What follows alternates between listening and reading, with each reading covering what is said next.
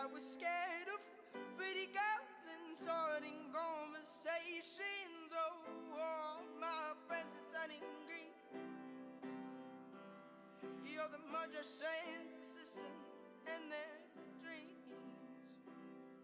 Oh, oh, oh, oh, oh, oh. And they come unstuck, lady, running down to the riptide. Take it away to the dark side. I wanna be your left-handed man and love you when you're singing that song. And I get lost in my throat 'cause you're gonna sing the words wrong. And there's this movie that I think you like. This guy decides to quit his job and head to New York City. This cowboy is running from himself, and she's been living on the highest shelf. Oh, oh, oh, oh, oh, oh. And they come unstuck, lady, running down to the riptide. Take it away to the dark side. I wanna be your left-handed man, and I love you when you're singing that song. And I get lost in my throat 'cause you're gonna sing the words wrong. And I just wanna know if you're gonna stay. And I just gotta know. And I can't have it any other way. I swear she's destined for the screen. Closest thing to Michelle Pfeiffer that you've ever seen. No, lady, running down to the riptide. Take it away to the dark side. I wanna be your left-handed man. Love you when you're singing that song. And I get lost in my throat 'cause you're gonna sing the words wrong. Lady, running down to the riptide. Take it away to the dark side. I wanna be your left-handed man. I love you when you're singing that song. And I get lost in my throat 'cause you're gonna sing the words wrong.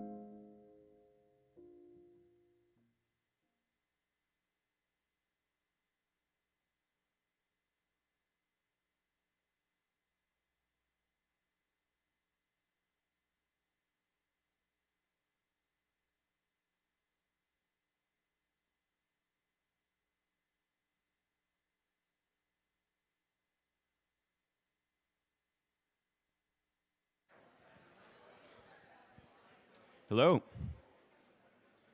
Hello and welcome. My name is Dan Zoller, and it's my honor to welcome you to the Art of Wellbeing Summit presented by Noom.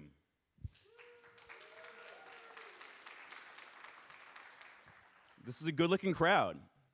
You guys look like the kind of people who eat kale and track your sleep. Show of hands, who's cold plunged in the last week? I want to acknowledge the space we're in, the Princeton University Art Museum. It's a beautiful venue, and we'll have time later to explore some of the artwork. Some of you may be wondering, why host a wellness event in an art museum? Well, some of our most famous artists were also big fans of wellness. It's true. Picasso said, "Art washes away from the soul the dust of everyday life." He could have been talking about a juice cleanse. You know, if only Pablo had known about athletic greens. Andy Warhol said, "Art is what you can get away with," just like a new longevity clinic that charges $10,000 a month. Yeah, the Warhol estate has determined that due to advances in longevity, his famous line, "One day everyone will be famous for 15 minutes, is no longer true. It's now 18 minutes if you do a cold plunge every morning, 23 minutes if you do a plant-based diet, and 29 minutes if you're an influencer who appears on Joe Rogan." Sadly, Picasso and Warhol never got to try GLP-1s. They never used Ozempic. Can you imagine? We'd see paintings like still life with half a sandwich. If Leonardo da Vinci had GLP-1s, the Mona Lisa would still have that mysterious smile, but no one would be debating it. That's the look of someone who's been sitting next to a croissant for 3 hours and feels absolutely nothing. But in all seriousness, why do we call this the art of well-being? Well, some of you may know Noom as the app that helps people lose weight, but really our company's mission goes a lot deeper than that. Our company is about helping people live better longer. And that goes way beyond a number on a scale. It's about things like music and movements and creativity. That's the arts. The art of well-being is about making longevity feel vibrant and meaningful. That's why we're here today. So we've got an amazing lineup of speakers. We're going to be learning a lot. Before each session, you will have slides up with the scannable QR codes so you can follow the speakers online. And now, without further ado, to kick the day off, it's my honor to welcome the CEO of Noom, Jeff Cook.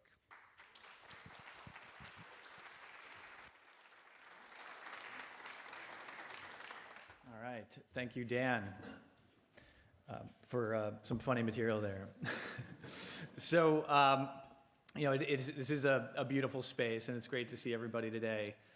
Happy New Year to everyone, and thank you for being here for our inaugural Art of Wellbeing Summit. Hopefully, we'll make this an annual summit. And we do have a great day of sessions plans. I'm very grateful to all the amazing speakers that we have, and especially to our hosts, the Princeton University Art Museum, for the venue and for really being such an important institution right in the heart of Princeton. And most of all, I'm thankful to all of you for coming, all of you on the live stream who are dialing in to essentially discuss the diversity of ways and different pathways to well-being. So, I thought I'd start off, because given this is the new year, this is a season of resolutions essentially, and here is some evidence of that. So, at the stroke of midnight on the day after Christmas, motivation for change spikes 100%. This is a chart of daily signups for Noom's GLP-1 behavior program, and you can see that volumes spike on December 26, continue growing, and then culminate on New Year's Day, which is really astonishing. So overnight, the slowest season of the year becomes the peak season. And these periods of change, of increased motivation for change, don't last long, but they are critical to well-being. And Noom uses these periods to design our future choice landscape. So people come in with high motivation. This is a moment to give them some intervention, some program, so that they, even in moments when that motivation flags, they can kind of harness these fleeting moments of motivation to design habits and embrace catalysts that can make healthy habits more durable, even when the New Year's fades. And so, at its heart, what Noom is a behavior change company. We concern ourselves with the ordinary and the unremarkable, the dozens of unconscious choices every day that determine how well and how long we live. And to many, these little moments don't feel like choices at all. They feel automatic. They're essentially habits. And ultimately, they're so important. Long-term health is built on embracing good habits and eliminating bad ones. People generally want to do the right thing. They want to lose weight. They want to stress less, to be more active. They want to feel better, and they want to age well. What Noom does best is actually help people do these things. And so what we do is we simplify the latest habit science, and we create change systems for people, personalized to their routine, their day, to make it easy to adopt healthy habits and to break unhealthy ones. Fortunately, for us all, it is the case that healthy habits can be designed and unhealthy habits can be deliberately undone. So habits can only form when you want to do something that you believe you can do.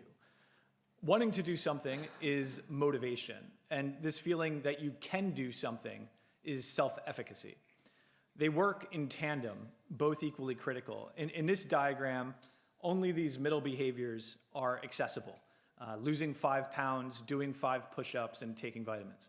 Behaviors that lie outside this habit horizon, essentially constrained by the circle, like the event horizon, essentially of a black hole, which I like the habit horizon alliteration, will not be adopted.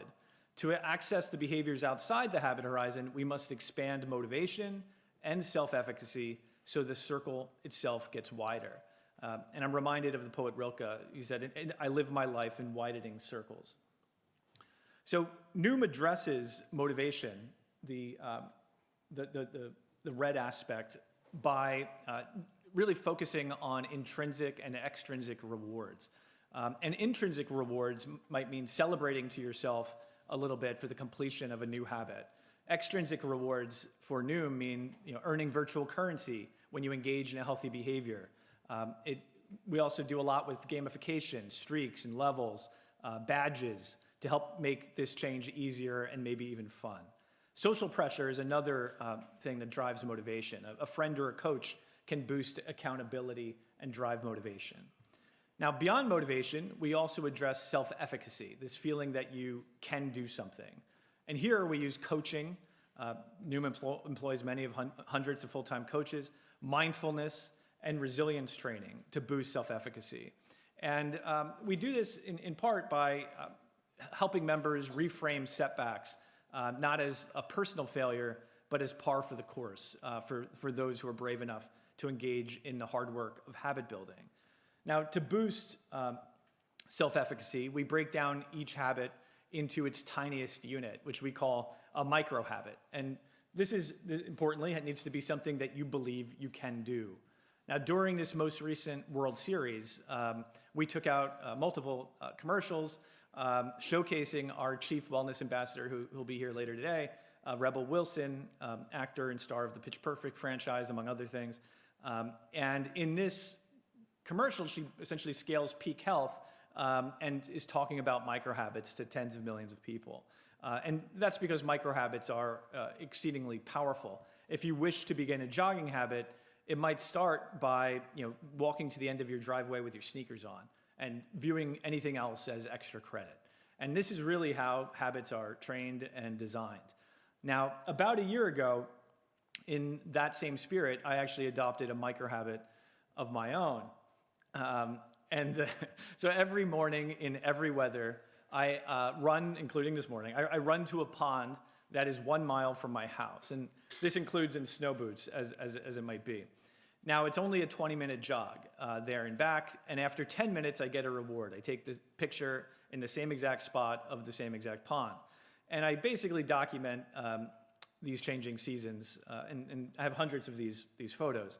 I'm also rewarded by being outside. I find that enjoyable, and by the cup of coffee. I think I savor it a little bit more. And sometimes my daughter Elise, who joins me, this is her on a recent cold pond run. And so the plenty of rewards designed into this habit. Now, the simple behavior, this short jog, was something I wanted to do. I had the motivation to do it, and it was something I believed I could do. It's not very long. And I designed the rewards carefully. So as we think into, well, what does this look like in a habit design, my cue was seeing the running clothes I laid out the day before. I generally make it as easy as possible to run. The micro habit was the run itself. And then my rewards were multiple. The photo that I take at the midway point, the outdoors, the coffee after, and eventually the knowledge that whatever else kind of goes wrong in that day, at least I took a run. So as it would turn out, though, that simple micro habit of a relatively short run in the morning became much more than that. It became something that's been called a keystone habit.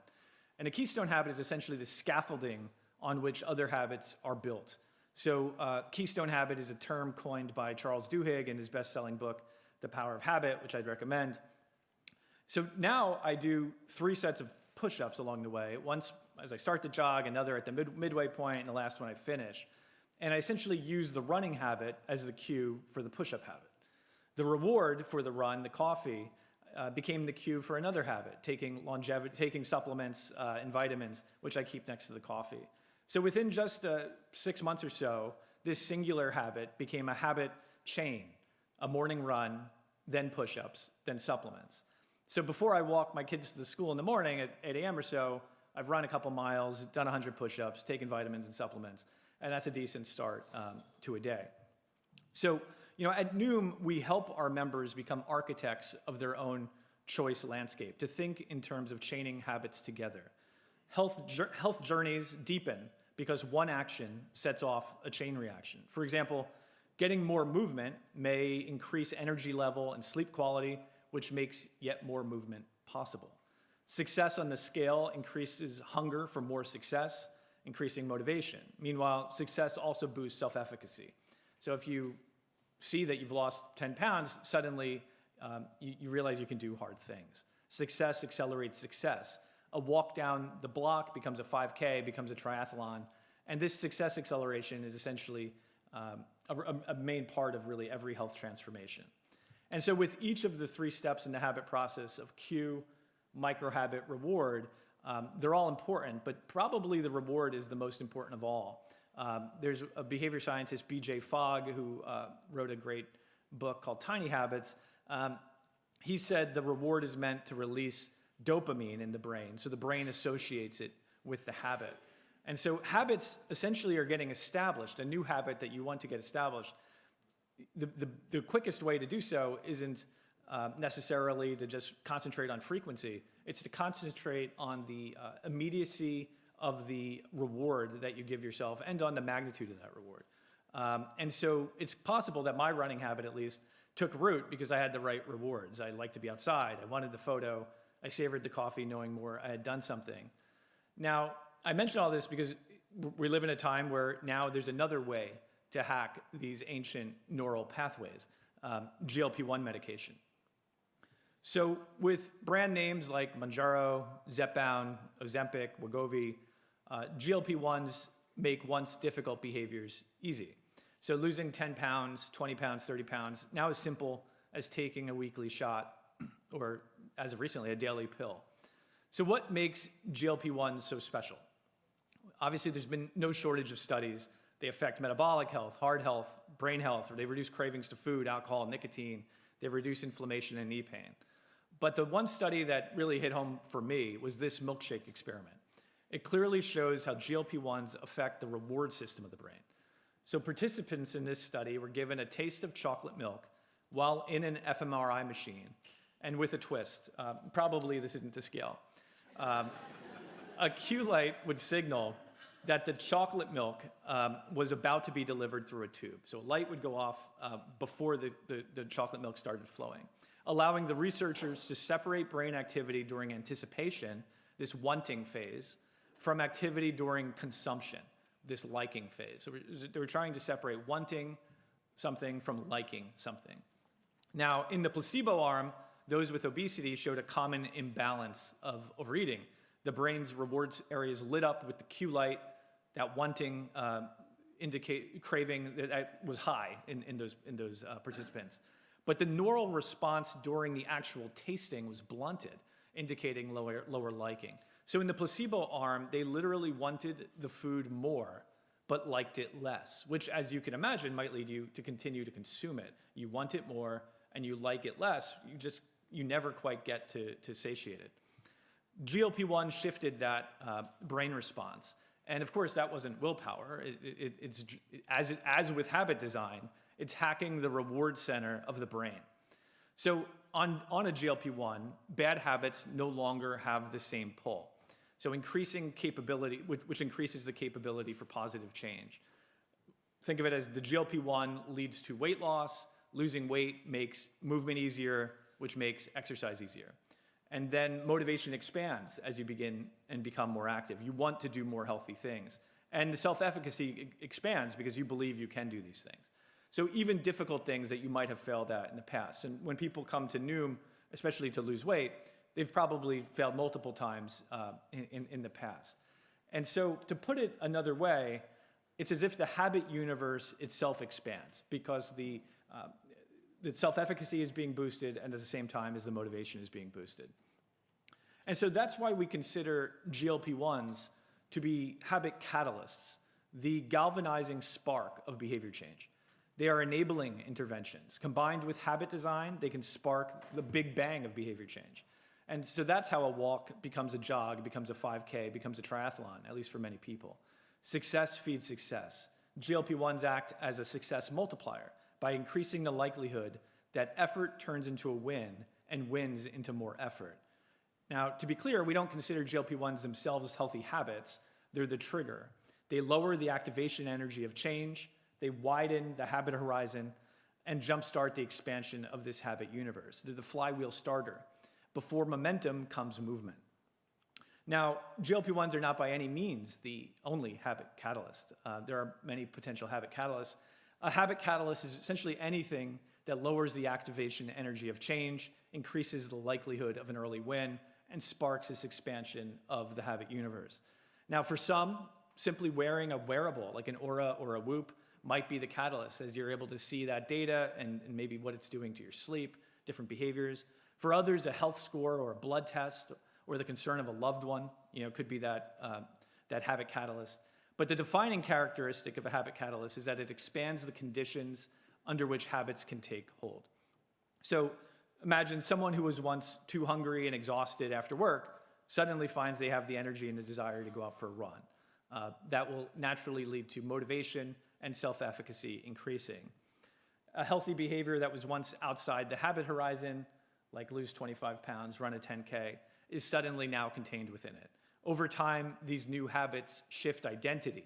You become the person who skips the snack aisle, who exercises every day, and those shifts in identity last. When the medication and the habits go away, as 92% of people separate from the med by year 3, when that goes away, all you're left with is those habits, those routines, and your identity. So I actually have an admission to make. That jog to the pond had some help. At basically the same week as I started that habit, I began microdosing GLP-1 once a week. And I did that for kind of A1C management, and it was kind of profound. Within 4 months, A1C fell from 5.6 to 5.3, lost 10 pounds, started lifting heavier weights because I was working out more. So over time, I became more concerned with my digital health too. I removed my phone charger from my bedroom so I don't touch the most distracting device in the world first thing in the morning, and bought a $10 alarm clock. And so how much of this personal big bang of behavior change was sparked by the GLP-1? Of course, I'll never know, but I do know that the GLP-1 catalyzed my health journey, and at Noom, we've seen it do the same for countless others. Combining behavior change with GLP-1s is for many the key to creating healthy change that lasts. Now, as the habit universe expands, health naturally transforms. So what Noom does best is really help people actually do the healthy thing that they want to do. Most people want to feel better, they want to look their best, they want to stay capable longer, they want to address health problems early. They want systems that just work. Noom mines these moments of motivation, moments like New Year's, to transform the choice landscape so that a monk's mindset is not a requirement to sustain healthy habits. In fact, the mindset we strive to cultivate is a longevity mindset. Now, the longevity mindset isn't about depriving yourself of the little joys. It's about noticing them everywhere. It's not about optimizing for lifespan or health span tomorrow. It's about optimizing for vitality today. It's an expansive, brain-first view of behavior change. And so I'm excited to spend the day learning from all of you about how science, psychology, and creativity can help us live longer, healthier, more meaningful lives. I want to thank you again for joining us. We have a great lineup. The next 2 sessions are very dear to my heart. We'll hear from Dr. Pawelski of University of Pennsylvania, kick us off talking about the importance of the arts and humanities to flourishing, which will set the stage for the next presentation, Noom's foray into art therapy. We'll share some of our early results. Thanks for joining us.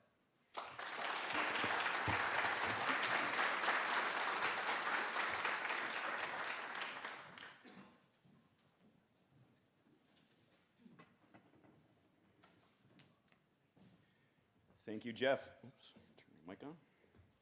Thank you, Jeff. Thanks for your leadership in creating this event and bringing together all these wonderful people. Before I introduce our next speaker, I've got to tell you, I was feeling pretty down today. I didn't know if I was going to be prepared, and I started blaming myself, and it just turned into this whole negative spiral. Gosh, if only there was someone who could help me with that. Our next speaker runs the Positive Psychology Center at the University of Pennsylvania. Dr. James Pawelski founded Penn's Master of Applied Positive Psychology program, and he leads the NEA's Humanities and Human Flourishing Lab. Please welcome Dr. James Pawelski.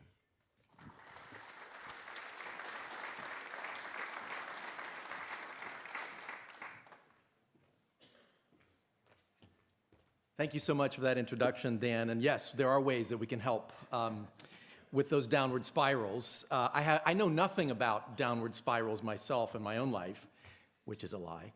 Why do you think I'm in the field of positive psychology? We all need to learn how to deal with those things in our lives that come up from time to time. And a great way to deal with them is to be proactive.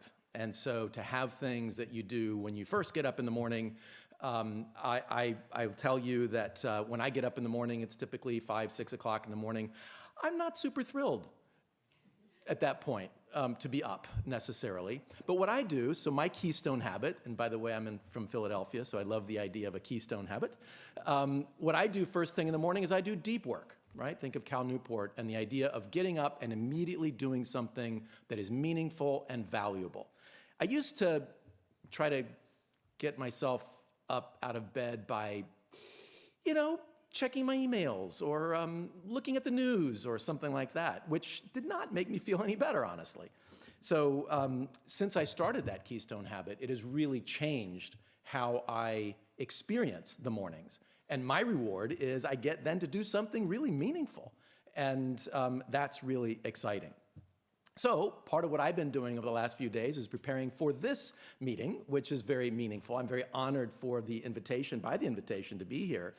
As I've gotten to know Jeff over the last few months and gotten to know Noom, I have a great respect for a company that really is committed to doing well by doing good. And the point of Noom isn't just to, try to get people's separated from their money because they desire something that they don't have, so let's tell them they can get it, and then they'll send us a lot of money, and hopefully they'll get something. Even before I got to know Jeff, my first exposure to Noom was from the television commercials, and I saw the commercials, and I thought, this is a different kind of company. They're actually doing psychology here. It's about how do you change your life. So let's talk about the importance of the arts and humanities to flourishing. There are a variety of catalysts that Jeff talked about in his opening presentation. And I think arts and culture, arts and the humanities are some of the key ways that can help us to experience more flourishing in our lives, that can open pathways to new behaviors, to new habits along the way. And I think it's a, unfortunately, deeply understudied and oftentimes undervalued aspect of our lives. So I think that arts and culture are extremely important for our well-being. If you think about the music, the literature, the poetry, the theater, films, visual arts, all of these things are very important for our well-being. If you don't believe me, think about a world in which there is no music. Imagine that your life was one in which you had never been exposed to music at all. Neither as a child nor as an adult, and you'd never been exposed to literature, no narrative in your life either. No TV, no movies, no theater, and no visual art. What would a life like that be? Pretty bleak, I think. Imagine growing up with no access to lullabies or fairy tales or coloring books or cartoons. Imagine being a parent trying to raise a kid without those kinds of things. That would be awful. So let's get those things back on the screen. It's hard to imagine us being human beings without these elements of arts and culture in our lives. We turn to arts and culture in times of celebration, when people are born, when they get married, when graduations, we have music, we have literature, we have poetry, and we turn to arts and culture in times of difficulty, when things aren't going so well. We turn to them for solace. I don't know if you remember images like this. During the pandemic, Italians couldn't go out to their cafes and talk with each other, so they went to their balconies and sang and played to each other.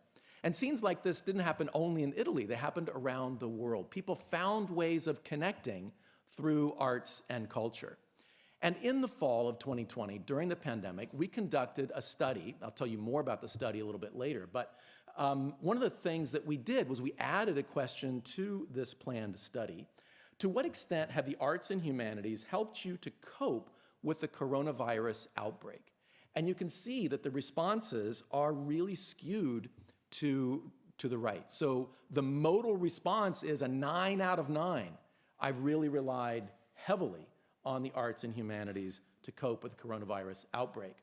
And when we looked at the correlations between endorsing, saying that they relied heavily on arts and culture, and virtually all of the well-being outcomes we measured, there was very robust correlation there with negative feelings, with positive feelings, with life satisfaction, with optimism, meaning and purpose, self-worth, self-efficacy, as Jeff talked about, accomplishment, learning, skills, all the way through to community. So really robust correlations between leaning on arts and humanities in these difficult times and all of these well-being outcomes.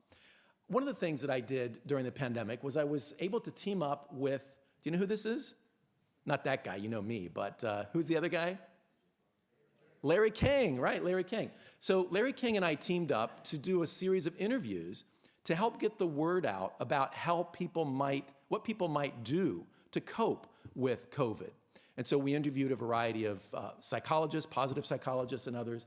And one of the people that we interviewed was Kevin Bacon, right? So now you're not 6 degrees of separation from Kevin Bacon, you're like 2. So that's cool. And so Kevin Bacon, delightful human being, has a nonprofit actually called 6 Degrees that does many wonderful things in the world. And I was really struck by what he said about acting. He didn't say to us, well, you know, acting has been fantastic for me because it's made me a lot of money. He didn't say, well, you know, acting has been fantastic to me because it's made me famous. What he said was, acting is therapeutic for me. He said, when I go into a situation where I'm making a movie, it allows me to connect with myself. It allows me to express, to work through things that I'm working through in my life. So Kevin understands theater, arts and culture, movies as being therapeutic, as being supportive of well-being and human flourishing. Now, arts and culture are such a core part of our communal life that they are part of required core education topics and classes. So for example, we take courses in literature, courses in history growing up, and students across the United States and around the world are really intrigued, and they love these kinds of, sometimes. Let's be honest here. How many of you would say that at least one course in the arts and humanities bored you to tears? Yeah. So why is that? Why is it that this domain of experience that is so crucial for our well-being can actually wind up turning us off so much? I think it's because arts and culture can be used for many different purposes, right? And so when you're in literature class, with all due respect to literature teachers, but when you're in literature class, you quickly find out that the reason you read that novel is not to enjoy the novel, it's to prepare you to write the book report. Right? It's to help your reading comprehension. It's to help you expand your vocabulary. Now, all those things are good, but those are academic outcomes. There are also economic outcomes, right? And so, there are people who've figured out, people at Spotify, for example, have figured out how to make a lot of money by making music available to people. But I'll tell you what, the reason why we have music in the world is not to support companies like Spotify. I can't imagine, the cavemen and women sitting around the fire and, ooh, me drum, ooh, sound good. One great step toward Spotify, right? No, they were learning how to make music because it was important for their well-being. It's also something that you can take on as a profession and have a professional connection to well-being. But if you think about my own field of philosophy, I'm a philosopher by training, who've been working in the field of positive psychology for the last 25 years or so. But if you think about my own field of philosophy, Plato, one of the greatest philosophers who ever lived, wrote dialogues.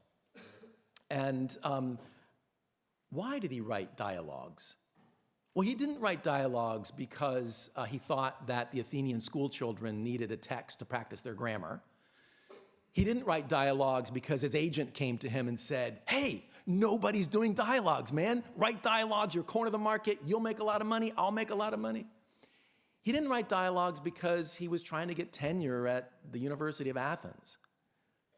He wrote dialogues because he thought they would transform human experience, both at the individual level and at the collective level. So I think it's really important, although arts and culture are important for academic reasons, and I have nothing against, again, education. They're important for financial reasons. I have nothing against an economic benefit of arts and culture. They're valuable for professional reasons. I'm a professional philosopher, so, I'm grateful for that option. But I think it's really important that we not lose sight of the eudaimonic benefits of arts and culture. Eudaimonia, the Greek word for happiness, flourishing, well-being. So we need to make sure that however, in the many ways in which we use arts and culture, we don't lose sight of its value for our own well-being. So what I'd like to do now is just take a moment and pause and give you a chance to talk about how arts and culture have been important for your own well-being. So what I'd like to invite you to do is to think about a particular piece of music, a song perhaps, or a novel, a poem, other work of literature, a movie maybe, or a play, or a work of visual art that has been important for your own well-being in your life. And we're just going to take a couple of minutes. I'm going to invite you to turn to your neighbor, tell them what that item is, and then just a couple of sentences about why you think it has been so important for your well-being. And if you're in our virtual audience, feel free to jot things down, or if you have somebody there, you can share that as well. Let's just take a couple of minutes to do that.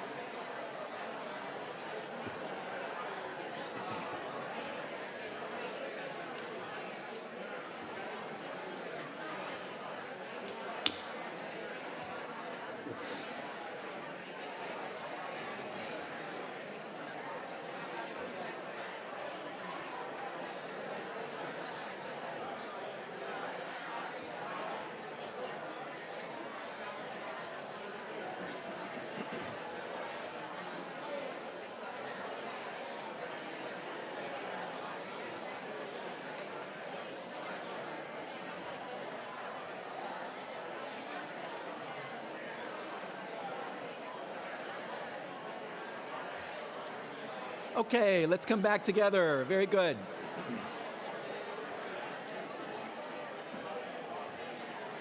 All right, excellent. Okay, let's get back together.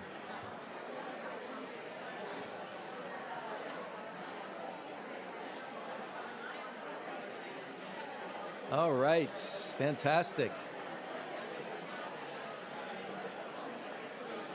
All right.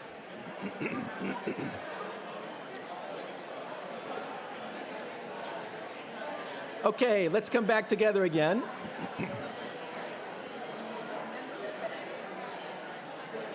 I love this. Okay, fantastic. I am so sorry to interrupt your conversations. That was great. I saw animation, I saw smiles, there was some laughter. How many of you feel better actually after those 2 minutes than before, right? So a little microdose of arts and culture and really just talking about it to someone else. How many of you chose music? Let me see your hands. How many of you chose literature of some sort? Okay, how about movies or theater and visual art? Did anybody choose something else? There are plenty of other things. Okay, terrific, great.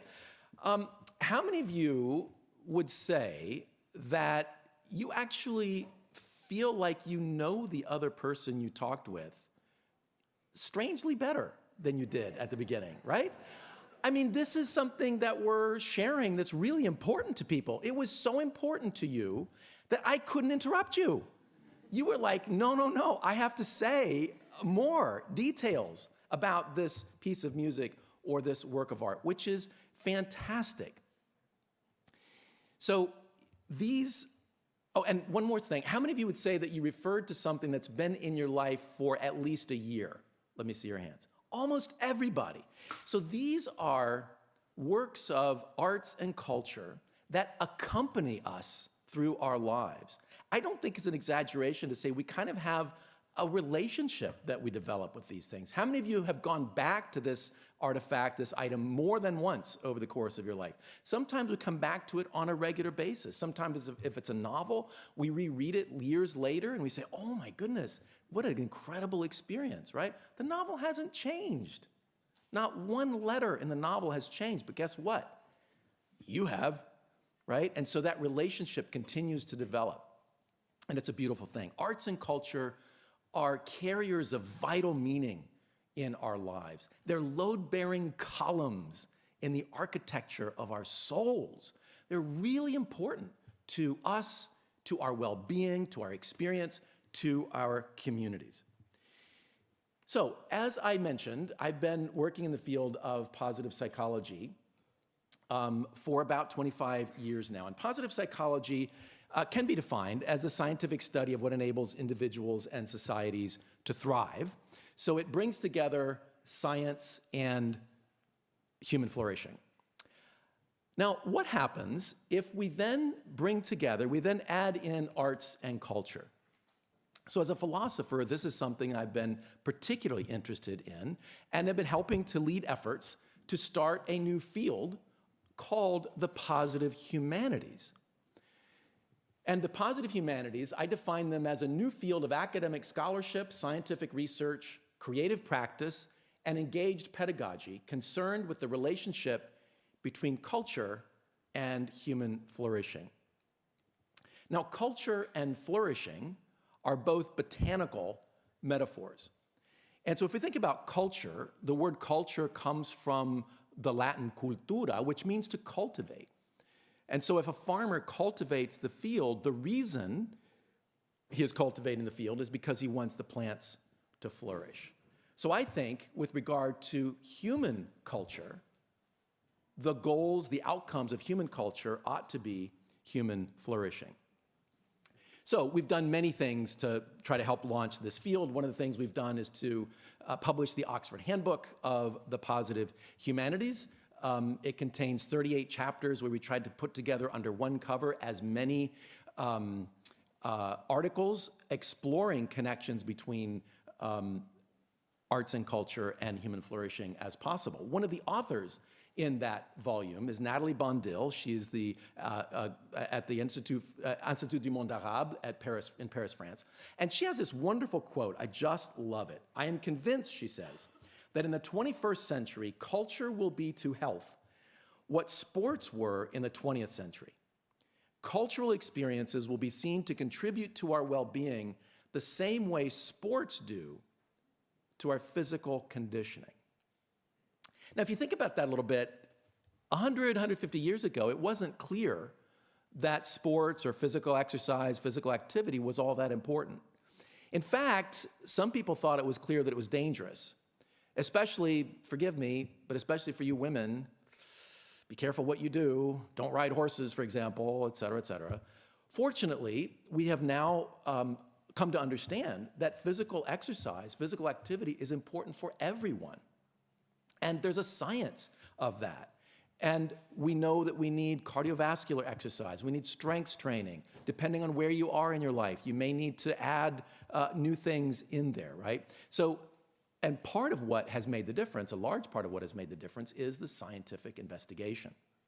So we now know, based on scientific evidence, how important physical activity is for all of us. And so I think what Natalie Bondil is saying is that, wow, in the 21st century, maybe we'll come to understand that arts and culture are important in the same way. And I think part of what is going to make that difference is we're going to need to have a science. And we're going to need to continue to build on the beginnings of a science that is starting to develop around this so that we can have an understanding of, I need to make sure that I exercise today. What's my plan for this week? What's my plan for this year? Okay, I also know that I need to engage in arts and culture.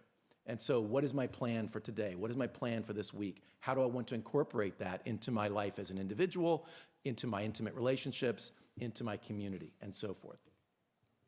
So one of the figures who's helping to lead this scientific investigation is Daisy Fancourt. She's at the University College London. And she argues that the arts, alongside diet, sleep, exercise, and nature, are the forgotten fifth pillar of health.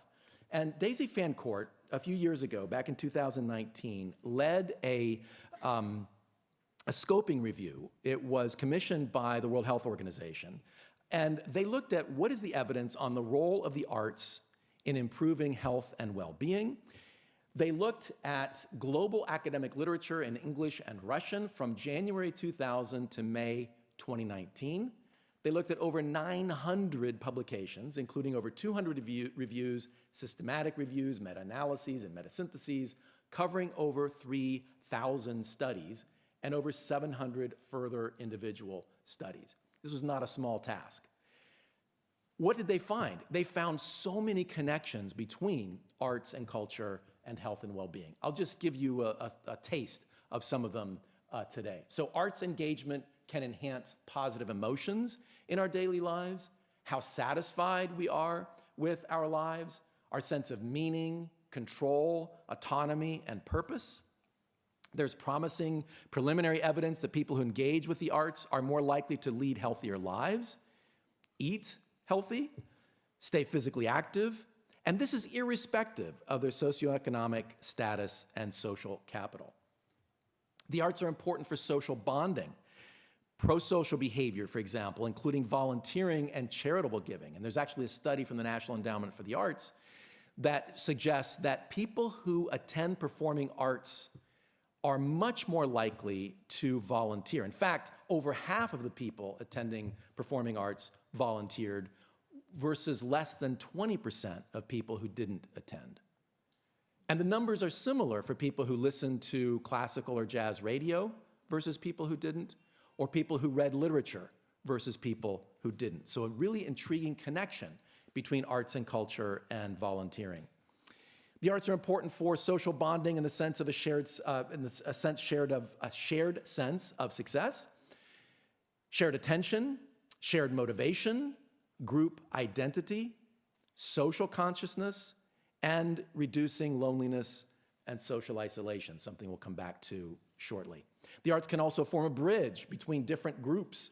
For example, activities such as dance, art classes, and theater have been shown to foster greater social inclusion in patients with dementia and their carers, children and adults with and without disabilities, police and ex-offenders, and adults across different generations.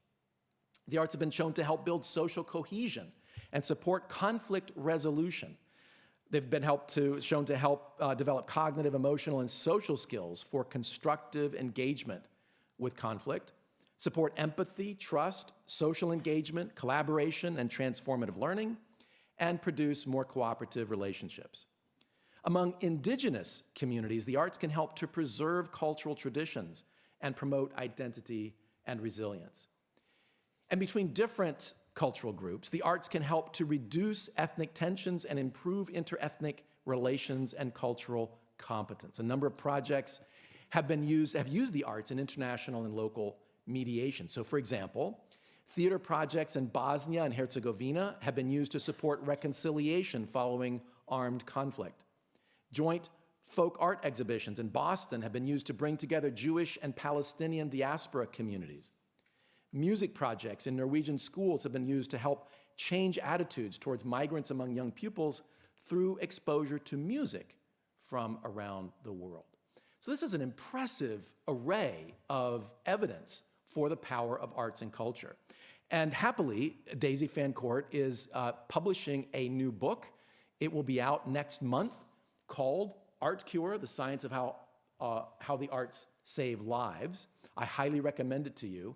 She reviews the evidence for connections between the arts and well-being, mental health, brain health, movement, stress and pain, health behaviors, and longevity, and does so in a very compelling and interesting way.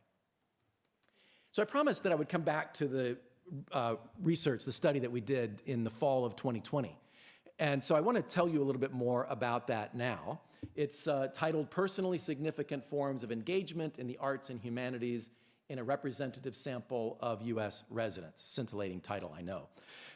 And what we did in that research, again, connecting science, arts and culture, and flourishing, is we asked 900 adults to tell us about their transformative experiences with the arts and humanities. And participants identified 8 factors of transformative experiences of this sort. So we did a factor analysis, and here are 8 different clusters of factors that came out. Growth, describing situations that involved self-expression, identity development, accomplishment, and skill building. Engagement, describing situations involving flow-like qualities and emotional involvement. Perspective change, involving the accumulation of knowledge and questioning of existing perspectives. Pleasure, involving predominantly high arousal, positive affective responses. Discomfort, involving negatively valenced emotions, perceptions of challenge and difficulty, and a relative absence of calmness. Sociality, describing situations involving actual or perceived connection with actual others or one's community more broadly. Retrospection, involving thoughts and feelings connected to the past. And instrumentality, involving perceptions of planfulness or usefulness. How many of you would say that the item that you shared with your neighbor a few moments ago connected with at least some of these factors? Right? Yeah, so these are common ways in which arts and culture help us to connect.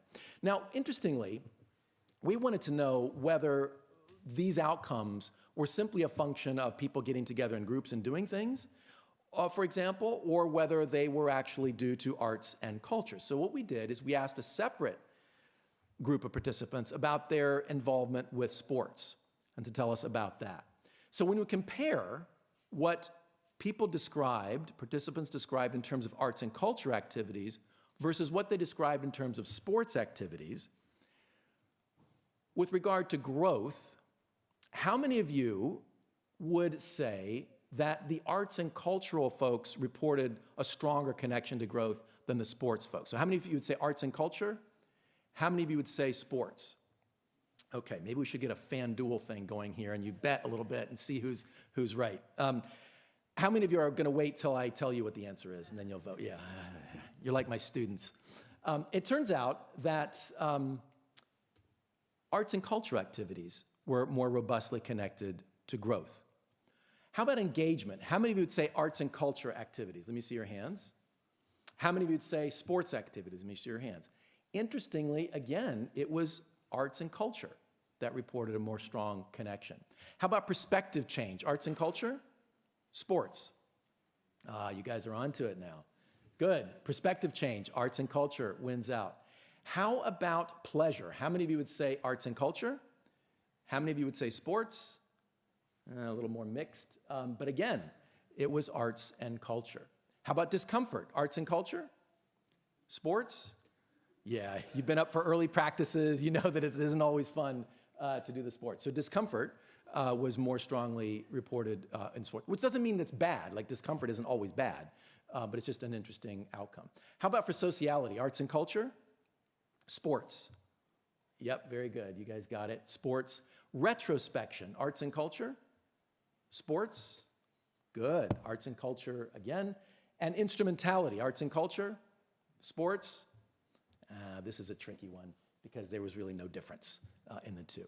But it's really interesting, isn't it, to see that there is such a robust connection with arts and culture. And by the way, the participants who were over 65, many of them referred to experiences that they had when they were younger than 25. So like you, these experiences stay with us over the course of our lives. Very, very valuable and important. One of the reasons why it's valuable and important is because of some of the challenges that we have in our lives. I mentioned briefly a little bit ago the problem that we have with loneliness. Have you heard about the Surgeon General's report on loneliness and social isolation? Dr. Vivek Murthy, the former US Surgeon General, has identified loneliness as our greatest public health problem. And based on the work of Julianne Holt-Lundstad at Brigham Young University, a lack of social connection can be more damaging to your health than obesity, physical inactivity, or smoking up to 15 cigarettes per day. And of course, in the UK, they have a minister for loneliness, which I think they mean a minister against loneliness. But anyway, a minister to help people get more connected. So this question of loneliness, social connection is extremely important.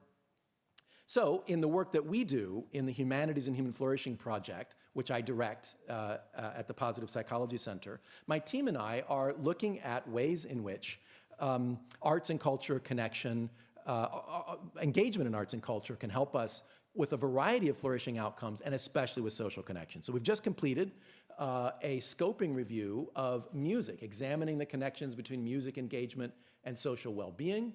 And just one interesting outcome that we found is that there are a lot of studies looking at singing. And we can think of singing, let's say corporate singing, like in choirs and so forth, as an active, participatory, communal kind of engagement. Infrequently studied, there are almost no studies of what the effect is on if you just attend a concert and you're receptive, you're listening to. Now, how many of you have been to a concert? How many of you have enjoyed the concert? Okay, so concerts really do have an impact on our well-being. We just don't have the evidence yet to understand in what way and what are the contexts and how we might turn up the volume on those outcomes. Most of the work that we've done to this point has been on the visual arts. And so just super briefly, we've done a systematic review of looking at art museums as institutions for human flourishing, and the results that have come out from looking at this wide body of studies that there are physical and mental health outcomes for stress, depression, and dementia, subjective well-being and emotional outcomes, helping with subjective well-being and health, quality of life, and emotion, and then social connection.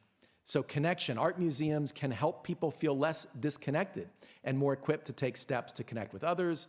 Visiting art museums can make people feel more included and able to form relationships with others with similar interests. And community building. Art museums can enhance feelings of community. Now, we wanted to know whether this was just something that we found in the literature, something that resonated with us, or whether people actually working in art museums thought that well-being was an important aspect of what art museums should be doing. So we conducted a study. We surveyed art museum professionals. And what we found was we asked them, what are art museums doing and what should they be doing on a variety of different factors? And what we found was that the item that they endorsed, there was the biggest gap between what art museums are currently doing and what they should be doing was well-being.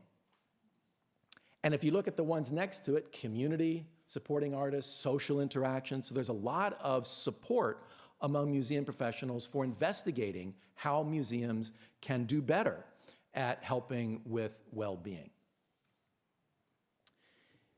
So we developed and tested measures on social connection among visitors to art museums. We focused on empathy, positive self-regard, meaning, versus psychological distress. These measures are now included in COVES. I don't know if any of you are familiar with COVES. It's a framework for assessing the outcomes of visiting art museums beyond just economic outcomes or learning about art history and so forth. We're working with the Metropolitan Museum of Art to conduct studies to help us learn more about how we can support visitors in their connections with art museums. Just a couple months ago, we published a special issue of the Journal of Positive Psychology on the positive humanities, arts, culture, and well-being. And one of the articles by Mackenzie Trupp and colleagues, The Impact of Viewing Art on Well-Being, a systematic review of the evidence base and suggested mechanisms. So it was a systematic review of studies examining the context, outcomes, and mechanisms connecting art viewing and well-being. And so Trupp and her colleagues identified 5 specific mechanisms, 5 pathways for how engagement with viewing art can lead to human flourishing. So there are affective processes involving the emotions, there are cognitive processes, there are social processes, processes of self-transformation, and of course, resilience. So what I'd like to do is to just share with you a story, some anecdotal evidence about the power of arts for visual art for self-transformation. Now, at the University of Pennsylvania, I direct and teach, in addition to directing the Humanities and Human Flourishing Project, I direct and teach in the Master of Applied Positive Psychology program. This program is now in its 21st year. We have over 800 alumni who've come from all different walks of life, from medicine, business, education, law, et cetera, to learn the research in positive psychology and to learn how to apply it in their own professional domain. The program is designed for working professionals, so people who can continue to be employed full-time, but come basically once a month for a weekend to do classes, and then there's intervening work in the distance learning periods. We have people from all around the world, across the United States, Europe, Africa, Asia, Australia, New Zealand, who've actually come to the program. So one of the things that I do every year is I take my students on a field trip to an art museum, the Barnes Foundation. Any of you been to the Barnes Foundation? Okay, very unique kind of place. If you haven't been, definitely put it on your bucket list. And so what I ask my students to do, I frame our visit in terms of well-being, and then I invite them to look around the Barnes Foundation and take in the art there. There's not much art there. There's only about $30 billion worth. Nobody really knows because it hasn't been on the market for decades. But anyway, it's an impressive collection. And then I say to them, find one particular work that resonates with you for some reason based on your own well-being journey. And so a few years ago, a student named Julie was on that field trip, and she identified this painting as something that that just kind of spoke to her. And it turns out this is a Toulouse-Lautrec painting. And so she began to, and I say to them, you have to spend at least 20 minutes with this particular work of art. So some slow looking. And if you've engaged in slow looking, I really recommend, because we typically go around and just browse and glance at art, but you can't really see art if you're just glancing at it. With slow looking, you pick one particular work and you look at it for an extended period of time. In this case, I asked my students to spend 20 minutes on it. And so as she was looking at this work, she reported that she was surprised. She thought, why did I pick this work? Like the woman in this painting looks sad, but I'm not sad, Julie thought. And then she thought, wait a minute, I am sad. Why am I sad? Now, Julie was sad because of her work. Now, Julie was actually Dr. Julie Hayslip. She was an intensive care pediatric specialist at the University of Virginia Medical Center. So if anybody should be satisfied and fulfilled with her work, you'd think it'd be Dr. Julie Hayslip. But she wasn't. And so she continued to look at the work of art, and she thought, the woman in the painting looks not only sad, but also determined. And furthermore, it looks like in the painting behind her, it looks like there's some kind of a door or a window. Maybe she could escape, she could change her circumstances. I'm determined. Surely there's a way in which I can change my circumstances as well and be more fulfilled and satisfied at work. So she bought a print of this painting at the museum bookstore on the way out and hung it on her fridge when she got home. And I got to talk with Julie 6 years afterwards. I saw her at a positive psychology conference. And I said, Julie, you got to tell me, was that just an interesting moment in a museum, or did it have any lasting change in your life? And she said, James, it changed everything. On my way home from classes, I connected with the nursing school at UVA because I knew that they were interested in what I wanted to do, which was to help bring resilience to medical caregivers. And I said to them, I know you don't normally hire doctors, but is there any way I could work with you? So they created a special position for her. She took a $50,000 pay cut initially and went to work in the nursing school and became fulfilled and satisfied with her work. She now works in the nursing school and the medical school and is able to bring what she feels like her calling is to help medical caregivers be resilient. If you're interested in learning more about it, columnist for the New York Times wrote up some things about the class and Julie's experience, the art of slowing down in a museum. So in closing, I just want to mention that I'm excited to be collaborating with Noom, Jeff and his colleagues on a study to look further into the well-being benefits of arts and culture. And we have 3 questions that we're going to be asking in this study. Can artists intentionally create artworks that increase flourishing? I remember thinking when I saw an exhibit of Dali, works of Dali at the Philadelphia Museum of Art, amazing that an artist was influenced by a psychologist, Freud. I wonder what it would be like if an artist were influenced by a positive psychologist, let's say Marty Seligman. What kind of artwork would be produced? So can artists intentionally create artworks that increase flourishing? Does original art have different flourishing effects than print art? And finally, do in-person and digital art experiences have different flourishing outcomes? So stay tuned as we undertake that research, and we'll be back in touch with letting you know what our results are. In the meantime, we encourage you to stay in touch. I have my email address there. You can scan this QR code, sign up for our free newsletter and colloquium series. We're excited. We're working with a variety of different partners, including the City of Philadelphia with their strategic cultural plan, performing arts centers, and we're really eager to continue our collaborative connections. So if you have any ideas for how you might want to collaborate with us, please send me an email. Stop me here. I'll be here all day long, so I look forward to connecting with you. And with that, I'll say thank you. Been great to be with you here. And please, please, please make sure to make time, not just for exercise, but also for arts and culture.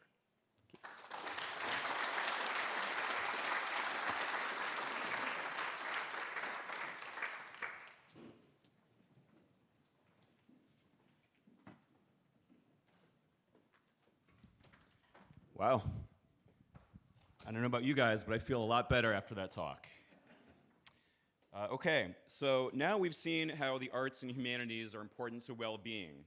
Now let's take it a step further. How can we use technology to extend the healing power of arts? That's the focus of our next session. We'll share how Noom is bringing art therapy into the digital age with Mindful Artbreak, a new feature that combines behavioral science, technology, and arts to help people feel calmer and more grounded in just a few minutes a day. Please welcome Dr. Veronica White from the Princeton University Art Museum, Noom CEO Jeff Cook, and Noom leaders Rich Friedman, Aaron Owen, Miles Johnson, and Madeline Cook.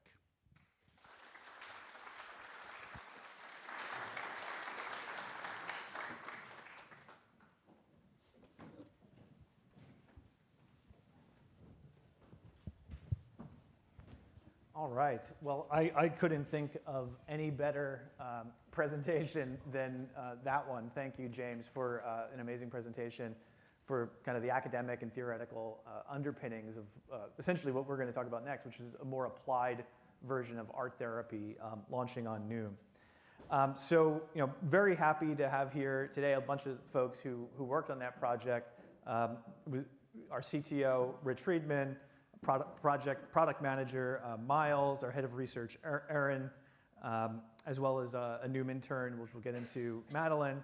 And then very pleased to have Dr. Veronica White join us, who's curator of teaching and learning here at the Princeton University Art Museum. And of course, Dr. White, jump in wherever you like. I'll have some questions for you along the way. But the point of this session is really to give you a sense of this feature that we built and what kind of impact it had.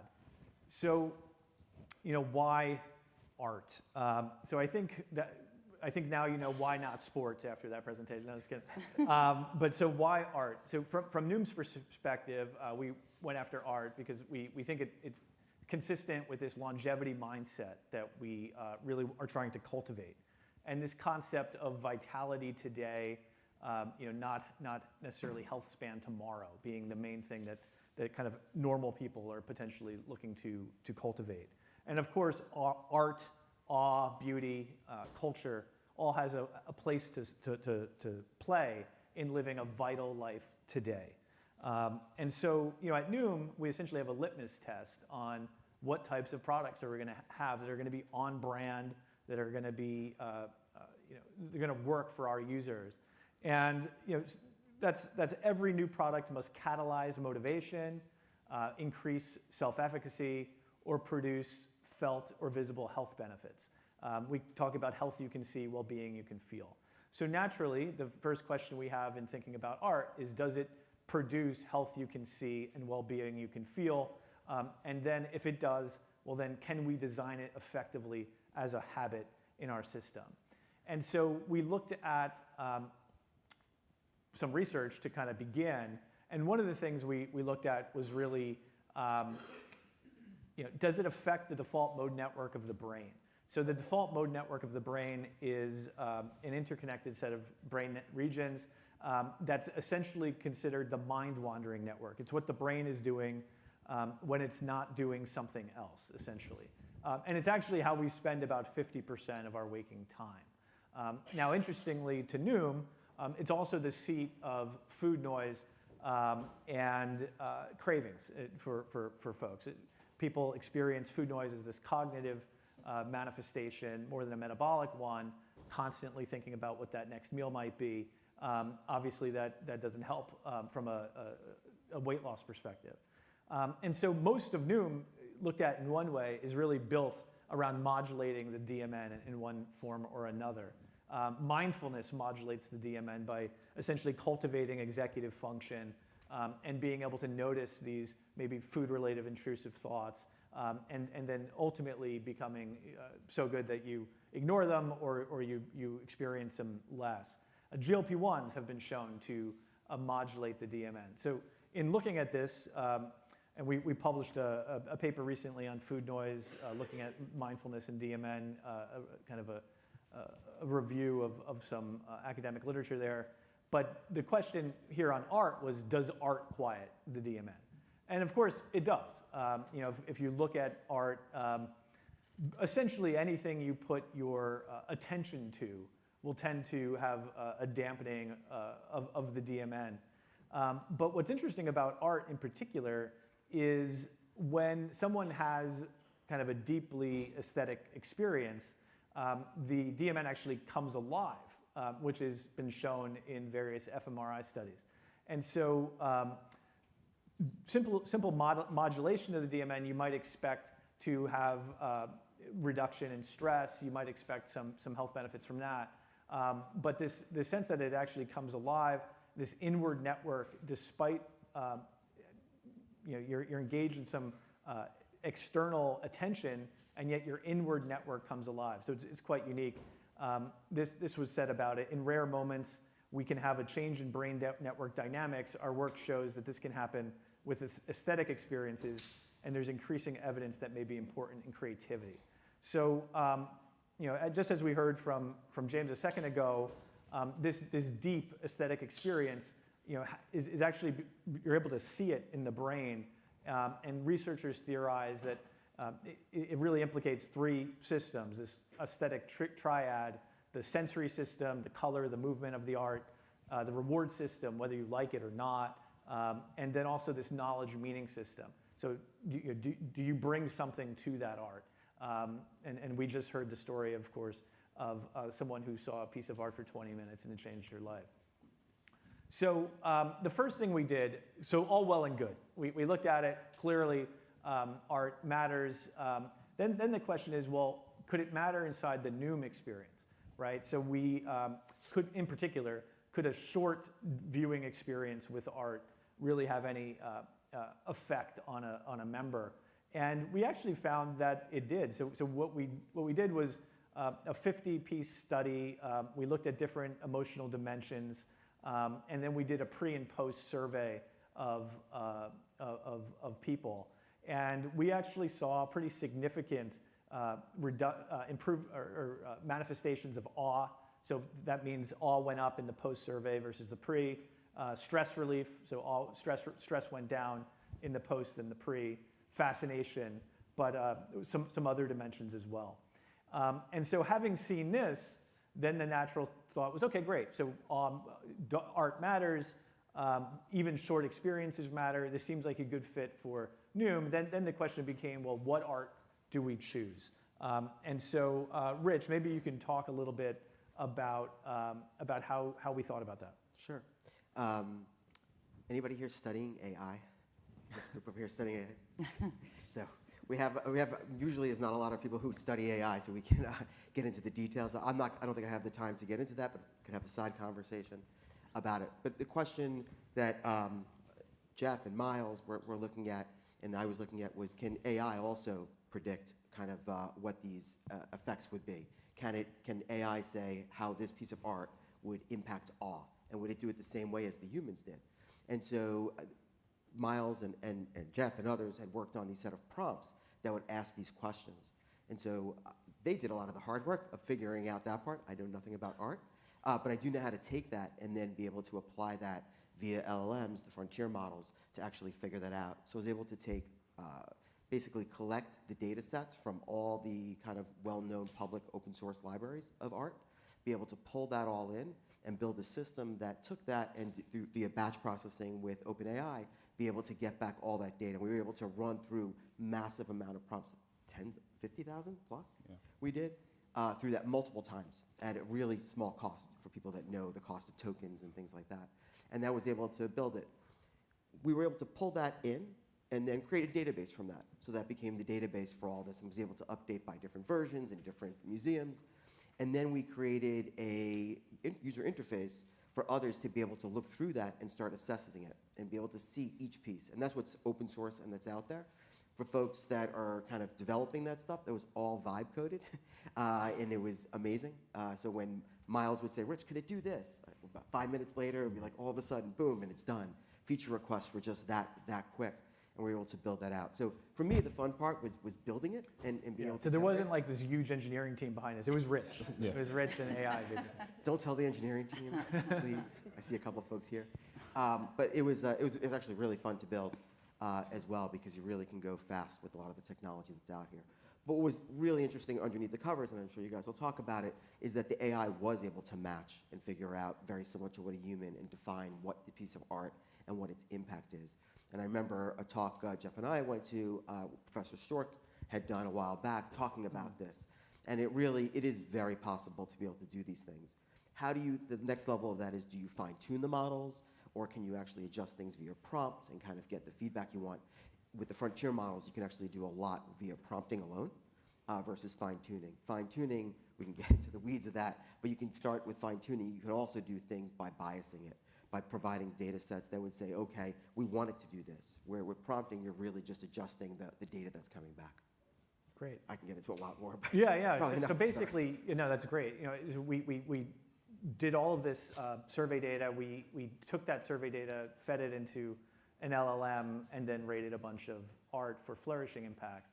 And then Aaron, towards the end of this presentation, will give you a sense of what we are actually finding. So essentially what we've established so far is the research suggests art matters.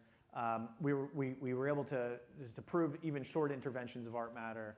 And then we looked at, can we pick art for flourishing? And of course, Rich built a very interesting tool that seems to do exactly that.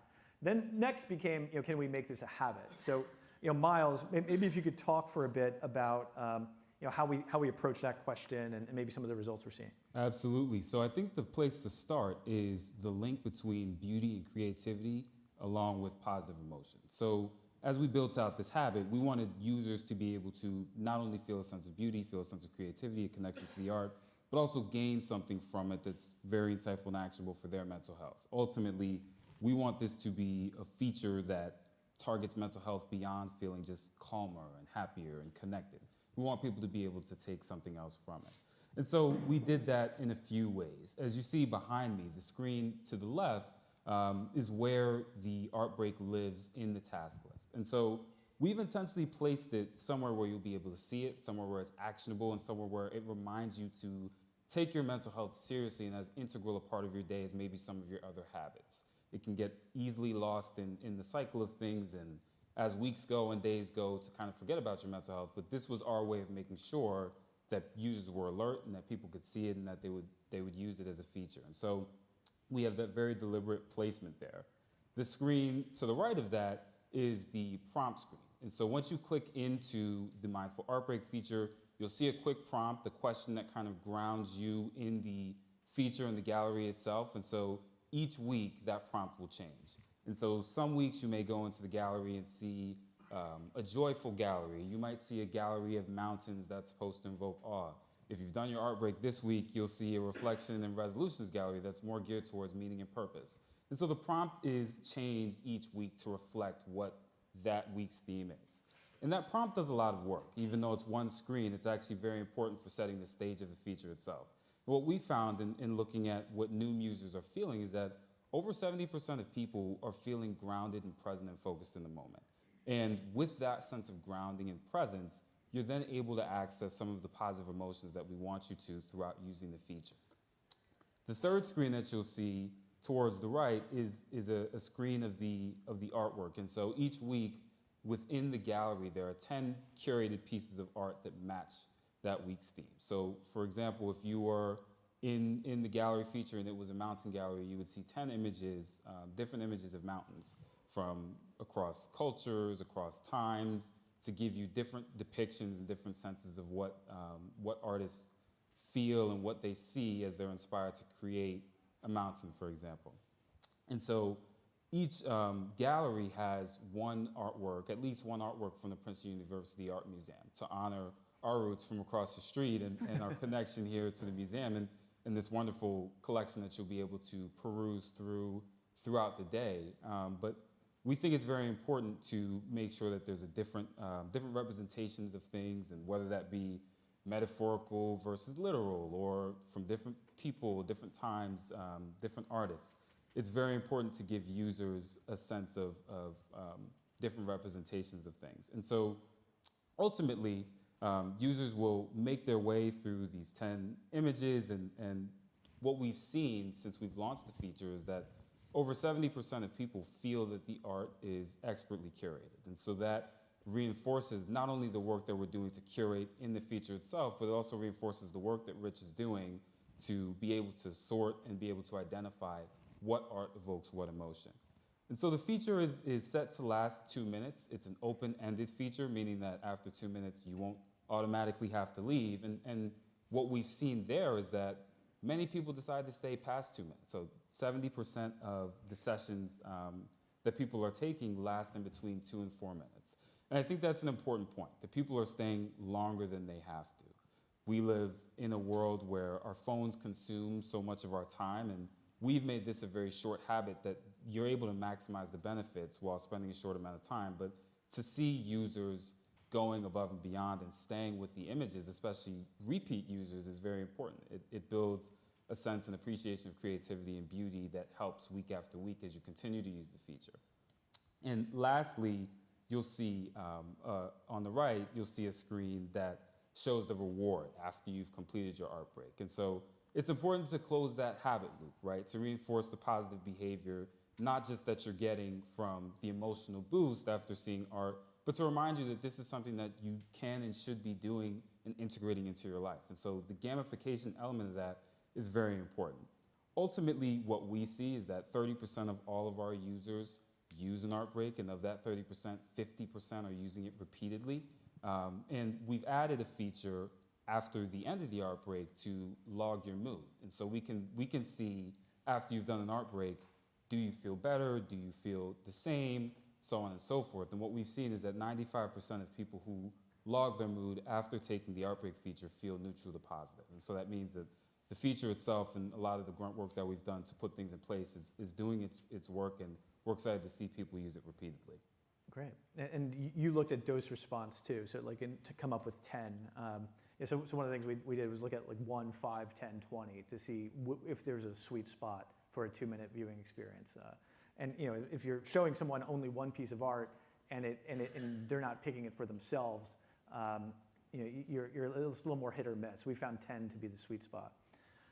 Maybe Miles, you could talk about how people are actually using it. Absolutely. And so behind me, you'll see a screen of different things that people might feel or perceive as they're going through the experience. And so I want to begin with the member who has shared with Noom that they are encouraged to slow down and take a pause. I think that is extremely important. Remember, this is a 2-minute habit, so that's obviously a very short time frame. But given that 2 minutes, people are really feeling a sense of slowing down, being grounded, being centered. And so I think as someone behind the feature, that's very encouraging, because that means that we're maximizing the amount of time that people are spending with this feature. It doesn't take a long time to feel the benefits, but you feel like it's taking a long time, and you feel like it's something that is actionable. And as you see in the graphs, what people are feeling will change. And so some people feel curious and inspired and provoked in terms of thought. Some people feel a sense of calm and stress relief. Other people feel a sense of entertainment and enjoyment. Some people feel a sense of awe. The nice thing about this feature is that the galleries rotate week to week. So you can feel all of those things in the span of a month, depending on what the galleries are. But it's also encouraging to see that users themselves are able to identify and understand and express what they're feeling. Ultimately, I think when we think about what's going on today and with mental health, and as we built out this feature, we want users to be able to understand and express their positive emotions. The repeated understanding and expression of positive emotions is what leads to emotional uplift. And so the fact that people can identify what they're feeling and also identify that they're expressing it is perhaps the most encouraging sign that our feature is doing what it intended to, and that people are really feeling a sense of emotional uplift as they're going through the feature each week. Great, thank you. So, you know, one of the things that we noticed in surveys of folks who are now using the feature is, you know, we asked them, you know, in different ways, are you interested in deepening your experience with the arts? And one of the things that popped at the top of that survey was that 63% of the folks who've used the Artbreak feature want to explore local museums. So I thought, Dr. White, you know, I know you're a big believer in art's ability to drive connection. Curious what you're seeing and how you're using kind of art here to drive connection. So over time, I've continued to see how looking at a work of art, whether individually wandering through the galleries or with a group of friends or with a group of students in a class, can lead to different forms of empathy and feeling connected to others. In my role here at the museum, I largely focus on working with different classes that are interested in using the collections. So it could be an anthropology class or a history class or an English class, and they come in, there might be a theme, there might be a time period, and we look together. And what happens that's really wonderful is that you get these different disciplinary lenses through which one can look at a work of art, and then multiple perspectives, which are coming from the faculty, from the students, which quite frankly each time changed my own perception of the work as well. So in this slide, you can see this was actually an environmental studies class that was looking at Albert Bierstadt's Mount Adams, Washington of 1875. It's on view in the American galleries if you'd like to take a look later. It's a very large scale painting, which again, I think the in-person experience kind of hones in on that. And it focuses on the American West and includes also a group of indigenous figures who are sort of in the middle ground. And I love this photo because it captures a lot of the different gestures and poses and movements of the students, which is not atypical for what will happen in a conversation They shared their own stories and kind of connected with one another, had their own theories, and then also had empathy for the figures who were depicted in the painting, but also for the artist and the challenges that he faced in painting the work. So what's also interesting is that in recent years, art historians and neuroscientists have collaborated to really study the effects of looking at works of art and what that means in terms of empathy. So everything from sort of qualitative descriptions, but then also really looking at mirror neurons as well. And what they have found is that when we are looking at a work of art, we really do start to try to relate to the figures, if there are figures in a scene, and try to sort of imagine those circumstances and have empathetic feelings for the figures' emotions and actions. But what's also interesting is that they've also found that if a work does not have figures, it could be a landscape or it could even be an abstract work, that viewers still connect to the idea of someone else or possibly the idea of the artist by looking at the brushstrokes and kind of reimagining the process that was used in creating that work of art. It resonated when Dr. Pawelski said we kind of carry these works with us, because I think we return to these works. We see them over and over again, and our relationships with them really do shift, right, according to our interactions with other people, what we have undergone. And so when I walk by, for example, this painting, often it's almost like I can relive these sort of layers of conversations and perspectives that have taken place in the galleries. It's very interesting, the connectedness of. It makes me wonder if the viewing experience is longer, is that a stronger effect on like connectedness? But obviously, what we've been working on at Noom is really how do you build the technology experience behind art, and in order to kind of reach, of course, ultimately millions of people.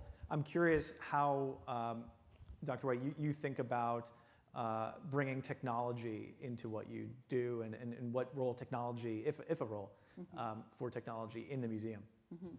So I do think, obviously, so much of what we do is kind of based on engaging, right, with the original works of art and having that in-person experience. But I think that technology has an important role and very much a kind of complementary role with research, with also having access to those images. The fact that technology can enable us to look at a work of art, right, anytime, any place, I think is incredible, because accessibility is a very important aspect of this. So that's certainly one part. One of my favorite memories at the museum was when we were in the galleries. We had been talking for a while, and after about 30 minutes, one of the students turned to me and said, "Wait, are all of these works real?" I said, "Yes, they are. These are the originals, because we live in such an age of reproduction that I think then this idea of the original and being in the presence of a historical object made by another person in another time, in another cultural context, is really fascinating. And certainly technology plays a huge role in providing comparative material to understand, right, that different context.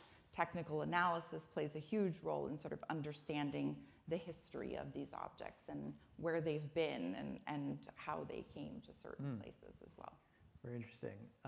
As I went down the rabbit hole for building this feature, did a lot of research. This was one of the more interesting books I came across by essentially the founder of neuroaesthetics, Ziki, this book, Inner Vision. And in it, he says, every new technological development has also brought forth new art. The work of an artist may be expanded through insights from research. And that kind of struck me and kind of raised this question. Well, if we, at the same time, I was looking into positive psychology. I was kind of immersing myself in some of that literature as well. And positive psychology, pioneered by James and others, at University of Pennsylvania, was really, especially Martin Seligman, was really trying to kind of imagine, well, what if an artist wished to, really try to maximize the aggregate flourishing of the viewing public? What would they create? And of course, there's plenty of reasons to create art. People have been painting on cave walls for 40,000 years, and Chauvet in various places. But what if flourishing was another reason? And specifically, could artists who wish to create a particular emotional response from a viewer, could they do so reliably? And so that was kind of a question that kind of fell out of kind of everything we were doing. And because we had to start somewhere, we thought, well, let's start with the emotion of awe, right? So awe was something we saw in our own results that was moved reasonably, had a pretty significant effect compared to some others. There's a science of awe that Professor Keltner in Berkeley has been among the pioneers in. And he has kind of really focused his scholarship on awe, in part because it has such a clear connection to the default mode network of the brain. So awe experiences, including awe experiences beyond art, like being in nature and various things like this, moral beauty, they also have this modulation of the DMN effect.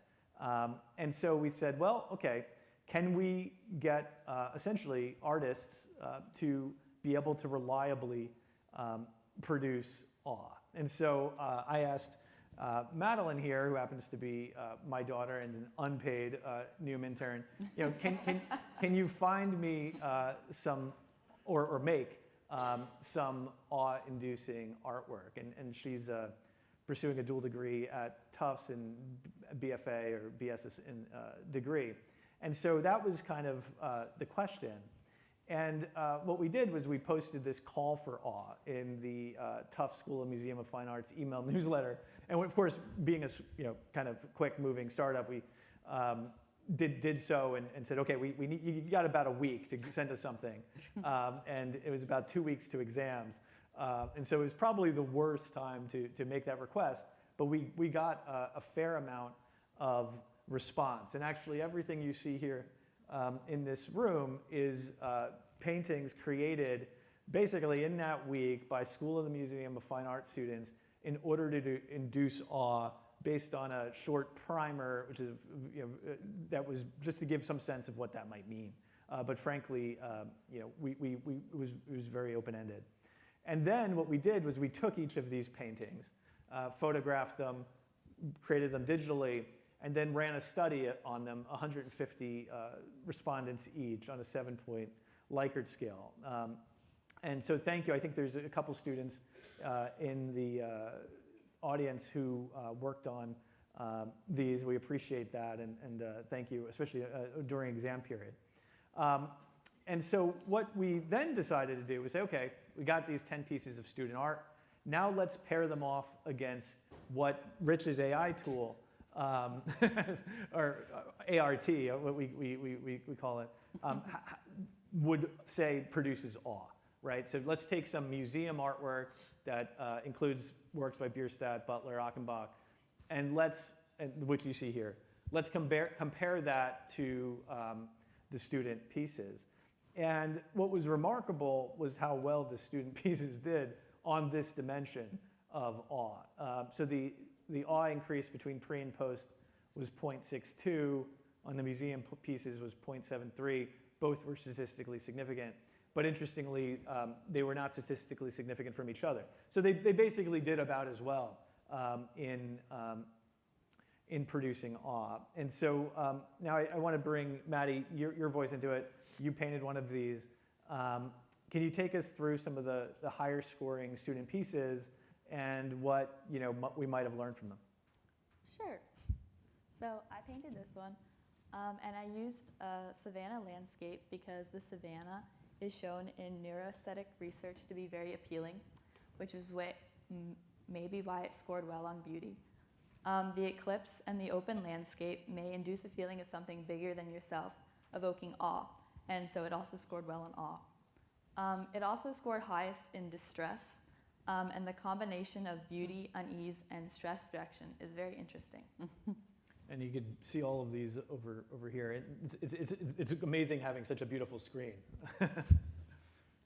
The distress might be because the sun is gone away, and the actual experience of totality does have an eerie quality. So Professor Keltner of Berkeley has researched awe extensively. He notes that awe is threat-tinged, and a quarter of experiences of awe carry some peril or threat. I didn't set out to evoke dark awe, but given the standout distress and awe scores, it's pretty clear that's what I did. This one stands out for the highest fascination score, but it didn't score as highly on awe.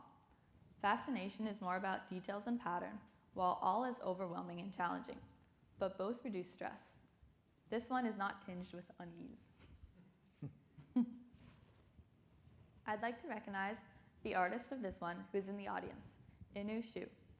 This one scored well for awe and also for stress reduction. Perhaps it increases awe by pointing to cosmic meaning with a dreamlike or storybook tone. The cosmos are smiling and friendly, and the use of these spirals suggests cycles. This one scored highest on stress relief, and it also scored well for awe and fascination. The fascination may come from giving the eye many things to follow, and awe might be evoked from the vast sky, creating a sense of smallness for the viewer. The fact that it has high stress relief and scored well for awe and fascination suggests that awe and fascination work well together to reduce stress. The artist of this one, Arya Ma, is also in the audience. This piece scored well for stress reduction. It also makes the viewer look into what's happening, which requires attention, and attention dampens the DMN. The complexity with the different bands may have increased fascination. Perhaps awe was not as high because the structure of the painting does not create a sense of vastness. This last one scored highest for awe and also near the top for stress relief. It invites exploration and interpretation, and the meaning is also ambiguous. There is no threat in the painting, and it reveals itself in a way that is not completely comprehensible. I see a train car and a window with a city, but others may see different things. If I were to write another primer for artists to induce awe, here are some of the things I might change. In the first primer, I gave a sense of what awe entails, like vastness and ambiguity, but I left things open-ended so the artist could just create. This worked well, and the student's artists scored highly on awe. But in a future primer, I might use some of the artwork from this as examples. I might explore suggesting mixing awe with beauty or mixing awe with fascination to deepen stress relief. We saw the artwork with the highest stress relief hit on multiple emotional dimensions, like fascination. I might also encourage different subjects that could generate awe, like landscapes, space, cities, man-made items, or people. One other thing I'd like to explore is dark awe. A gallery of dark awe may have a different cognitive result than that of strictly awe, which would be very interesting. Professor Keltner has talked about the social aspect of awe. This might be something to explore. Perhaps there's a way to use awe to evoke connection in the artwork itself or the viewing experience. Now, I'll turn it over to Erin to talk about another study Noom is working on. Thank you. Great. Nice. So Noom has more than 45 published studies on our behavioral approach to weight loss and diabetes prevention.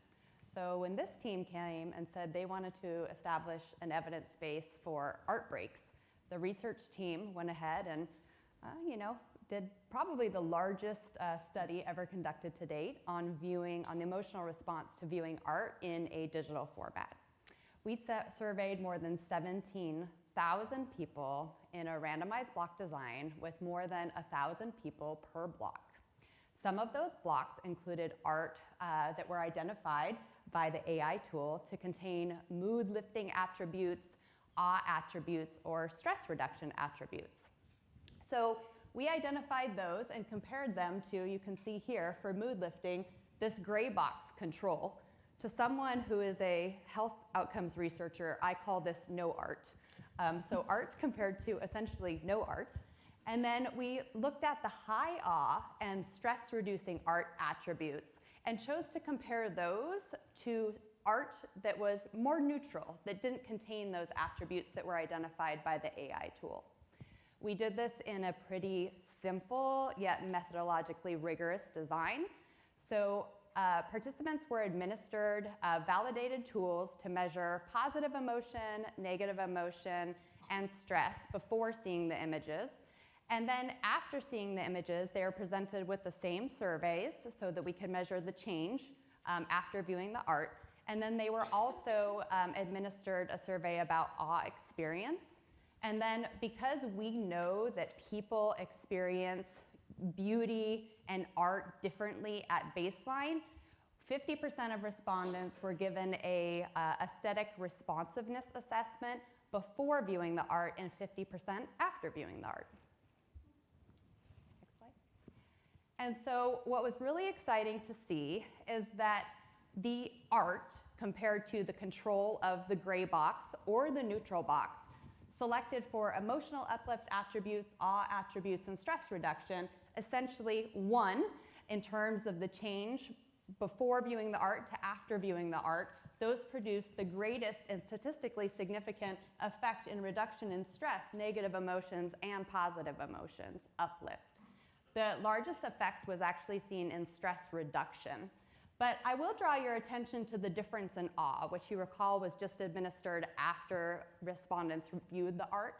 You can see there's an interesting dose response in that viewing art selected for emotional uplift versus the gray boxes of no art produced the largest increase in awe. And then interestingly, the art that contained awe attributes selected by the AI tool did produce higher awe than the art selected for stress-reducing attributes. So that's a nice validation that the tool is doing its job. So I talked about aesthetic responsiveness, and we did learn that this magnitude of response is greater among those with higher aesthetic responsiveness. And I know that's something that Miles is going to take into account as we continue to develop the feature. We also did see, interestingly, as Miles commented in their market research studies, our formal academic research demonstrated a dose-response relationship such that the longer duration of viewing art, the greater the magnitude of response. So I think what's most exciting about just this little snippet of results from this much larger study is that we were able to substantiate in a really compelling way with a very large sample size that viewing art in a digital format does increase emotional uplift and particularly has stress-reducing attributes for our Noomers who use Artbreaks. And I think that as the continue to develop the AI tool, this does provide some initial substantiation that the AI tool is doing its job in differentiating between some of these pieces of art. Great, thank you very much. So where do we go from here? So the takeaways for me is, clearly this was a successful feature. More or less, the people involved, this group, maybe another group about the same size. So it was kind of a small team with relatively few resources built, the number one mindset tool in Noom on short notice. So from that perspective, went very well. I was also struck that student artists can evoke awe on par. That might bode well for buying some local art. And now, in terms of where we take this feature in the future, there's a few different things. One is right now we don't make it easy for you to save the art you like, so we'll be doing that. And then Noom has this concept of a success kit that's built into the program, and it has things like recipes and so forth. We're going to put the saved art there so that you could return to it. So you're not only getting it, for that weekly session.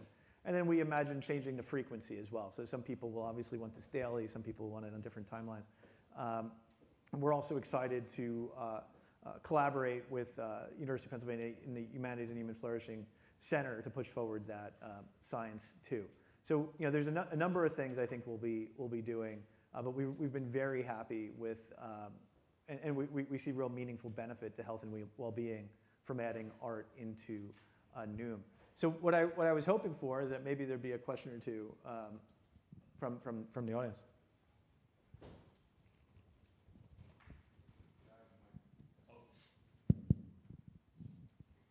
Thanks a lot.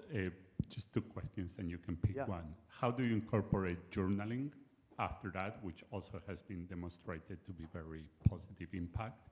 And the second is, are you thinking about incorporating, so this is maybe for Erin, objective measurements from facial expressions to HRV, things that I know you can measure today with your app, and I wonder if that's part of the study. That's interesting. So right now, we don't have kind of a journaling feature right after the Artbreak. We have discussed it, and that would be interesting for maybe understanding the emotional kind of experience of the member. You could do some probably interesting things around clouds with that. So that's something I think we would look into. Journaling generally, so we think of this as kind of our mood boosting pipeline, and this is one of the first things we've done recently in that mood boosting pipeline. Gratitude journaling might be its own thing, separate from the art experience. The wearable piece, I don't think we made that connection yet ourselves, that as we are doing more on the wearable side. We have Apple Health, Google Health connections, and we bring in that data, but being able to actually see what the art impact does when you're in it, that would actually be interesting. We had talked about doing the face scan.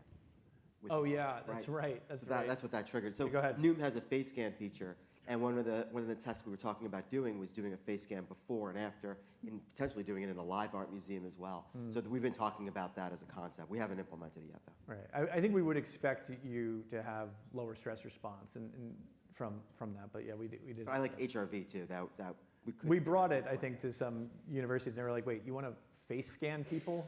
Right. That didn't go anywhere. Hi. Amazing presentation. I thought this was really interesting. I had a quick question on the study design, and particularly in the validation not only of the experiences that people had with the art, but of the AI tool in selecting images that evoke awe. Was there any comparison group of, say, a group of art that was selected by either an artist to evoke awe or by a psychologist to evoke awe versus the AI tool? You take that? No, we haven't done that yet, but thank you for the idea as a follow-up. I think that would be a great follow-up to this study, to actually have that experience as well. Another thing that I think would be really cool is comparing across different cultures, perhaps, on how they experience awe, particularly, and think for those maybe that have English as a second language, maybe they don't understand awe in the same way, or maybe it's different across different cultures or religions. So I think that would be really cool as well. But I really enjoyed this. Thank you, guys. Thank you. Yeah, and that actually reminds me of another thing that wasn't on here that we are looking at too. Obviously, this is not a personalized feature at the moment, right? It's a kind of a weekly drop of galleries, and maybe it becomes more frequent. As we get the favorite button and we know what that person is resonating with, then we should be able to curate the art to their actual preference. And so that's actually one of the more exciting things where we could go. Maybe one last one. This is less of a question, more of a prompt to the audience. So journaling was mentioned. I'm Aaron Sievers, Chief Product Officer at Noom.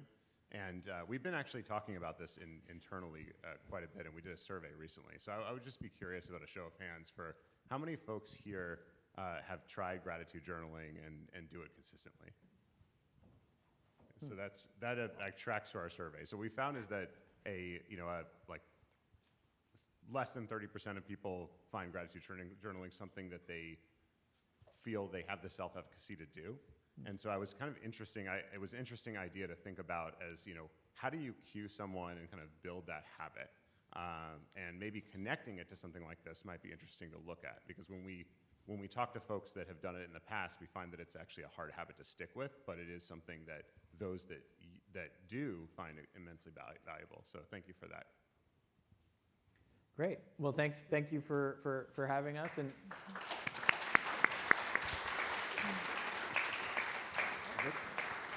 And if you get a chance, definitely check out some of the original art from the students.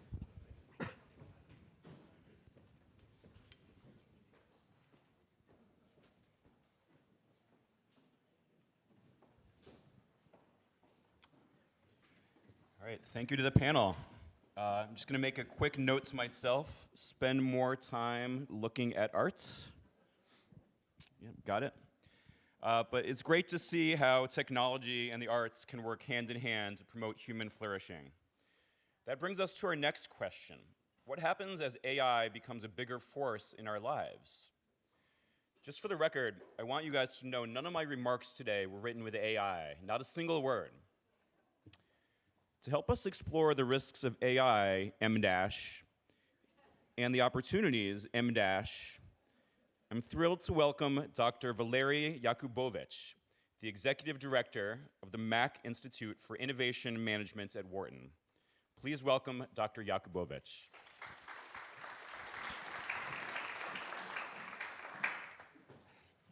Good morning. It's still a morning, but I realize I'm standing between you and mindful artwork with lunch, so I'll try to be on time. But since we are starting about 15 minutes later, it might take me a bit longer than until 11:45. Do we have a clicker here, or how does this work? The slides. Huh? Oh, I see. All right, so, and thank you for the introduction. It's great to be here. And in fact, my goal, my task is a bit easier because you already, my colleague from the University of Pennsylvania, Dr. Pawelski, already laid down the foundation for well-being, the notion of well-being. In fact, what I'm going to talk about builds on some of these same ideas and same concepts. But before I go there, very quickly, to tell you where I'm coming from, we have this Mack Institute for Innovation Management at Wharton, the University of Pennsylvania. Basically what we do, we support faculty research on innovation entrepreneurship and then try to translate it into practice. Practice for companies and experiential learning for students. We bring faculty, students, and companies together in different ways. We started discussing a partnership with Noom. There will be projects with Noom this semester within our collaborative innovation program. Basically, we are about technology-driven innovations. And as you can imagine, today, companies are all obsessed about AI. It kind of happened naturally that we had to engage with companies on AI projects, how they deal with AI, how they're trying to adopt it, what kind of gains, benefits they get out of this. Well-being is a part of that story, not the primary focus of our research, but there is some stuff which I kind of learned about through the process of doing these projects, doing some research myself, and I'll share with you what I learned about it. Again, it's a moving target, right? AI is changing on our watch, and what I could have said a couple of months ago is different from what I can say now. So I'm looking forward to kind of presenting it here and discussing with you if you have your own questions and experiences with this. So a few kind of, highlights what I'm going to talk about. First of all, I'll focus on knowledge work. And in organizations. Why organizations? Because I'm from a business school, so well-being is a human, kind of the title of the talk, human well-being. It will be more about well-being in organizations, not only business organizations, any kind. There is societal difference. Obviously, these areas are not totally separate, but I will tell you about the research I'm aware of and from projects we've been working on at the Institute. Why knowledge work is also interesting, because this is when in organizational behavior literature, well-being became important. People started thinking about well-being as a motivating tool in organizations. If you have a manual work, There are many other. It's more observable. It's easier to control by so-called kind of creating extrinsic incentives. You don't need to worry so much, at least in the traditional thinking, in kind of management science spirit. You don't need to think about whether people love their work. When you do knowledge work, you can't monitor it easily. The targets, numeric targets, are very hard to articulate. You want people to be engaged, be committed, be motivated to do what they're supposed to do. So that's one reason why I want to focus on that. The second reason is actually, in fact, for manual work, it turns out, on the one hand, it kind of seems a simpler kind of work, but using AI there is much more difficult. You need to add a robotics component.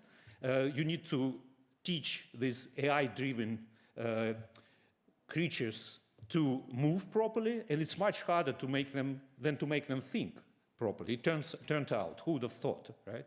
So in robotics, there's a lot of progress now where generative AI in particular is being embodied in robots, but it will take probably up to 10 years to really see tangible gains. Although, you know, all these things are happening so fast, I can't really guarantee that it's going to be 10, but so far it looks like that. On knowledge work, we're already disrupted. Basically, in education, all bets are off. Students use it in ways we, as faculty, don't anticipate, don't understand. Evaluations are difficult to do, so we're really dealing with this issue today. I'm going to focus also on eudaimonic well-being. It's easier for me to do since James used the term already, as different from hedonic well-being. I'll say a few words about it, but just keep in mind why it's important for us when we talk about well-being in organizations, because it's more actionable well-being. We feel like we can do something, create conditions in which eudaimonic well-being kind of increases, and then it leads to hedonic in terms of pleasure and happiness. So I'll give you a slightly kind of my definition. And finally, I'm going to focus on 3-7 years. What's going to happen over the next 3-7 years, potentially, not over 10, 15, or 20, 30. Those who follow that literature know we have all kinds of speculations. Some of them are dystopian. We're all going to be dead in 10 years. Some of them are really paradise is coming, utopian. It's going to be abundance for all. So if we have time left, I'm happy to discuss it or later during lunch or after. I have my thoughts about it. But I want to stay more kind of on the ground, more kind of talk about more concrete things which we can observe and anticipate. So with this kind of few things being said, the definitions, right? So I'll talk about how to maintain and increase well-being as AI enters our lives. There are pros and cons. Here there are perils, promise and peril, kind of contrast. What we mean by AI? There are tons of definitions again, and even the definition is moving as we achieve new levels of performance of these models. Originally we thought, okay, AI comes from pattern recognition. If you take an IQ test, usually it asks you to recognize some complex patterns. Right? And this is what the traditional initial AI, machine learning, all these algorithms were doing. The huge change for us happened with generative AI, when it's not just about patterns. Instead of you give a lot of information about all kinds of data, images of cats and non-cats, and the machine comes up with the one indication that this image is one cat, this one is not. Now you give a short prompt, you get back a lot of knowledge. It's a totally different. This is what generative AI is. That's why I use a more kind of slightly different definition to avoid all this moving target kind of idea, Turing test and so on. Basically, intelligence is the ability to accomplish complex goals, and AI is a non-biological intelligence. So that's something what organizations also do, right? We create organizations to accomplish complex goals. And in some sense, organizations are already artificial intelligence. There is this tradition in our literature, and there are a lot of parallels between how organizations function and how we now build these generative AI models. I'll talk about it as well. And finally, well-being, as I said, I distinguish hedonic and eudaimonic. We are basically talking about, in organizations, about creating meaning, purpose, and self-realization. So what can we do to achieve those goals for our employees, for our organizational members? Another important thing to clarify, we talk a lot about AI as a technology. Oh, it's another technology. We already had experience with electricity, combustion engine, how initially there are a lot of concerns that they will change, they will eliminate jobs, make our lives really miserable. And nothing happened. Actually, technologies continuously improved our standards of living, our well-being, and so on. The same will happen here. My point is, I would not rush to that conclusion. We are dealing with something very different.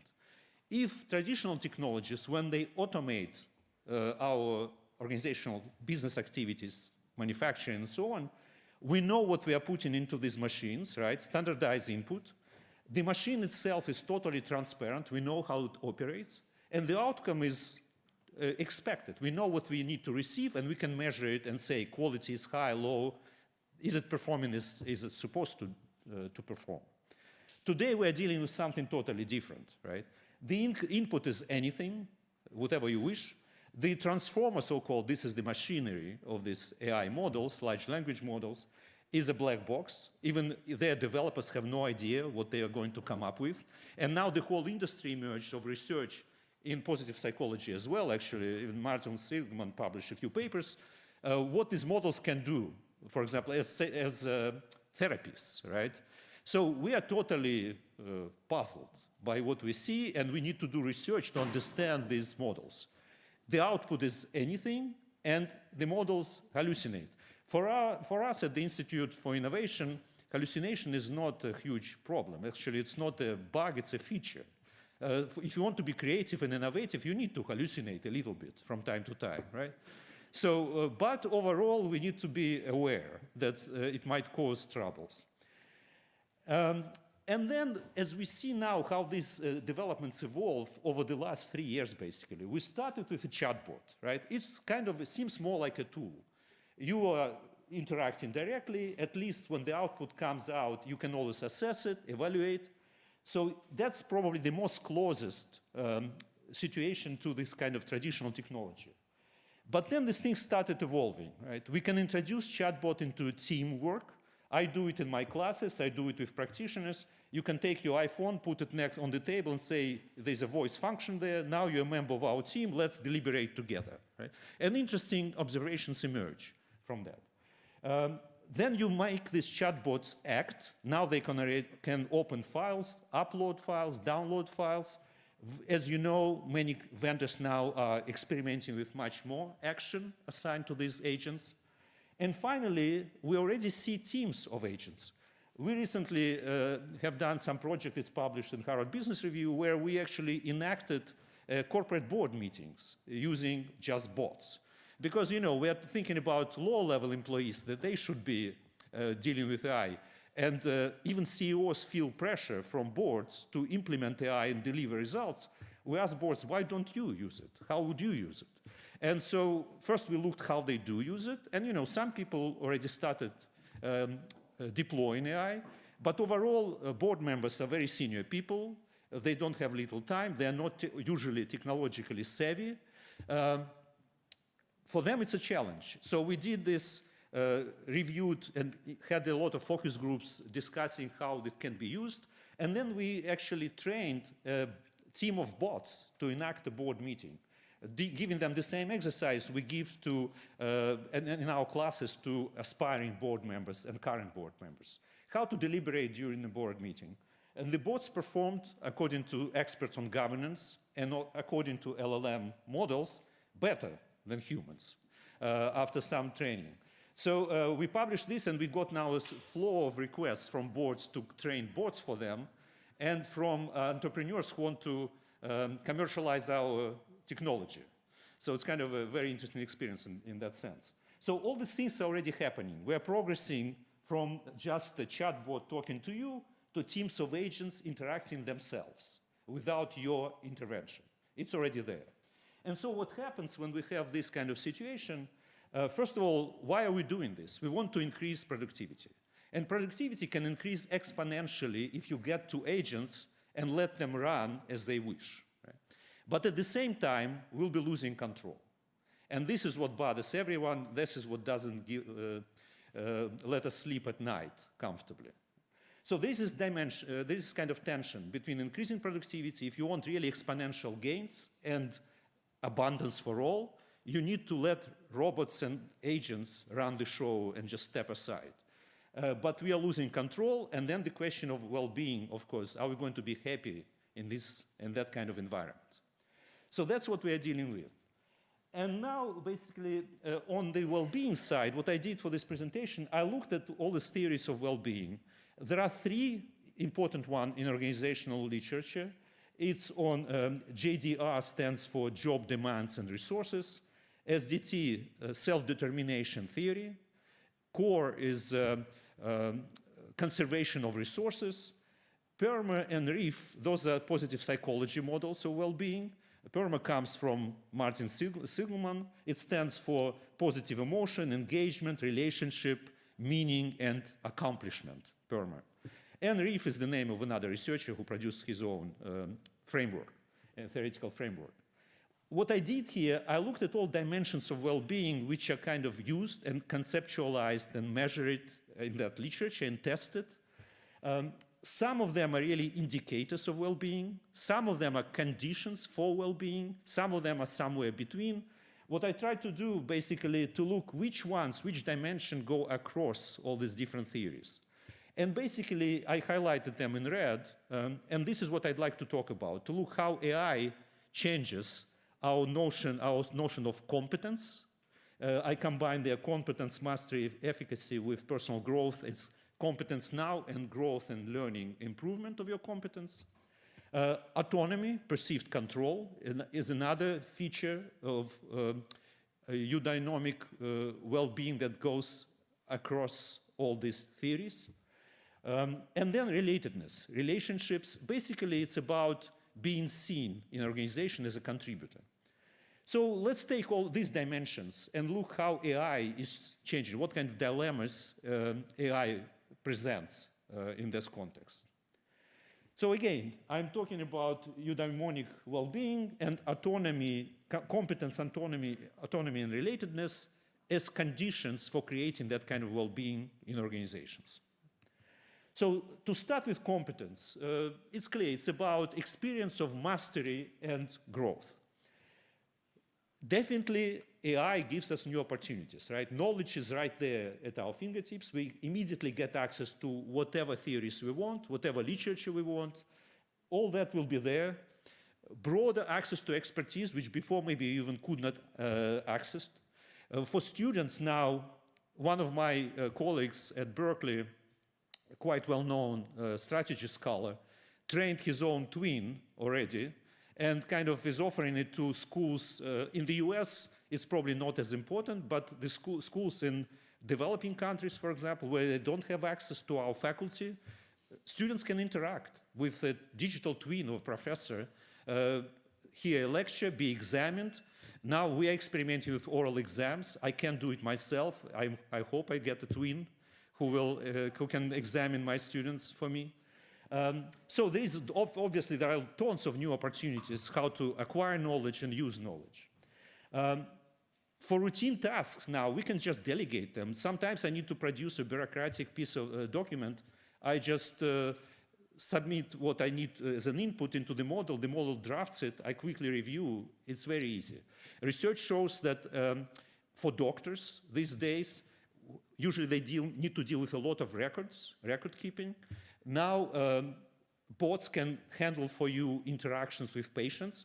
What Microsoft did as an experiment, they give doctors drafts of these responses to patients written by a bot. Doctors, of course, had to verify, check, and then send it. And they reported not so much decrease in the time they take, but much lower cognitive load, right? It's not as challenging. If you have already a reasonable draft, you can quickly change and send it to a patient. So, and as a result, we are getting productivity gains. So definitely there are huge opportunities here, which all companies now are trying to kind of leverage, materialize. But there are challenges. It's about de-skilling. Do our skills, are they going to stay relevant? As you know, LLM vendors are working on artificial general intelligence, AGI, which is by definition doing a lot of tasks better than we do. What does it mean for us? Our skills are really automatically become potentially irrelevant. Right? Cognitive offload for routine tasks, it's okay. But sometimes, maybe you notice yourselves, we are all kind of under time pressure. We are spread thin in organizations with all kinds of tasks we have to accomplish. As a result, it's very tempting just, kind of to just let it go. Something is reasonable, is produced. I don't have time to look at it and give it a thought. So that's where another challenge resides. With autonomy, again, we have now, if you ask bot, it will give you a lot of options for decisions which you have never thought of. You don't have time to think through so many different options. It gives you new decision-making tools. You can try to kind of do scenario planning. We use an experiment with forecasting, where people say that these models can predict the future, but a lot of predictions about the future have to do with similar outcomes in the past, right? Of course, drastically new things, the jury is still out there if we'll be able to use models for that. But for more routine forecasting, it gives you a lot of food for thought. At the same time, we inadvertently sometimes just delegate decision-making power to bots, models, and then just take whatever they bring. We become kind of, again, for the sake of completing this task sooner, we kind of avoid our responsibilities and delegate decision-making to models. Ignore tacit knowledge. Remember that models are trained on explicitly defined information, encoded in some outputs, text, video, audio, images. There is a lot of knowledge in organizations which is not written down, encoded anywhere, what we call tacit knowledge. It's not in the model. What's interesting about it, models learn over time. If you remember this reinforcement learning with human feedback, you give thumb up, thumb down. With your response, the model will gradually learn, for example, that you don't want to send some kind of message to your colleague because you don't trust the colleague, right? It will behave as if it understands some tacit knowledge. What exactly it understood, we don't know. And whether it's sufficient for decisions we need to make, it's never clear. So tacit knowledge will remain our advantage for a long time, right? So that's one point I want to leave you with. That's something you need to really, this is where our value added remains, in any case. So anyway, there are these trade-offs here as well. What's interesting, recently Sam Altman, the CEO of OpenAI, gave this interview to Financial Times, where he was actually very comfortable with this, pretty much saying, an AI system that is so good, so trusted, that in effect controls what humans do. Remember my introduction, if autonomy is important for us, do we want that kind of situation when we trust AI to such a degree that we are letting go our control over our organizational lives, over the outputs we produce, and so on, right? So that's the issue.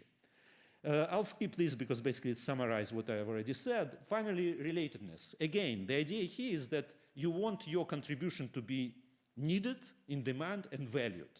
And so in that sense, what we see, shockingly in some sense, for me, for example, how much people actually appreciate interactions with bots, right? We see it in organizations, we see it beyond organizations. People report they prefer a bot in blind controlled experiments. They prefer bots as mentors, therapists, teachers, and so on.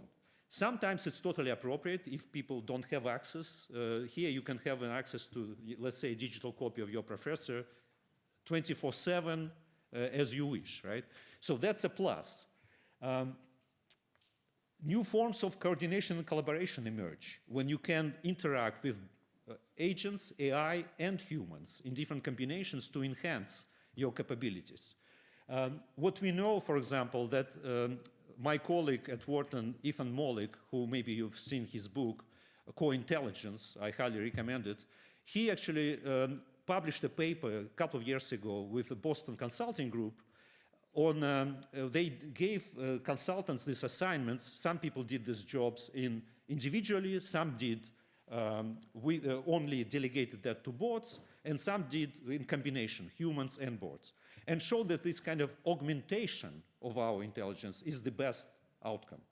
They also found that AI has this kind of, they call it rigged frontier.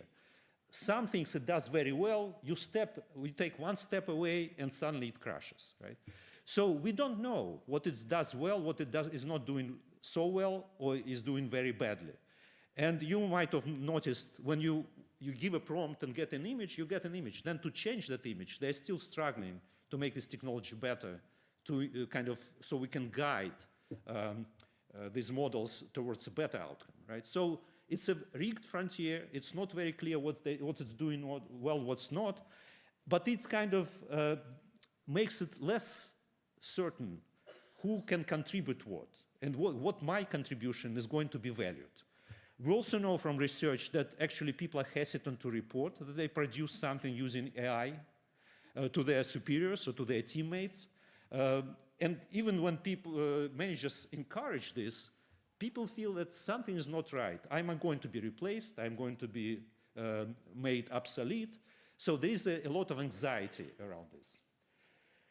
And then, of course, if in some extreme cases, people get so excited about relating to bots that they stop interacting with humans, right? We see it already in this digital world, some tragic outcomes when people are advised by therapists, young people, to commit suicide, and these things already happened.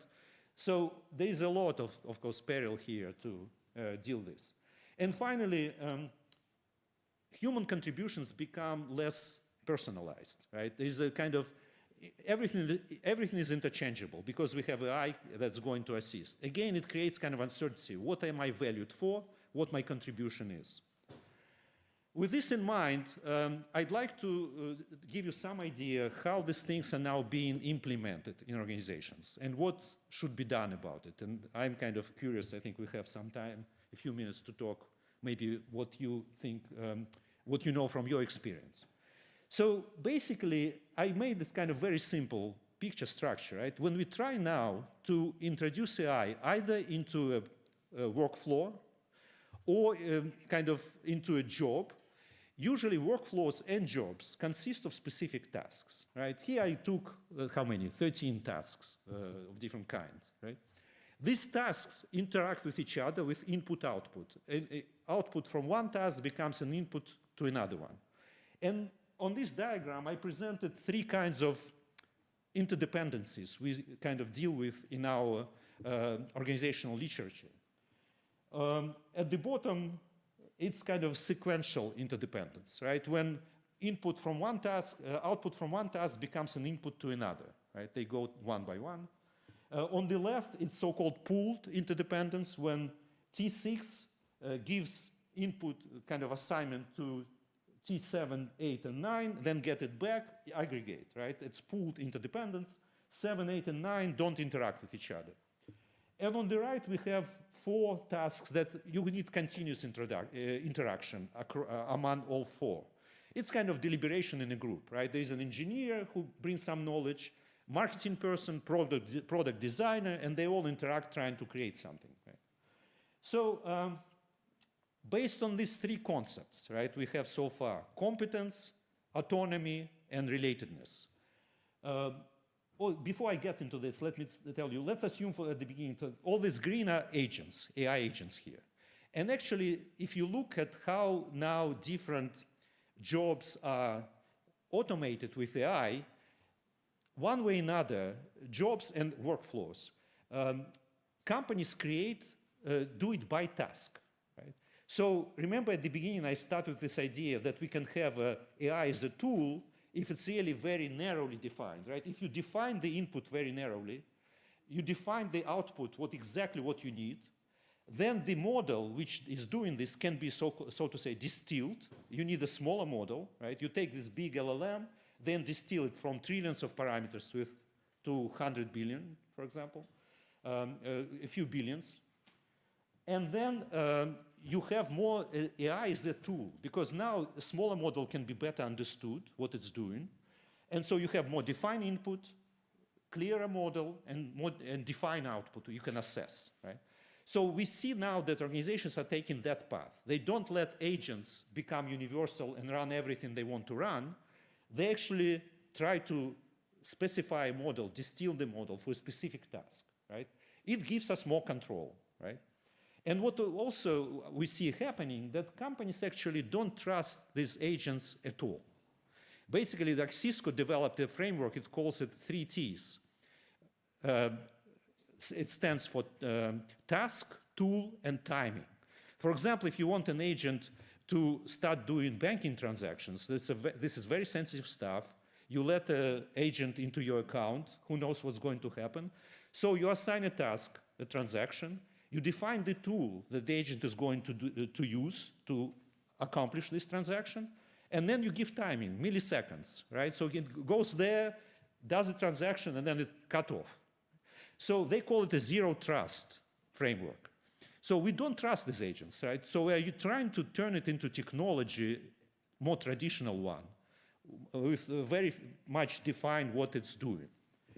And then you create kind of very specific agent for each task, and then you can run this whole system.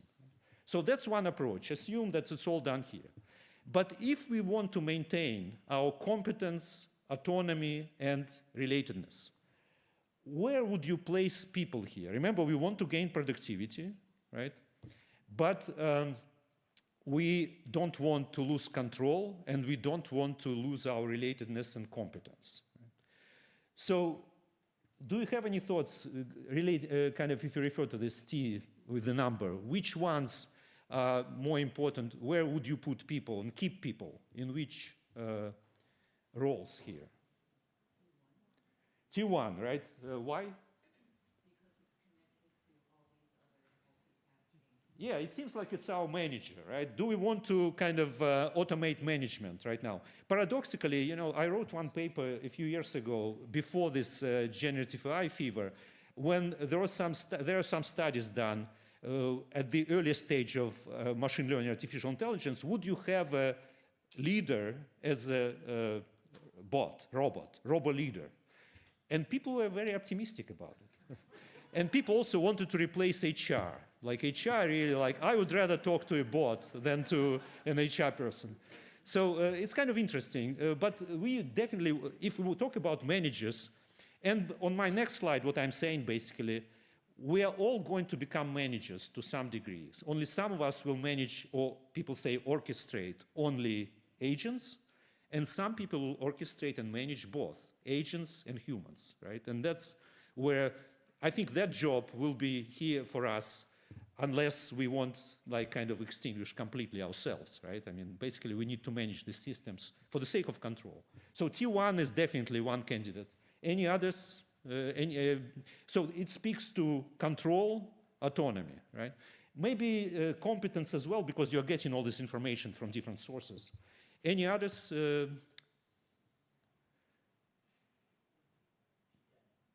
T10. Why is that?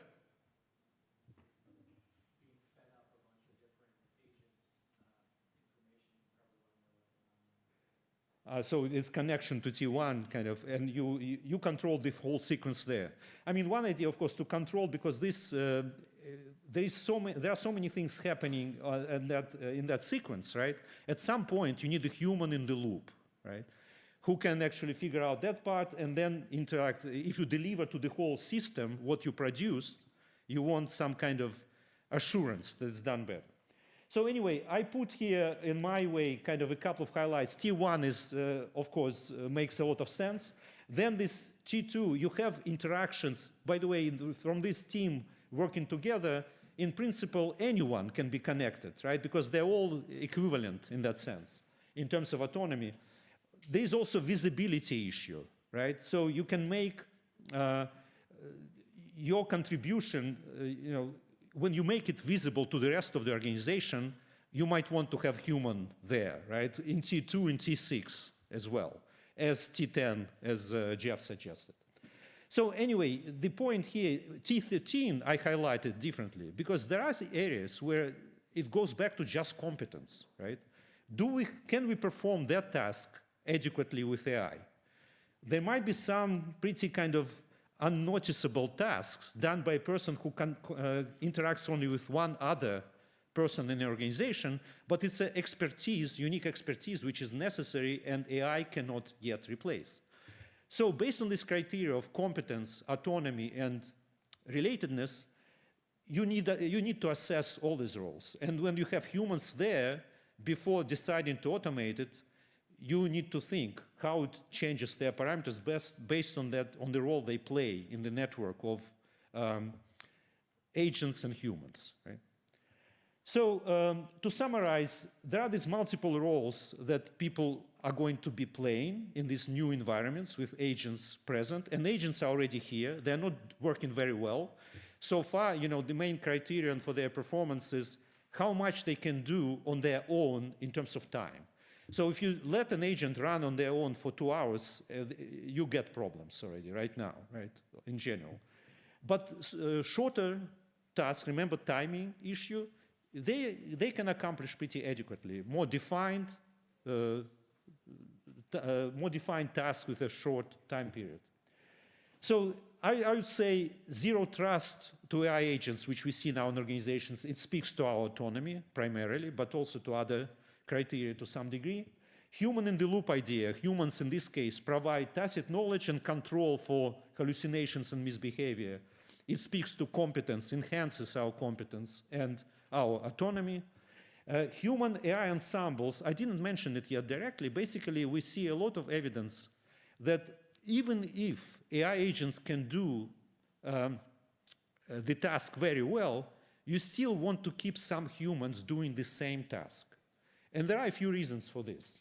One is you get a more diversity of judgment. We have some faculty at our institute, they just published an interesting paper in Nature showing that AI models can innovate, can come up with interesting novel ideas, for example, regarding products. Right? But they kind of stick with one area. They generate a lot of ideas in one small space instead of creating more diversity of ideas. So humans on some subjects might actually add different kinds of diversity, and it's always useful. Another reason to keep humans doing this for ground truth, right? For many tasks in organizations, we don't have a precise right answer. So we need human judgment, human performance to compare to what agents do, and then see if we need to continuously retrain the model so it kind of adapts to changing circumstances, which humans capture because of their tacit knowledge, contextual knowledge, and models might not. But again, in the long run, what vendors of these models do, they want these models to start learning themselves and training their next generation. It's more kind of a fantasy right now, but in the long run, we need to keep this option in mind. And finally, if you create these human AI ensembles where humans perform the same task and compare their performance to models' performance, you prevent cognitive offloading, and you create kind of some degree of competition, right? At the end of the day, even if models become very powerful, doing things very well, it doesn't mean they will undermine our intrinsic motivation to do some tasks. As you know, in chess, models won the game a long time ago over world champions. It did not kind of eliminate chess competitions, right? So the same might happen in the long run with our life in organizations. We'll still create organizations for other purposes, doing the same jobs that maybe agents do very well because they're enhancing our well-being, enhancing our intrinsic motivation, respond to our intrinsic motivation. Yeah, so what can you do personally in this context? Of course, everyone talks about critical thinking. We should keep training our critical thinking skills. Of course, it makes total sense. But in practical terms, what I think works very well, engage in conversations with these models, right? Very often, great ideas come, you go there, you give a prompt, it gives you something. Ask again, probe, reframe your questions. We are learning a lot by doing this. And it keeps, we discover very interesting stuff. I think this is where a lot of my colleagues, scholars work, even mathematicians now work the same way, solving mathematical problems. They ask the models to start working on this, and then they it kind of generates their ideas, and they engage in conversation. And then you're asking yourself a question, what kind of data and judgment can you bring, which keeps you still differentiated and above in skills level vis-a-vis the model, enhances your competence. And then be aware of cognitive offloading. It happens naturally. As you notice, these models, they answer your question and then they immediately tell you what else they can do for you, right?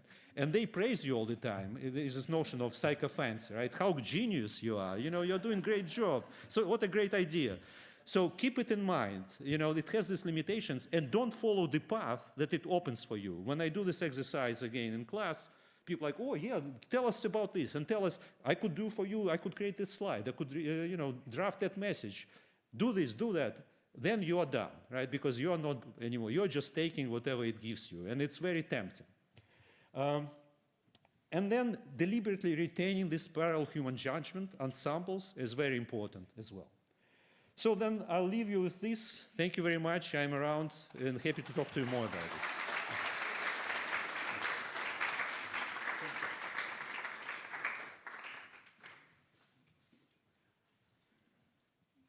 All right. My takeaway from that talk is I need a team of AI agents to start doing all my work for me. So Dr. Yakubovich, maybe you can help me build a digital twin who enjoys replying to emails.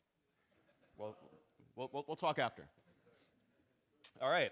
I hope you've enjoyed our speakers so far. We're nearing the end of our morning session, and in a moment, we'll invite you to take a 30-minute art break. This will be a chance to stretch your legs and explore the galleries. I know people are getting hungry, and you'll have a chance to grab lunch out in the hallway. And then we'll gather back here at 12:15 for our next session. But first, I want to welcome back to the stage Dr. Veronica White, Curator of Teaching and Learning at the Princeton University Art Museum.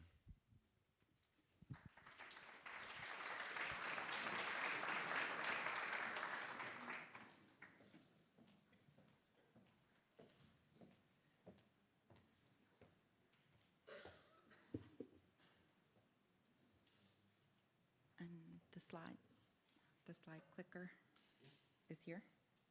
This one, okay. There we go. Okay, great. Hello again. So I thought I would give you just a very brief taste of two works that you might find in the galleries and take a look at and really engage closely with their details. This one by Fitzhenry Lane that dates to 1860 is in the American galleries. And it's a really great example of the style of luminism, a style that was practiced between 1850 to 75 by American artists who were really intrigued by light and atmosphere.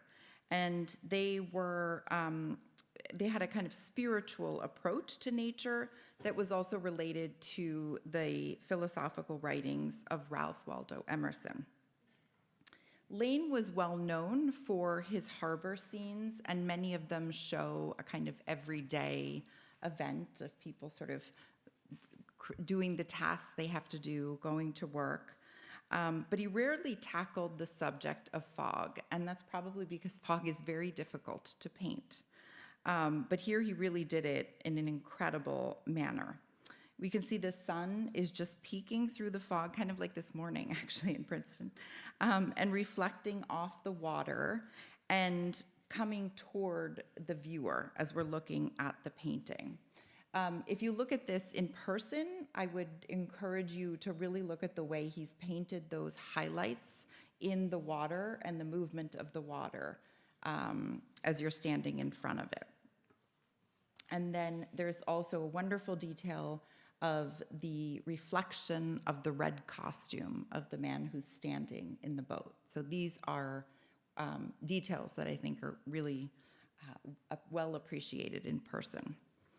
And one other work that you might consider has come up a few times already today, Monet's Water Lilies and Pond from 1899.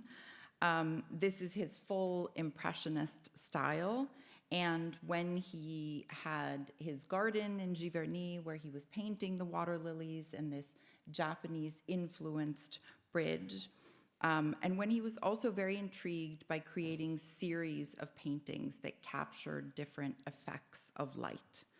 So this is actually one of a series of 12, 10 of which are signed, and our painting is also signed. So if you see something that looks like this at the Met, it is another work by Monet in the same series. And this painting was done en plein air, meaning that Monet set up his easel and worked outside with portable oil tubes. And that, again, was so that he could really capture every sort of flicker of light in the water and the shadows that he's showing us in these blue and purple colors. And in person, there are these incredible thick applications of paint that you can notice while you're looking at it. Radical juxtapositions of colors that blend when they're seen from a distance. Monet was influenced by Japanese prints in several of these approaches. And then you might look also at how he alternated these vertical and horizontal brushstrokes to create a sense of movement and different depths of the water. So this is in the European galleries.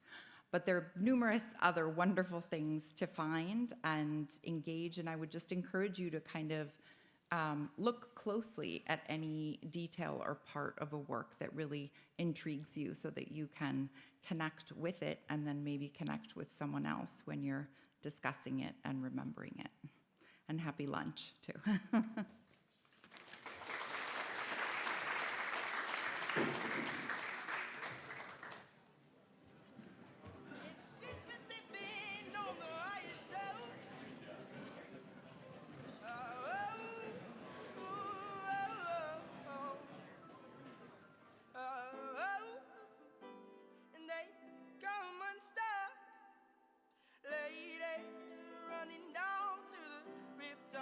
Take it away to the dark side. I wanna be your left-handed man. And I love you when you're singing that song. And I get up in my throat 'cause you're gonna sing the words wrong.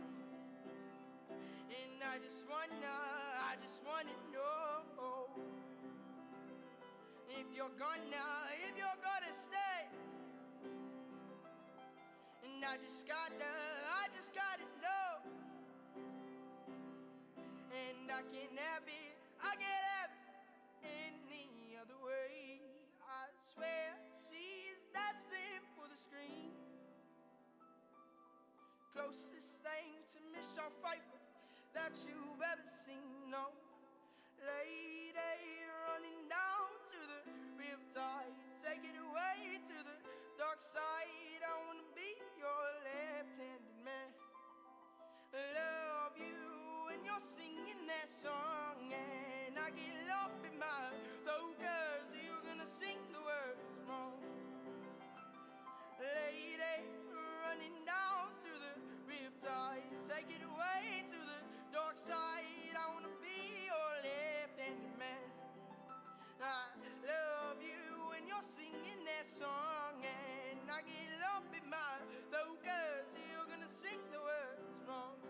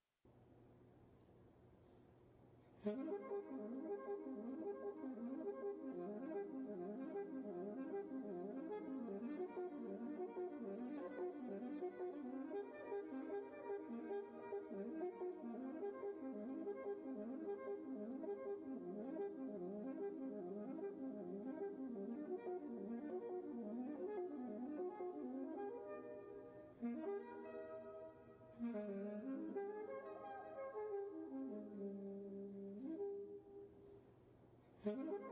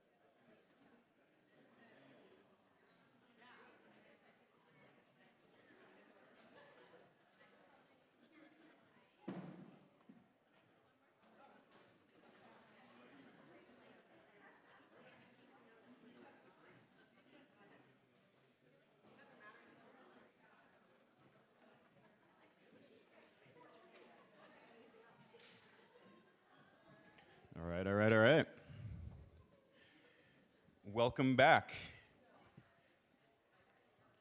Hello, hello, hello. Welcome back. I hope everyone enjoyed their mindful art break. We'll have more time to walk around the museum later today. But now, for our next speaker, we're going to shift gears a bit and dive into the science of healthy aging. It's my pleasure to introduce Professor Colleen T. Murphy. She's a professor at Princeton and leads the Louis Sigler Institutes and the Glenn Labs for Aging Research. Fun fact, she's actually 97 years old. Doesn't she look great? Please welcome Professor Colleen T. Murphy.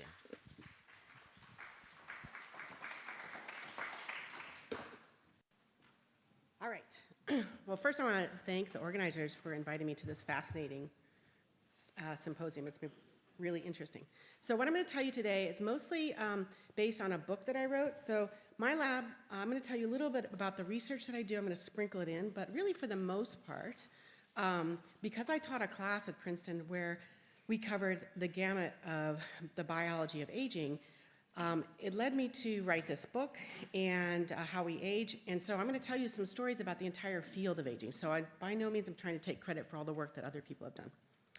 Okay, so I think we all understand that we'd all like to live longer, maybe, depending on what that longer looks like, right? I'm just showing you pictures here of, that's Jean Calment. She's thought to be the longest lived person ever, although that's debated, and so I have a story to tell you about that in my book. Currently, and this is a little bit sad, every couple months I have to update the current oldest person in the world. It's the most deadly profession there is. So she lives in England, and right now she's 116. And it's interesting that the oldest 18 people in the world are all women. So that just tells us a little bit about some of the things that we can learn from the biology of aging. Okay, so what young people often ask me is it ethical to study aging? I think I'm going to dispense with that right away. We can say, like, it's similar to study cancer. There's no reason we shouldn't study aging. But what we'd really like to know is how can we make our lives have better quality, not just higher quantity? And to do that, we have to understand at a biological level how aging is regulated, and longevity is regulated. And then, of course, what you probably all want to know is how far away are we from actual aging therapeutics? Okay? All right, so just in the ethics of this, so their general population is rising, the age of the population is rising, which is generally good, okay? And what that means is that we're actually dying later. And what's interesting about that is we're actually dying of different things. So this slide was made in 2014, so before the pandemic. And you can see that bump from the 1918 flu. And you can see that we're dying less of infectious diseases, okay? But, and we've done a good job of treating heart disease. But because we're living longer, there's a rising incidence of cancer, which is an age-related disease, okay? All right, so I just want to make a few points, because the aging field has not yet reached its terminus. It's still in development. And so the rising longevity that we see is actually mostly due to a decrease in childhood deaths, and that really is from vaccines, okay? So I cannot stress that enough. It's also due to improvements in better public health, sanitation, food safety, things like seat belts, cessation of smoking. So we've had a lot of public health successes that have helped people live longer. And where medical research has really made an improvement is in, as I mentioned, heart disease, so statins. Those are helping people live longer. We're treating various kinds of cancer better. Stroke, which goes along with heart disease, some specific diseases like HIV and AIDS. And I need to make this point right now, that all of the work that's been done to increase our health has been NIH funded, and the NIH right now is being destroyed. Okay, so I just want to leave there's no ifs, ands, and buts about it. NIH currently is being destroyed. Okay, now when we get older, of course, with that comes a whole host of degenerative diseases. And so each one of those is worth studying on its own. But many of the people in the aging field, such as myself, have the general attitude that if we could at least slow the onset of aging, we might slow the onset of many of these diseases. And so it's like more bang for your buck if we could do that properly. Okay, and so to sort of conceptualize this idea, Jim Fries has had this idea that we should focus on compression of morbidity. So what that means is instead of just extending lifespan, which is you see in that middle graph, people would get sick at the same time, but then live longer in a sickly state. That's not what we want, right? What we really like to do is extend this time that we're healthy so that morbidity onset is later, and so that we live with a shorter amount of time in a sickly state. Okay, so that's really, every time you hear that someone's talking about increasing longevity in the biological, we have this in our minds. We already know that, and we really are interested in improving quality of life. Okay? All right, so studying the science of aging. How can we study it? All right, so first of all, we can look at extremely long-lived people. So those are centenarians. I'll talk about that a bit. We can look at extremely long-lived organisms, such as this is the bowhead whale that lives over 200 years. We can study it in tissue culture, but really the vast amount of what we've learned is from using small model systems. So I'm going to touch upon each of these stories to give you a sense of what the field has done to try to get us closer to living longer. Okay, centenarians. So do any of you know this family, the Kahn family? They are famous because this is a family of siblings. They all lived over the age of 100 and actually had really healthy lives most of that time. And Irving Kahn lived to be, I think, 109 here, okay? So what is the science behind it? What can we learn from those centenarians? Well, first of all, we know that about 15 to 30% of our longevity is genetically determined, okay? It's kind of a useless point, but if the best predictor of your lifespan is how long your sibling lives, okay? Now, of course, some of it's due to how long your parents live as well, and we've learned a lot of that from, for example, the UK Biobank studies. For men, this is particularly interesting because if their sibling is a centenarian, they have a 17-fold increase in the chances because men don't live as long as women. Okay, so what can we do with that information? Well, people have collected the genomes of exceptionally long-lived people and then compared them to to similar people who have not lived as long and tried to understand what are the genes that might contribute to that, okay? So these are through genome-wide association studies. And I'm listing a bunch of genes there. I want to pay attention to a couple of them because they crop up over and over and over again. So ApoE, which probably you have heard of before because of its association, ApoE4's association with Alzheimer's disease. So there's a longevity component to that as well. FOXO3, which I'm going to come back to in a second, but it comes up in every one of these studies. And then a whole host of other things that contribute to what we're learning is really has something to do with cholesterol and lipid metabolism, insulin signaling, and DNA repair. And the new one on the scene is more immunity, okay? So that's kind of like, in a nutshell, what we've learned from studying centenarians. I can tell you what you can't learn from centenarians, is what to do with your life, okay? So if you read, like when they see like a person who lives really old, they always interview them and say, why did you live so long? And they'll always say it's something like a shot of whiskey at 3 p.m. or, and because it's all women, it's really fascinating. Most of them say avoiding men. Okay, but we know that that's not the cause. And in fact, as we see with, I think this is Helen here, it's not because of healthy habits. All right, but most of us are not destined to be centenarians, and so we don't need to use this as health advice, okay? But we want to use the information to go further, okay? Okay, what about long-lived animals? So there's animals on our planet that live extremely long. For example, this Icelandic clam was estimated to be 507 years old when it was plucked out of the ocean, cracked open, so maybe he could have lived longer. Not a great experimental system, okay? The Greenland shark, it can live around 400 years. And I was going to say it's not a great experimental system, but 2 days ago there was a paper in Nature Communications that came out saying that they looked at the eyeballs of Greenland sharks and looked at the retina and tried to figure out whether they could see or not in the deep ocean, and they can. And it turns out, then they asked, well, how does it repair itself? And the same gene that came up in those longevity, the centenarian studies, this ERCC1 gene came up as well. So they seem to have really robust DNA repair systems as well. Again, not a great experimental system, but we learned something from it. And then these are not experimental at all, but just sort of like trivia. Tortoises are extremely long-lived. So the Galapagos tortoise grandma just died a few weeks ago in San Diego. And Jonathan, as far as I know, is still alive. He's 193 years old, of course. So anyway, it's just fascinating to know about long-lived organisms, but again, not something that we can use experimentally so easily. All right, so the longest-lived mammal that we know of is a bowhead whale. And a few years ago, there was a comparative genomic study comparing it with shorter-lived whales. And I'd like to say they got a lot out of that, but what they really found was the same kind of genes, or the exact same genes that we already knew about from centenarian studies and model system studies. But it shows us that these same genes contribute all across nature.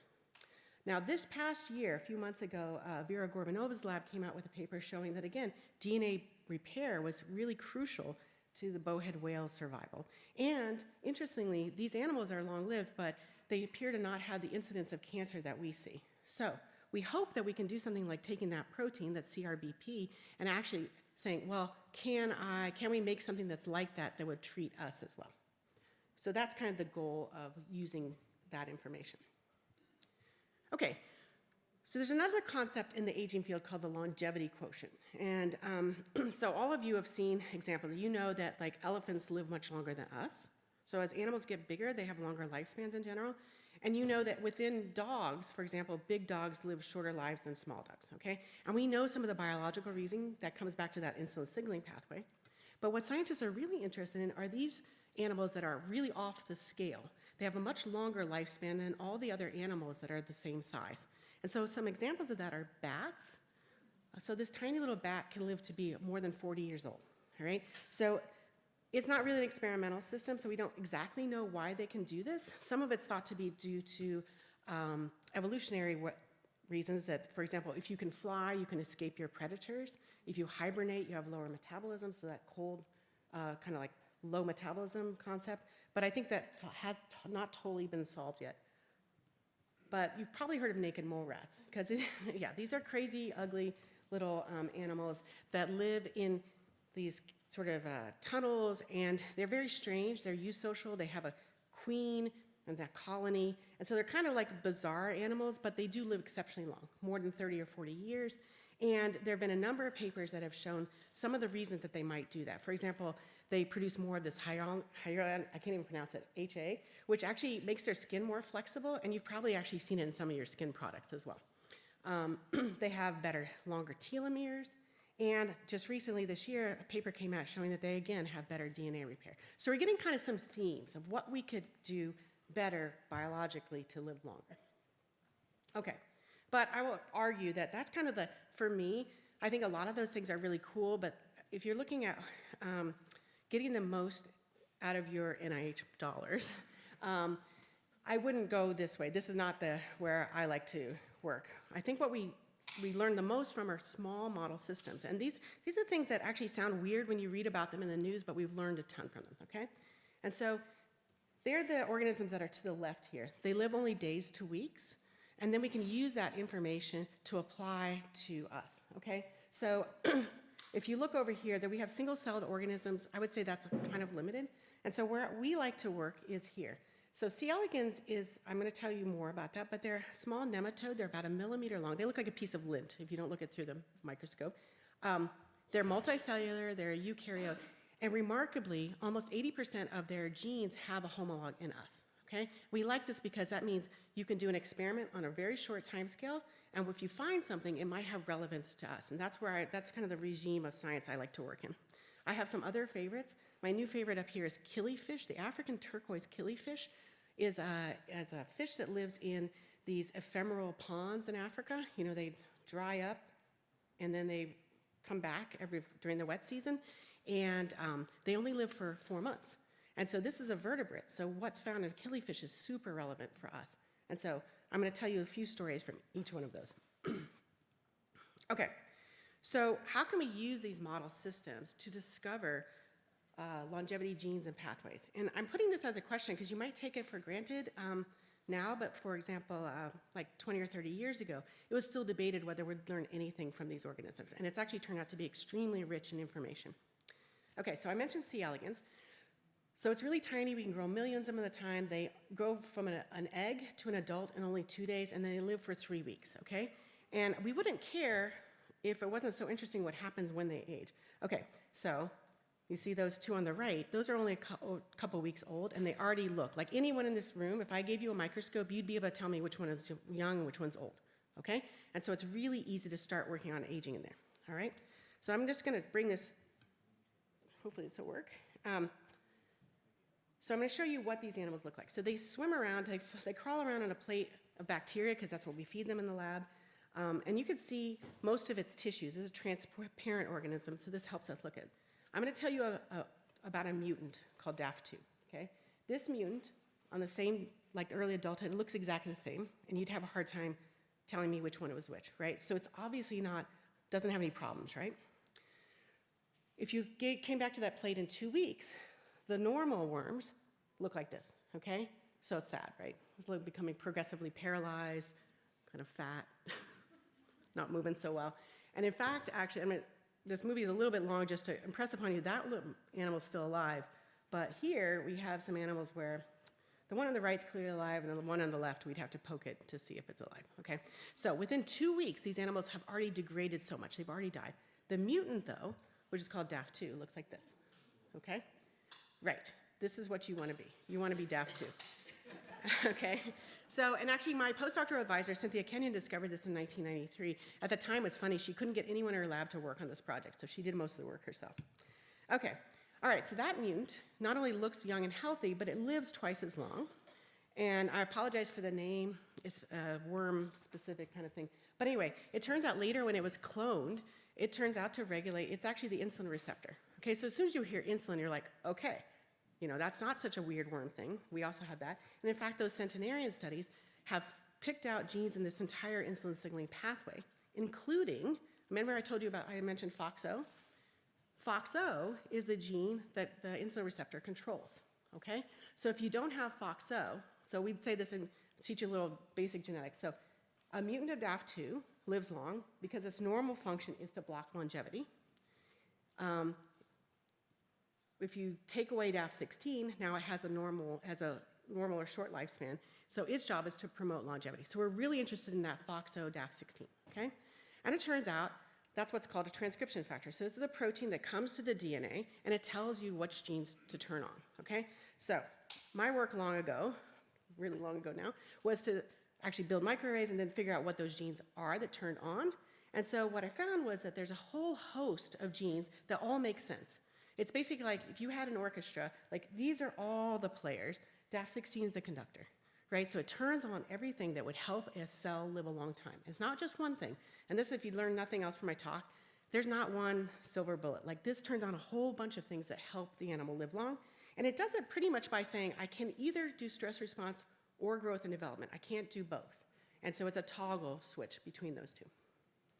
Okay, so it turns out there's a lot of different pathways, and I'm not going to go through them. This is actually showing if you add, two pathways together, sorry.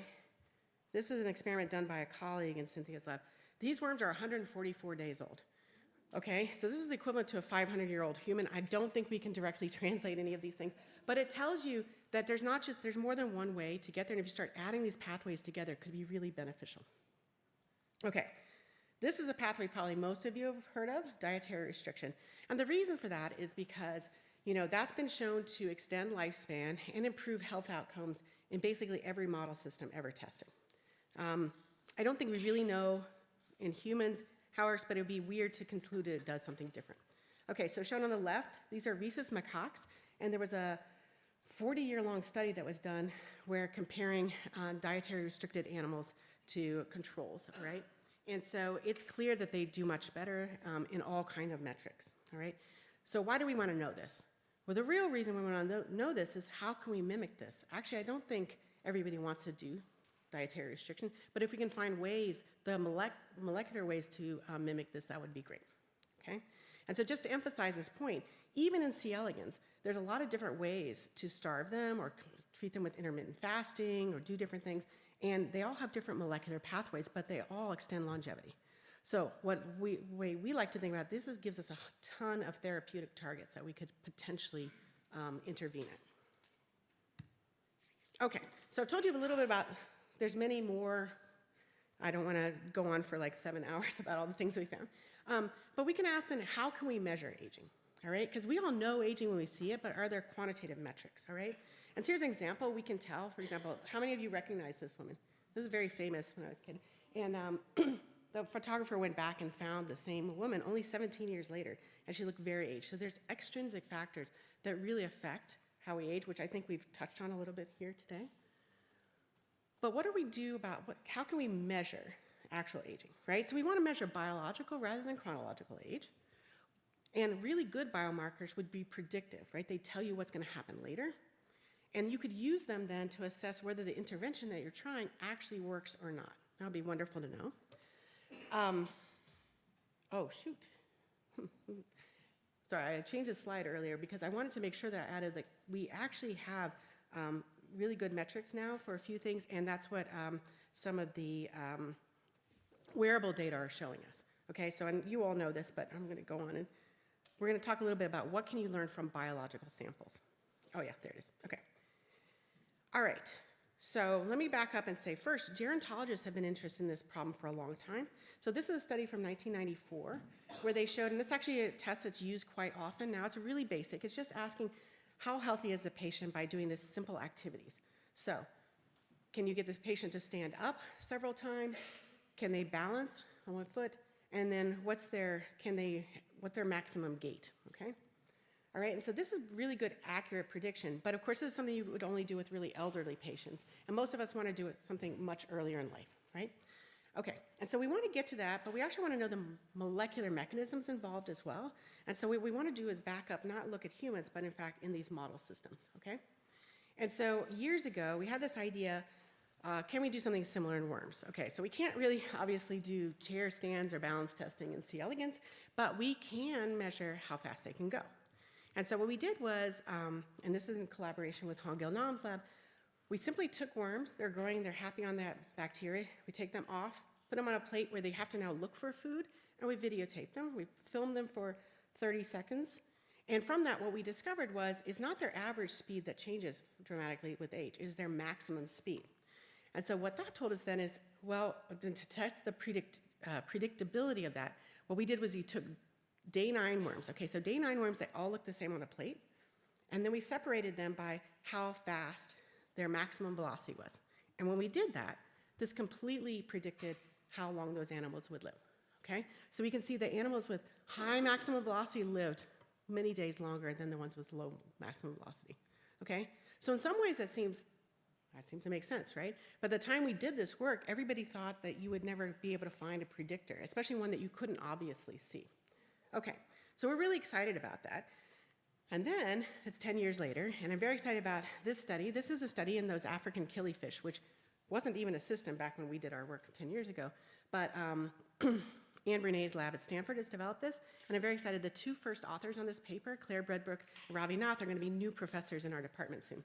And what they did was, they very carefully, they did this, it's so much more sophisticated than what my lab did. They have individual killifish swimming, and they video them their whole lives, every single minute of every day, okay? And then they used AI to break things down into different behaviors, and then figured out using principal components analysis which of those behaviors actually changes the most with age. So they have these trajectories. You see those? There's animals that are destined to have a short lifespan, and based on these principal components, they could see that they were very different, okay? And guess what? The best predictor of their lifespan was their peak velocity, okay? So I feel like we won something there because the worms and the fish, like totally evolutionary distant, actually, if you just measure their peak velocity in midlife, you can predict how long the animals will live, okay? So that's super cool, but it actually, begs the question now for us, what would be the predictor for human lifespan? And is it something that we can then modulate? Because you hope it is, right? Something that's not just preset. So if you lined up people on a track and said, you're 45 years old, go, see who's gonna do the best. Can you train for it, or is it preset? So I think we don't know the answer for that now, but hopefully it's modifiable. Okay, and this sadly we all know all too well, faces age. Okay, and so, but can we quantitate it, all right? So there's a really nice study done several years ago by Jackie Jindong Hong's lab, where she developed an algorithm to measure so basically had people come in and measure their faces and all these different parameters, and then based on a few of those parameters, they could actually not only say how old someone was, but then we track them how fast they were aging. And they compared them to blood samples, and actually were able to show that they actually predicted better than at the time what the blood proteins actually predicted. So that's kind of cool. But it does say, well, this is not really like a fast way to do things. I mean, she says it is. She has this thing set up in her office, and when she's tired, she says she's actually 2 years older than without it. But we'd like to be, can we measure molecular markers of aging, okay? All right, so how many of you have heard of DNA methylation? Yeah, because this is actually something you can you can actually buy a test for right now. Okay, so what is DNA methylation? So methyl groups get added to cytosines on the DNA, and what we don't totally understand all the reasons for that. It's a very active field of investigation, but it's clear that the pattern of this methylation changes with age in every organism and in every tissue. Okay, so back in 2013, Steve Horvath, kind of amazing, it's a single author paper, almost super rare. What he did was he took a bunch of controls from cancer studies and asked what happens to methylation with age, and he was able to get it down to just a set of 353 methylation sites that actually would totally correlate with chronological age. So it's kind of really interesting machine learning method. And since then, the whole clock field has just exploded. So those of you who've heard about DNA methylation have probably, or have had anything measured, there's a whole bunch of different kits you can use, different tests that have been developed. But the fact that there's not one universal test that is thought to be the best one actually tells us this is still a problem that needs to be solved. So the field is still working on that. Nevertheless, it's used in a lot of research. So people will say, like, I want to measure something, how does that correlate with age? And for example, in this 2022 paper, they were looking at grip strength and asking, can we use that as a predictor for health and age? And they showed that reduced grip strength correlates well with the DNA methylation tests that they did. I think they had 3 in those paper that showed that they had accelerated age. Okay, so we're seeing some alignment of the different types of biomarkers of aging. My lab, we got interested in a different part of aging, which is reproductive aging.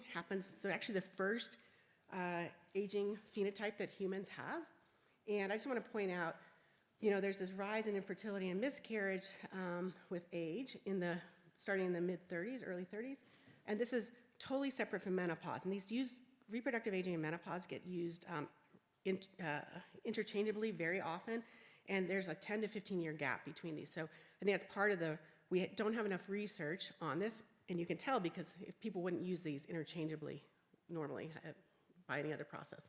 Okay, so what we're really interested in here is, can we find a way to predict where a single individual is? So a woman, if she's 34, does she look more like a 39-year-old or a 32-year-old as far as reproductive aging go? Okay, and right now, there's no way to measure that. And I will tell you that AMH kits that are sold actually do not do anything. They are not accurate. Okay, so what we wanted to do was see if we could develop something along those lines, and using DNA methylation is what we came to. And so this is actually a work in progress by my student Sarah Dobbins, but what she's shown is she can actually develop a clock that actually correlates really well, and we can see the error is less than 2 years when we compare it with clinical samples. And so that work's ongoing, but we want to really develop a diagnostic that will help women. And so we're getting samples from women with reproductive aging issues so we can tune that clock. And so that's an example of what we would really like to do with these kinds of biomarkers. Okay, and now getting to what really people want to know, right? Can we slow aging? Okay. Okay, so I've told you all these things of how to find and stuff like that. So I mentioned DR, dietary restriction mimetics. Everything in blue here can interrupt the dietary restriction or be an effector of dietary restriction. And the ones over there on the right, metformin and resveratrol, have gotten a lot of attention. Metformin is actually still it's actually a very cheap drug that could be used, and so there's an idea that maybe that could be a really beneficial treatment that would be pretty cheap, but all these others are being developed as well. And it's come up over and over again today. And I think the people who are working on some of these other things are annoyed by GLP-1 because it does seem like GLP-1 agonists are so helpful, you know, making people healthier, that actually I think it might be, we could consider it really the first longevity drug. We'll see. Okay, another area that we think there could be interventions developed are for cell senescence, okay? So for those of you who don't know about this, so cells eventually, they can divide and divide, but then eventually they can't divide anymore. And when they do that, it's because they're losing, every time they divide, their telomeres get shorter. And so at some point, they're just not functional. So what happens to this cell? It doesn't go quietly. The problem is, the problem is they become senescent. And when they become senescent, they go out in a blaze of glory. It turns out they secrete really toxic factors to other cells. So this is called a senescence-associated secretion phenotype. And because of that, it wouldn't be so bad if senescent cells were there. We might want to get rid of them, but we really want to get rid of them because they're so bad for their neighboring cells. And so there have been a host of senolytics, so drugs that might target those senescent cells to selectively kill them, all right? And so over here, we have a bunch of those listed here. I just try to show you some reviews so you can see that this is a really active area where people are trying to develop targets to kill those senescent cells. Now, one of the risks that's worried about in the field is the idea that senescent cells are there kind of for a reason, which is to decrease cancer. And so there has to be a balance when someone is getting these kinds of things to actually then make sure that they're not going to have a rise in their chances of cancer.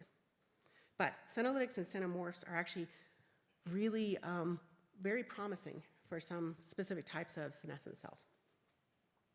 Okay, we've heard over and over, and I don't think I need to convince anyone in this room that exercise is universally beneficial.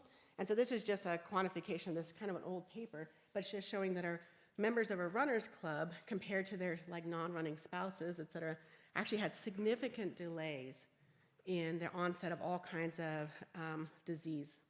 And so that's really promising, and we know this is true, so that's great. The mechanisms for that, there's lots and lots of different mechanisms, but we can say is muscles in general are extremely helpful and beneficial, and part of that's through activation of mitochondria, all right, and the signaling molecules from those. Okay, and now I'm going to mention two things that seem kind of crazy. I don't know if any of you watch Silicon Valley, but this is his blood boy.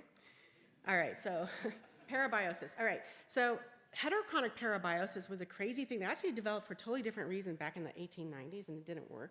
But it was revived later by Irv Weissman's lab. And so the question was, what happens when you join the circulatory system of a young animal and an old animal together? Completely crazy experiment, right? But it worked. They actually start to share a circulatory system. And the good news is the young animal, definitely the blood from young animals gives great things to the old animals. Actually is so beneficial. Basically every tissue, including the brain, is benefited by that. Bad news for the young, when there's bad stuff in old blood, and they actually did worse. Okay, so it tells us there's differences between young and old blood, and the factors in them can actually be very helpful. And in fact, that's actually that's actually moved into like companies have been developed just on the factors that have been identified from that. Okay, so combining these two ideas, exercise and blood factors, Salvieda's lab at UCSF a couple years ago did a really nice experiment. They took exercise mice, shown here, which they later found the mechanism, which is basically running mice actually increase the expression of a protein called GLPD1 in the liver, okay, and that goes into the blood. But what they did was they took the blood from these animals and gave it to sedentary mice, and then subjected them to cognitive tests, and those animals did much better. All right, so the factors in exercise blood is very, very helpful. And so Saul's lab is still identifying more of this, but in general, exercise is good, not only for what it does to the muscle itself, but for the things that it changes in your whole system. Okay, and I'm putting an emphasis on this, a lot of this work is not just to benefit people who are interested in not aging, but for example, if you're wheelchair bound, if someone who can't exercise, it would be great to be able to have some of these interventions that could help them as well. All right, the other thing that's gotten a lot of press is the microbiome. Probably all of you have gotten ads for something along these lines, and it's been pretty overhyped in some ways, but it is true. The contents of the bacteria in your gut actually change with age and in response to exercise, in response to drugs and medications, diet, okay? It's not really so much the bacteria themselves, but probably the metabolites that those bacteria produce that are key for our health, all right? And so the real question is, does changing the microbiome affect aging, all right? And for a long time, people only did the bad experiment, but this was a great experiment from Dario Valenzano's lab, where he showed using, again, these African killifish and something called fecal microbial transfer. So basically, taking the gut contents of young fish, let's get this line. So you see over there in green, YMT, that's young microbial transfer. So basically, they took middle-aged fish, they put in the microbiome either from young or from old or from none, and then measured their lifespan. And I have to say it's a pretty nice result that I think no one was really expecting. The young microbiome fish lived so much longer, so they were really much healthier. Okay, so that's fish. What about mammals? And this is a paper from John Cryon's lab where they basically did the same kind of experiment. You can see this young donor was given to an aged recipient, and they put those mice then through a battery of cognitive assays, which is, we really want to not just live longer, but have our brains work longer, and they did much better, okay? So this is all very promising, and I think the thing that would be really better to find out, because we don't want to all have fecal microbial transfers ourselves, but to find out, like, what are the metabolites that the bacteria produce that would be beneficial, right? Okay. So I mentioned cognitive decline. To me, I think that's probably the most important thing. I would rather have my brain functioning really long with my life. And so a long time ago, actually now 20 years ago, we developed assays to measure cognitive function in C. elegans, which sounds really far-fetched. When we developed it, nobody thought it would do anything. But I want to show you over on the right. So the pink line is how long they're crawling around, and that's their first week of adulthood. But within a few days, they've already lost their memory, the blue line, okay? So what can we do? They lose that really quickly, even though they're crawling around really well. How can we slow this age-related decline? So what we did was we carried out an assay where we discovered that there's a particular protein, in this case called AGL30 or GNAC, where when we hyperactivated it, it actually made the worm's memory last 10 times as long. That's that blue line, okay? All right, and then we did it with age and found it worked really well with age as well. Okay, again, I realize none of you came to hear a worm talk, so I'm not going to talk about that. What happens in mammals? All right, so we convinced our friends at UCSF to do this experiment. They took really old mice. I'm convinced these mice were just sitting, like, waiting. They were, like, done with their experiments because nobody ever starts with a 2-year-old mice for an experiment. But that's what they did. They took our protein, injected it into the brains of 2-year-old mice, which are basically like an 80-year-old person. They did the injections, they let them recover, they did some behavioral assays, which I'm going to show you the results for, and then they sent us the brains so we could look at them. So I'm just going to talk about the assays.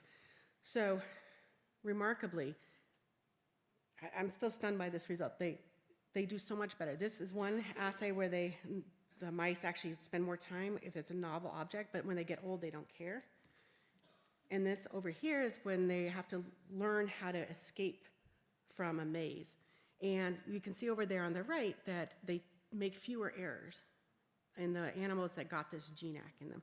Okay, so what does this tell us? This tells us even though these animals are pretty old, you can still rescue their memory, which is kind of incredible to us. And when we got the brains, we saw it turn out all kinds of genes that repaired their brains. Okay, and so I just can't get over this result. It's like they're so old and yet they have improved memory. So it tells us it's almost never too late to actually get some improvements. And so we're interested in figuring out exactly how we can translate this to humans. I just want to make another point, because a lot of times people talk about trade-offs, and like, oh, there must be something bad. But it turns out, one of the things that the researchers, this was done at UCSF, we didn't do this part of the work, what they noticed was that the animals seemed happier. The way I can tell you this is that when the mice are young, they take care of these nests, and you can actually score how well the nests look. And so old mice do this worse, but these GNAC rescued mice actually did that better. So it wasn't just that they had better memory, somehow they're actually like performing lots of things better. And so we don't understand the molecular level for that, but we're happy that it also means they have good health span. Okay, so we figured out in the field in general that there's many different pathways that regulate longevity. It's not just one. Okay, so I think that's really great. It tells us a lot of different ways that we can get healthier. I haven't touched on it, but a really important field is inflammaging. It's just that it would take a lot more introduction to get into that. Another surprise in the field was that our germline actually regulates aging, but it shouldn't have been such a surprise. Evolutionarily, there aren't pathways that regulate longevity. They actually regulate how long animals can have their progeny. And so all these pathways I've been talking about are really for optimizing when animals should have their progeny under what circumstances. But we have some really crazy things, like, for example, we discovered that mating actually cuts lifespan in half for these animals. Okay, we also discovered, the field did, that all kinds of organisms sense their environment and they make decisions about how long they live based on that information. So it's crazy to think that, like, if you had the smell of bagels, for example, you might live shorter, but that's effectively what's happened. And it's been shown now in worms, flies, and mice. Okay. therapeutic developments, I mentioned rapamycin and metformin. These will not make anybody any money, right, because they're really old drugs, but they're being repurposed instead of for specific diseases, instead to be generally for longevity. But because there's all these other mechanisms now for dietary restriction, et cetera, there are also new therapeutic targets that can be developed. So I think there's going to be a lot of things on the horizon that are looking really good.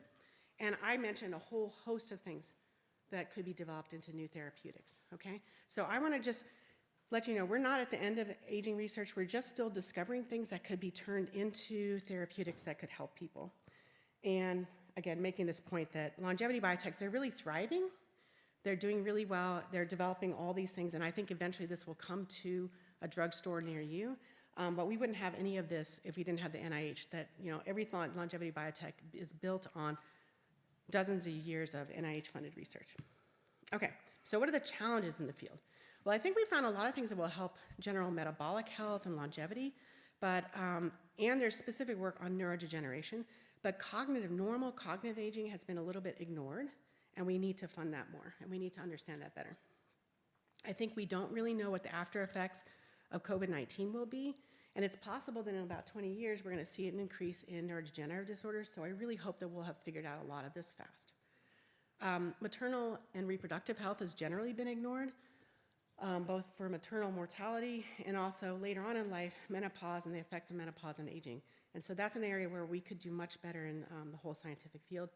And then things that I haven't touched on at all, but maybe, you know, this whole group will understand, is that there are other things that molecular we haven't studied, but we know that, for example, in the US, there's high rates of deaths of despair, gun violence, and the opioid epidemic. But again, GLP-1 seems to be a possibility for treating some of those things. I do fear right now that we're going to see a reversal of previous successes due to anti-vax sentiments in the United States. And of course, because we don't have universal health care, there's huge disparities both in wealth and in health care. And so that's going to affect our average lifespan. Okay, so what can you do? Based on what we've talked about, you all know this. Exercise is great, especially weight training to keep your muscles healthy. Of course, you all know about moderate caloric restriction. I haven't talked about it, but we need to sleep because you need to have lymphatic flow to clear toxins in your brain.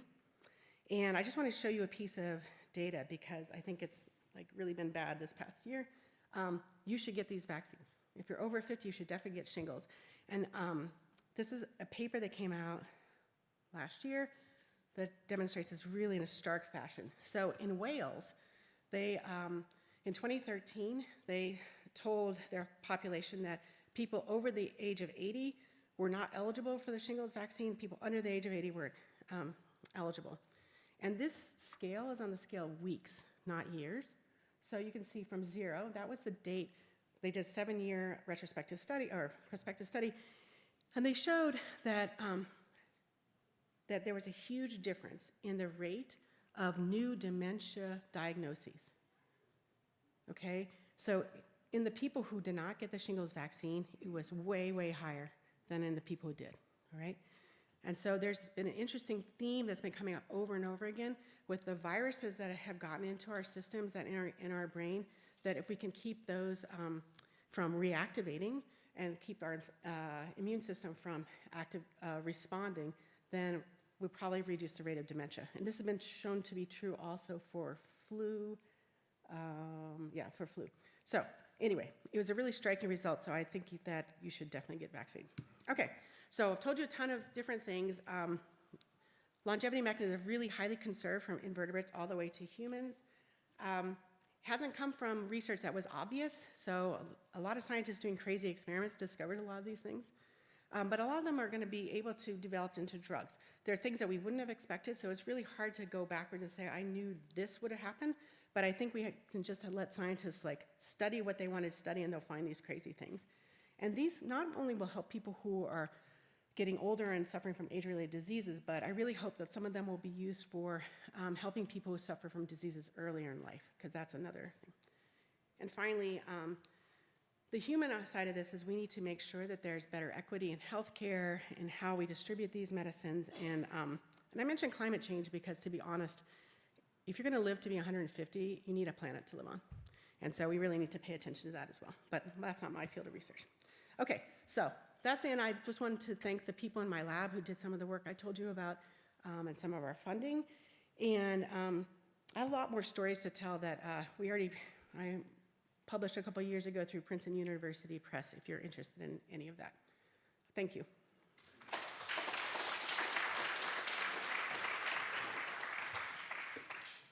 I don't know if I can answer any questions or not.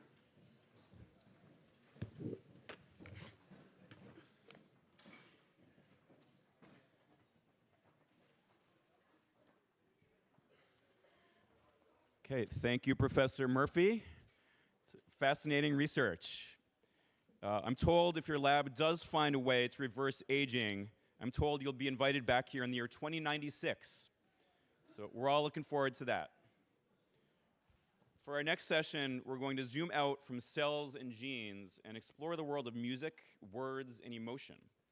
First, we'll have Dr. Eric Nook from Princeton's Psychology Department, who will speak about how words shape emotions across human developments. Then we'll hear from Professor Lisa Margulis from Princeton's Music Department, who's going to talk about how music shapes thought and imagination.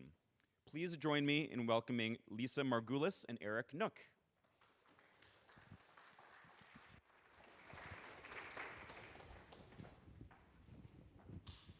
Hello, it is my pleasure to have the opportunity to present to you today in this exciting collaborative presentation with Lisa Margulis. I'm going to give a short overview of what I and my lab research here at Princeton in the psychology department. Lisa will then do the same for her group in the music department. And then we're going to sit down and chat with each other a little bit about intersections between emotion, language, well-being, and music. And hopefully we'll have time for a question or two at the end. So I want to start by giving you a sense of why I study what I study and tell you a little bit about my role. So I have a PhD in clinical psychology, which means that I both have all of the training to run a laboratory and do research and write papers and try to get grants, as well as have a small side practice where I work with patients as their therapist, trying to coach them in all of these habit changes that we've been hearing about all morning, moving them from illness to health. And something that there's a huge body of research on is the importance of emotions in mental health and well-being. And so this is what I focus my research on. There's just so much evidence showing that people who are experiencing depression, anxiety, and other forms of psychopathology experience more negative emotions, less positive emotions than folks who are not experiencing psychopathology. And in particular, the ways in which they regulate or manage their emotions differs. Now, fortunately, there is a huge body, a profession of people who are trained in therapy, which is effective at helping people change how they manage their emotions, restoring health and well-being. And ever since I was an undergraduate, I've been really interested in the fact that therapy is essentially a set of conversations where therapists and patients exchange ideas through language. So I like to say the primary therapeutic instrument of a surgeon is their scalpel, and my primary therapeutic instrument is my words. And so I have as a center point of my research this question of what are the relationships between language, emotion, and mental health? Can we detect the types of words that people are using when they're experiencing psychopathology as an indirect measure of their well-being? And can we hone or tune the words that therapists use in order to best help patients? And so this is a very simplistic model that bounces around in my head. If we know that the way that people manage their emotions or regulate emotions is connected to mental health, can we develop some linguistic measures or levers to have downstream impact? And there's lots of different constructs we could talk about here today. Me and my lab, we've studied a lot of things that fit under this language box. One is emotion differentiation. How specifically can people construct an understanding of what they're feeling?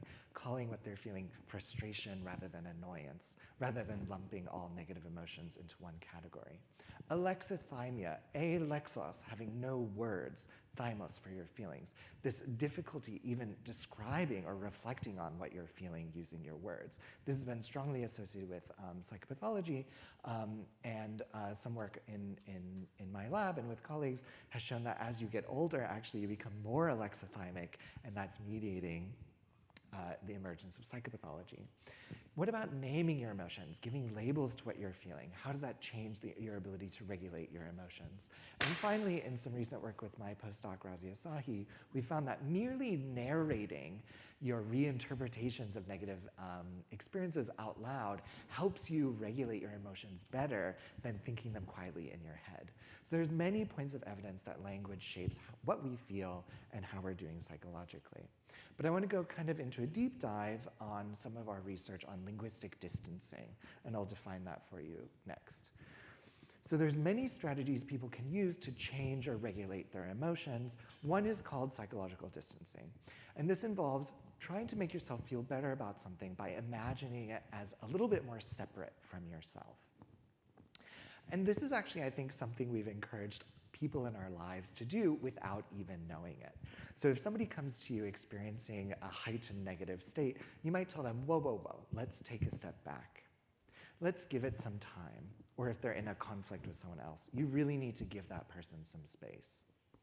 And all of these quotes speak to this common sense notion that separating ourselves temporally, physically, socially from things that are distressing us helps cool our emotion system down.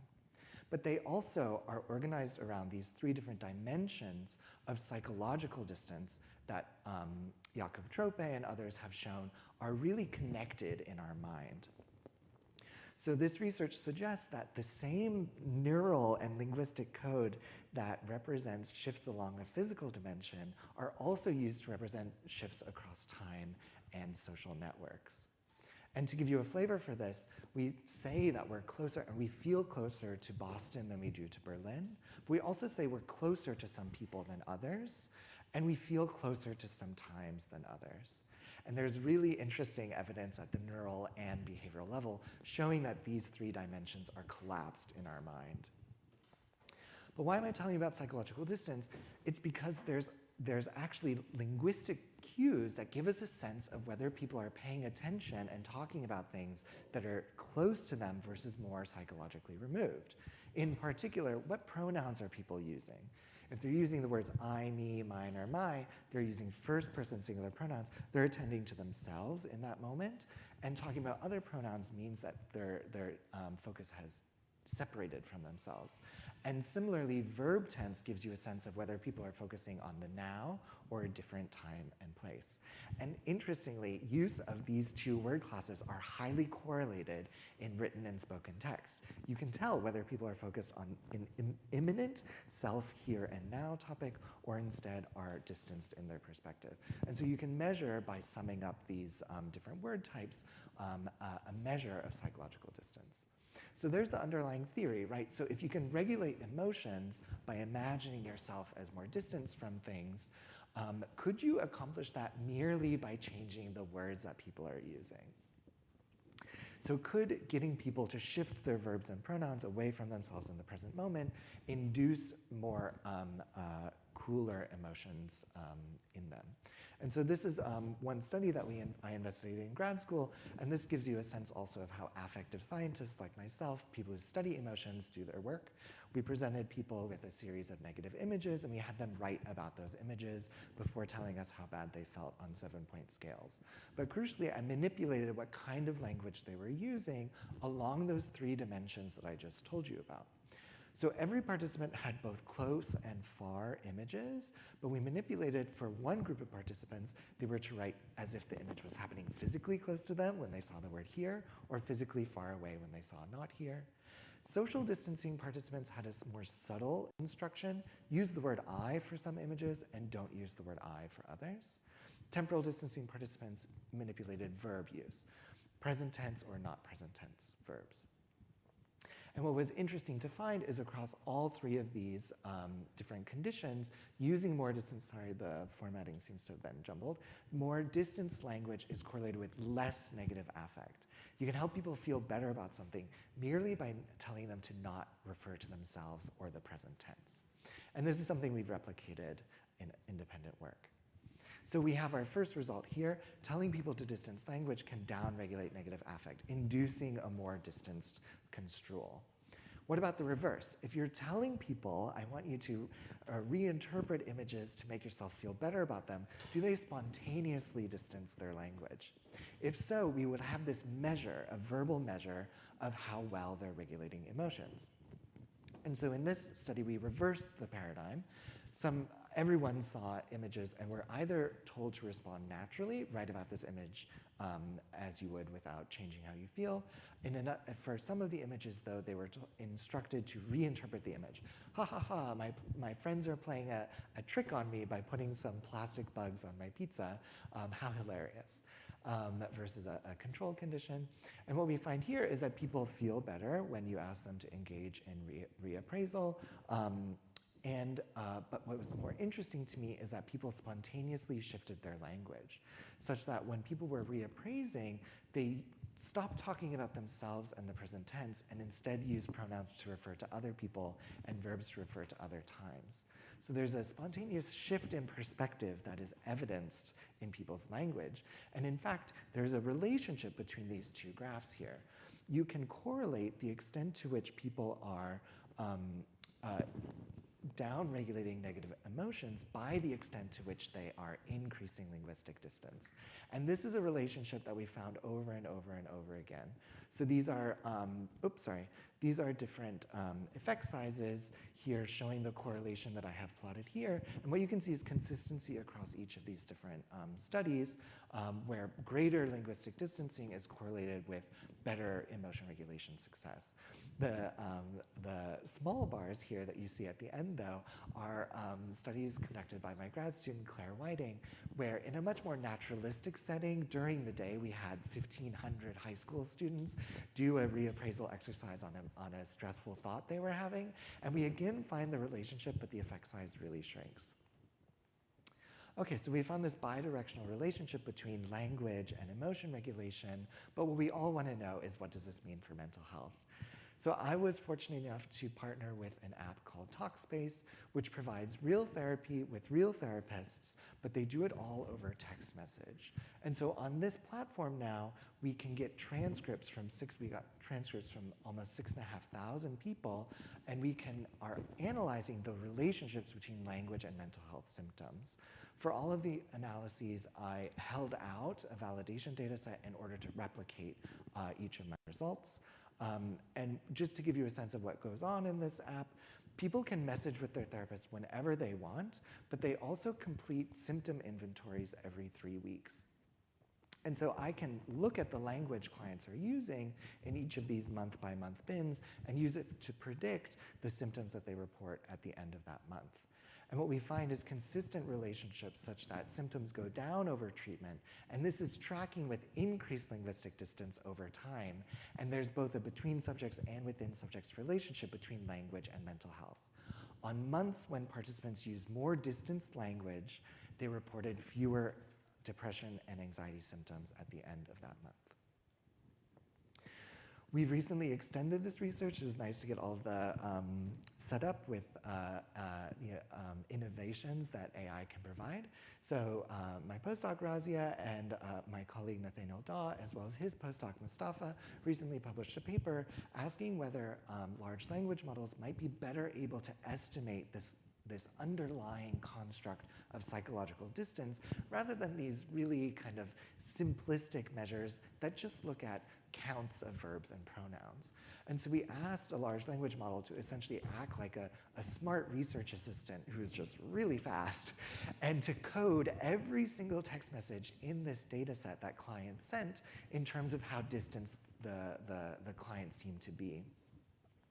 And what we find is that estimates of psychological distancing from the LLM are more tightly connected to symptom changes than our old school dictionary-based assessments. And this is because the LLM can pick up on some subtleties that the dictionary-based assessments cannot, and I'm just gonna skip over some of the details. We then also turned to therapists, and we said, I want you to rate how distanced the therapist seems to be in all of the therapist's contributions to therapy. And I had the hypothesis that therapists who are more distanced might be modeling better distancing to their clients, or they might be regulating their own emotions, knowing as a therapist that we experience emotions too. They might be regulating their own emotions more effectively. Interestingly, therapist psychological distancing is not correlated with symptom change in clients, but what is the extent to which they encourage distancing in their clients. So this reveals through a linguistic pathway a helpful therapeutic intervention, asking your clients to take a step back, slow it down, see something from another person's perspective. These are strategies that are associated with greater increases in outcomes. So this gives you a flavor of the kind of work that we do in our lab. We're interested in taking theoretical constructs in social and affective science, connecting them to psycholinguistics, and then testing both in laboratory and naturalistic settings, what are the relationships between language, emotion, and mental health. And I think this really sets the stage for a lot of interesting innovations, some of which I want to just foreshadow some of the discoveries of my lab. So Henna Vartiainen is a grad student in my lab. She has a preprint that we're now revising for resubmission, where she asks, can you assess mental health by just how negative or positive clients' language is? And the answer is absolutely. She also has gone above and beyond in making 13 different measures of sentiment, the positivity or negativity of language. She made them all compete with each other and found which ones are best able to capture symptoms in client text. Dan, also a grad student in the lab, primarily advised by Yael Neave here at Princeton. He has developed, using also large language models, a measure of how aligned, how semantically close are therapists and their patients over the course of treatment. And what he finds is if you are more semantically aligned with your therapist in the first 3 weeks of treatment, you're gonna benefit more from treatment with them than if you are not so aligned with your therapist. Stephen Meschidi, a grad student in my lab, has also used large language embedding models to show that the way that people use I starts closer to a concept of badness and shifts towards a concept of goodness over time in therapy, with this shift happening more extensively for patients who recover more. And finally, Claire is extending this into the realm of teen talk space to look at how adolescents use linguistic distancing over the course of treatment. So in all, I believe, and would like to think that I have strong evidence for the idea that language is a tool for measuring and manipulating emotion and mental health. And given its ubiquity, we're using language right now. We use language in therapy. We use language in classrooms. Given its ubiquity, I think it's a really important and interesting topic for research and intervention. And before handing over, I just want to thank my amazing team and funders who made all of this work possible.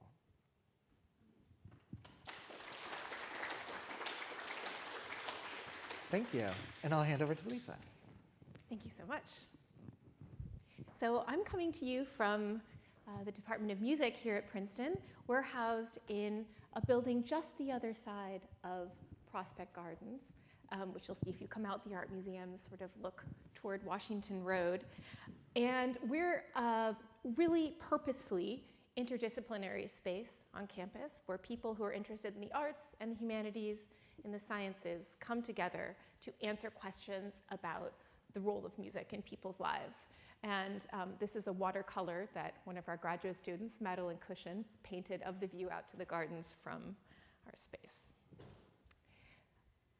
So there's been a lot of really useful documentation of the kinds of experiences people have when they're listening to music. This is Alf Gabrielsson, really pioneering Swedish psychologist, who asked hundreds and hundreds of people to describe their peak experiences with music. He didn't really give them extra guidance, except to talk about something that had felt like a peak for them.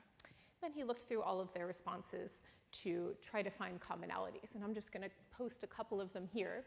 Many of them pertain to something about a sense of going beyond your own boundaries. And furthermore, that this sense of transportation was really experienced in a quite physical way. So the sense of connection between you and the music you're listening to felt more like you were a part of the music than like you were a separate entity that was listening to it. And that there was a whole lot of longer term emotional kinds of consequences and consequences to well-being of that kind of experience. So one of the key things that we're interested in our group are particularly listening experiences of the sort described here. And as someone mentioned earlier, there is a lot of work about how great it is for you to engage with music in a really active way, and by singing in a choir, playing an instrument, stuff like that. But when it comes to thinking about music's role for well-being, it's a more ubiquitous mode of engaging with music, listening to it, and a lower barrier to entry. And so that's a part of the musical experience that we're really focused on. And we're particularly focused on getting in there in this really nitty-gritty way and understanding the mechanisms that are giving rise to some of these effects that we see and some of the experiences people describe. So one of the key elements here is that it's a very robust finding that even listening to music passively, so over headphones when you're on the subway, for example, activates motor areas of the brain. So that's part of this kind of transportive, physical sense that music listening gets you. And another has to do with how pervasively repetitive music is. And to demonstrate a little bit about what I mean by repetition's effects, I'm just going to play you an example here of Diana Deutsch, who's another pioneering scholar in our field, speaking a little bit. And then we're just going to take out a bit of what she says and hear it on repeat. Okay? The sounds as they appear to you are not only different from those that are really present, but they sometimes behave so strangely as to seem quite impossible. But they sometimes behave so strangely, sometimes behave so strangely, sometimes behave so strangely, sometimes behave so strangely, sometimes behave so strangely, sometimes behave so strangely, sometimes behave so strangely, sometimes behave so strangely, sometimes behave so strangely, sometimes behave so strangely, so strangely. Okay, and now I'd like to just do that first part of that one more time, okay? The sounds as they appear to you are not only different from those that are really present, but they sometimes behave so strangely as to seem... Okay, so for about 85% of people, re-listening to that same little clip provokes a sort of illusory transformation, where the second time you hear the clip, it sounds like she's kind of bust into song at the part that you heard repeated. And I think that's a really useful thought experiment for you to contemplate what it's like when you listen to something as music. So this is much more of a sense that you could sing along. There's this more participatory kind of engagement you might have with the sound. And so the effect of repetition is something that I've spent a lot of my time thinking about, and that my first book treats at length. Since then, I've gotten interested in another part of music listening. So if you're listening to music the way this young person is over headphones, there's, especially compared to the overstimulating nature of the technologically mediated world we find ourselves in at the present moment, there's kind of a withdrawal along several sensory dimensions, right? And you're just listening, and this really leaves space for you to supply a lot of activity along those missing sensory channels. So in fact, when we played people clips of music from different genres, and we just looked at what kind of thoughts they described while they were listening, the most common type of thought pertained to the music. That makes sense, right? They were just sitting there listening to music over headphones.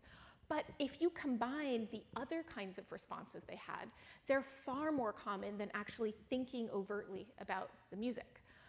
Most commonly, people are imagining something in their own heads, fictional, something that could have happened or that they'd seen in a movie, thinking about an autobiographical memory that had happened to them in the past.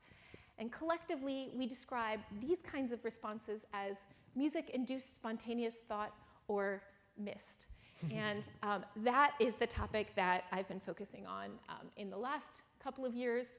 We've done work about this in live concerts here on campus at Richardson in collaboration with the Princeton University Concert Series. We studied what people were thinking about while they were listening to the Taka String Quartet perform with pianist Stephen Huff. We also have an installation at a museum in Berlin where we're collecting the thoughts that people have while listening to music of thousands and thousands of museum goers. And just to give you a sense of the kind of methods we're using to analyze these thoughts, well, it's missing some of that slide. That's okay. So basically, these are 3 different locations. So this one, I think this one is Fayetteville, Arkansas. This one is East Lansing, Michigan. And this is Demon, China. And we went to all these places, played them the same excerpts of music, where these excerpts were ones that people had never heard before they came into the study. And we just got them to freely describe the story they imagined while they were listening to the music. And basically, the sense people had while they were doing this was that they were imagining something quite idiosyncratic and subjective. Then we take all the stories that people imagined to a particular excerpt, collect them in this big document, and then use tools from machine learning to picture them in some kind of 300 some odd dimensional semantic space. And then what I've done is just squash that here into 2 dimensions for you, okay? So you can think about this as sort of meaning space of the stories people were freely generating by themselves to these excerpts that they had never heard before. And what I'm wanting you to notice is that the black labels are particular excerpts. So like excerpt number C16, which again, people had not heard before the study. People in Arkansas and in Michigan are giving us basically the same story, right? So very reliably, music tends to cue imagined stories that have specific, predictable content that's unique to that particular excerpt. And we kind of had really interesting ways of testing this to ensure that this wasn't happening by chance, and we can talk about those if you're curious. But the main point here, because this is a very surprising finding, is that even when you feel like you're imagining something highly personal to music, chances are there's something it has in common with other people who are listening to that same excerpt. And this is something that unfolds dynamically across the course of listening to music. So compared to the arts interventions that we've been talking about this morning, music takes place in time in a really interesting way. And the moments at which people are imagining events happening in their stories happen at these predictable bits of the music. And so connecting back to what we heard earlier about the default mode network, when we then bring people in to a scanner and look at what's happening in their brain when they're listening to a piece of music that's new to them, that cues a particular story, like in this case, it's an excerpt that people thought sounded like the sun rising over tiny creatures who woke up and started to frolic. So they could either listen to music that we knew would make them picture that, or listen to a spoken version of that same story. And then what we could see is that across those conditions, each excerpt was triggering distinct patterns in the default mode network of the brain. So we're seeing this from that type of method too. And in fact, if you go to this website, you can see a study where we've done this not just about stories, but about thoughts in general with thousands of participants. And you can kind of play around as you, if you're doing this at home, if you drag your cursor over any of these dots, it plays the music and it tells you the thought that a person has. And this is, again, that same kind of semantic space we saw earlier. So like these blue dots here, that's robot music, like music that made people think about robots. doing something. And then down here, there's like pastoral music, music that makes people imagine some kind of outdoor scene. And so what do we make of the idea that music can conjure up these very specific thoughts? Let me try to bring this all together for you. One is that it allows music to have this kind of transportive capacity. Passive listening is activating motor areas of the brain. Repetition is helping increase this sense of affiliation, sense of participation. And music is really a place where daydreaming can happen, but very usefully, it's not idiosyncratic daydreaming. We know that if you play a certain kind of music, you can trigger a certain kind of imagining, a certain kind of spontaneous thought that nevertheless feels very personal. We also know these imaginings and memories that are evoked by music are particularly vivid and critically can be shared among individuals. So if you think of a lot of clinical kind of situations, like a person has ADHD or a person has depression, many of those are characterized by disordered patterns of spontaneous thought. And music is just an incredibly low barrier to entry intervention to kind of transport someone out of the stuck thoughts that they might find themselves having. And I've sort of collected these ideas together in this book that is coming out this spring if you're curious about all of that. So I'd like to thank everyone in my lab and also my funders for making this work possible. And I think now Eric and I get to have a conversation.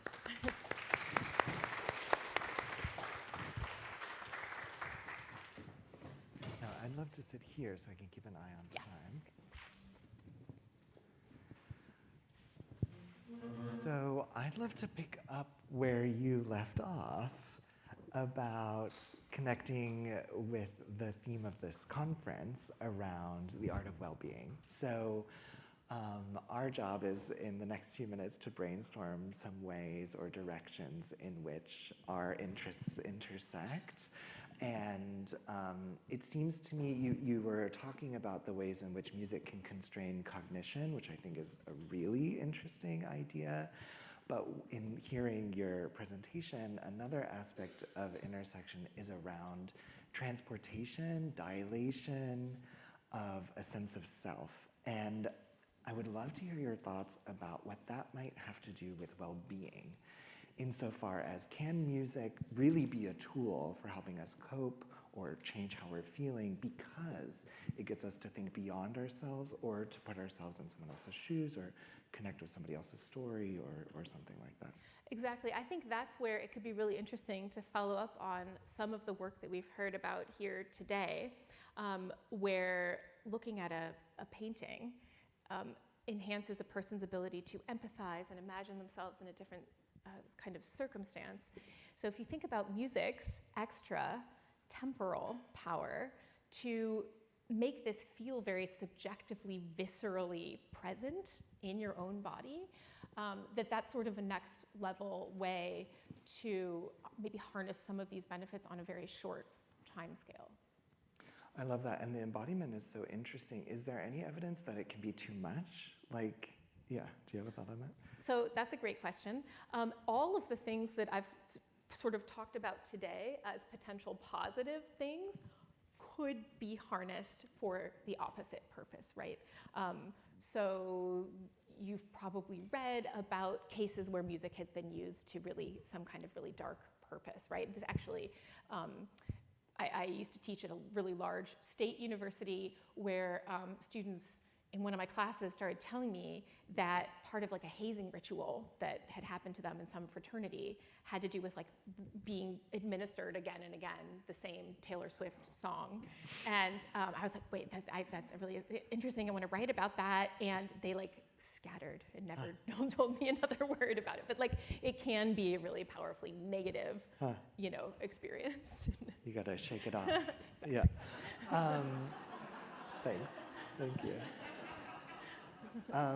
So that's really interesting also because I was imagining like the necessity of learning to self-regulate, like, oh, I might be really overactivating myself by listening to this intense music before I go do this stressful thing. But you're also talking about the kind of social dynamic there.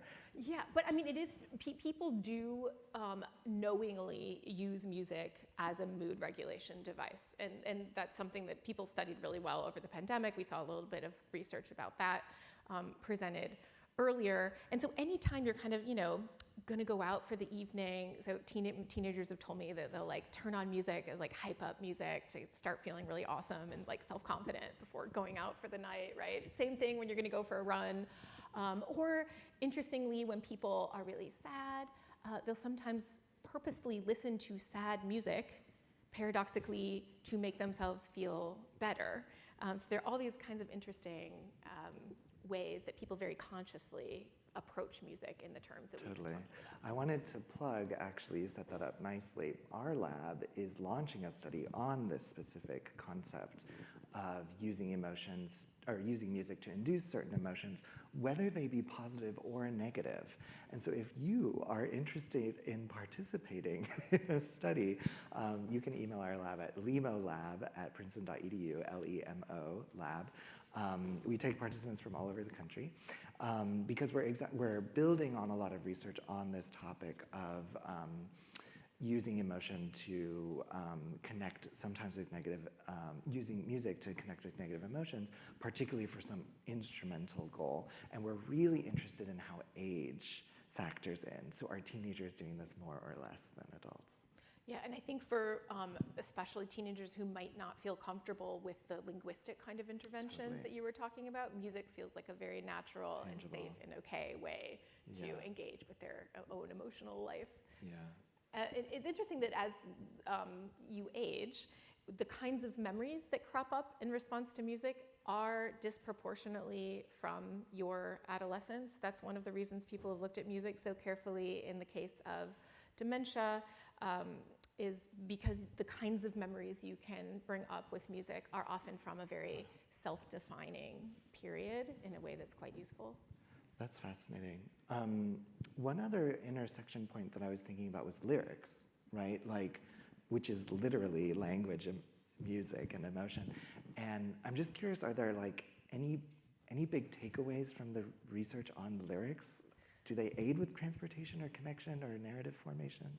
That's a great question. And I think one of the most interesting findings there is that a very stable kind of trait level characteristic that people have is whether they are more music-y listeners or more lyrics listeners. You probably know that about yourself immediately if I say that. Like if your favorite songs that you've listened to 8 billion times, you're still like, yeah, right? You don't really know what they're saying. You are probably a music person like myself.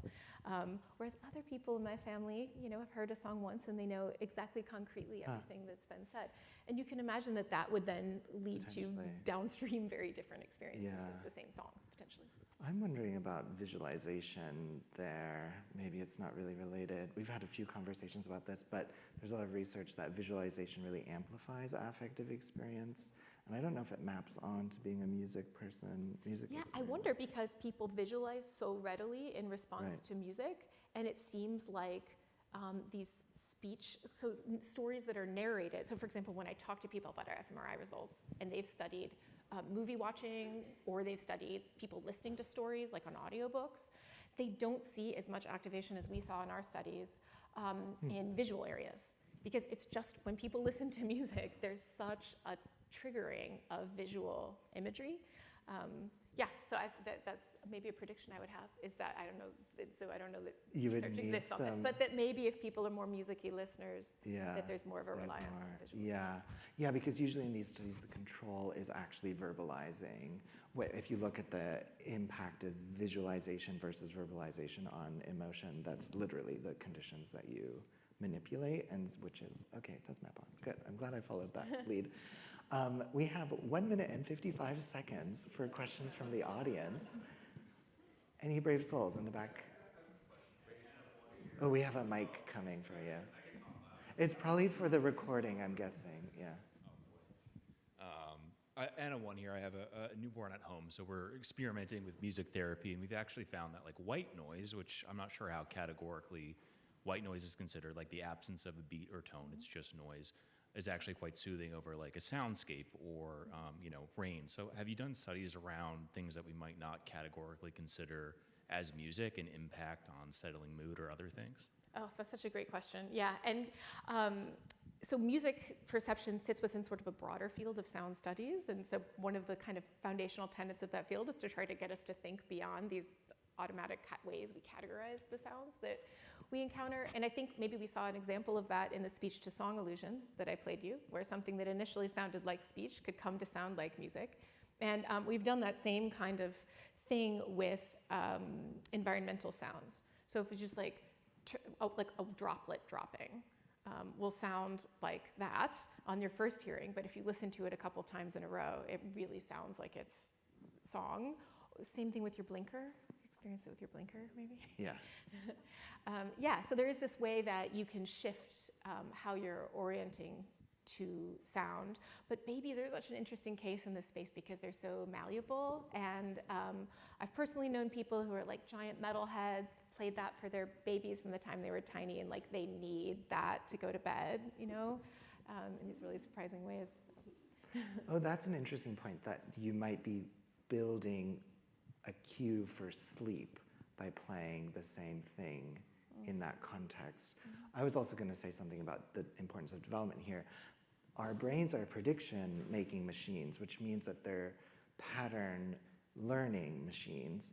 And you could imagine being a little baby and not knowing what to attend to being a really, difficult thing. And if you're using something that just sounds like noise, but it drowns out other random sounds you're hearing, that could be somewhat comforting for the neural system that's always looking for patterns.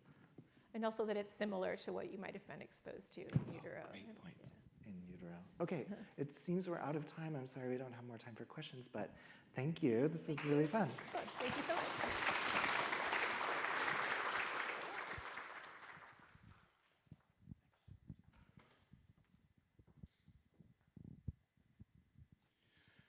All right. Thank you, Dr. Nook and Professor Margulis, for explaining how words and music shape our emotions. I think I finally understand why I've been listening to so much Taylor Swift lately. She really speaks to me. It's a pleasure now to introduce Dr. David G. Stork, a pioneer at the intersection of arts, AI, and computer vision. He's an adjunct professor at Stanford University, and he helped found the field of computer-assisted art analysis. Please join me in welcoming Dr. David G. Stork.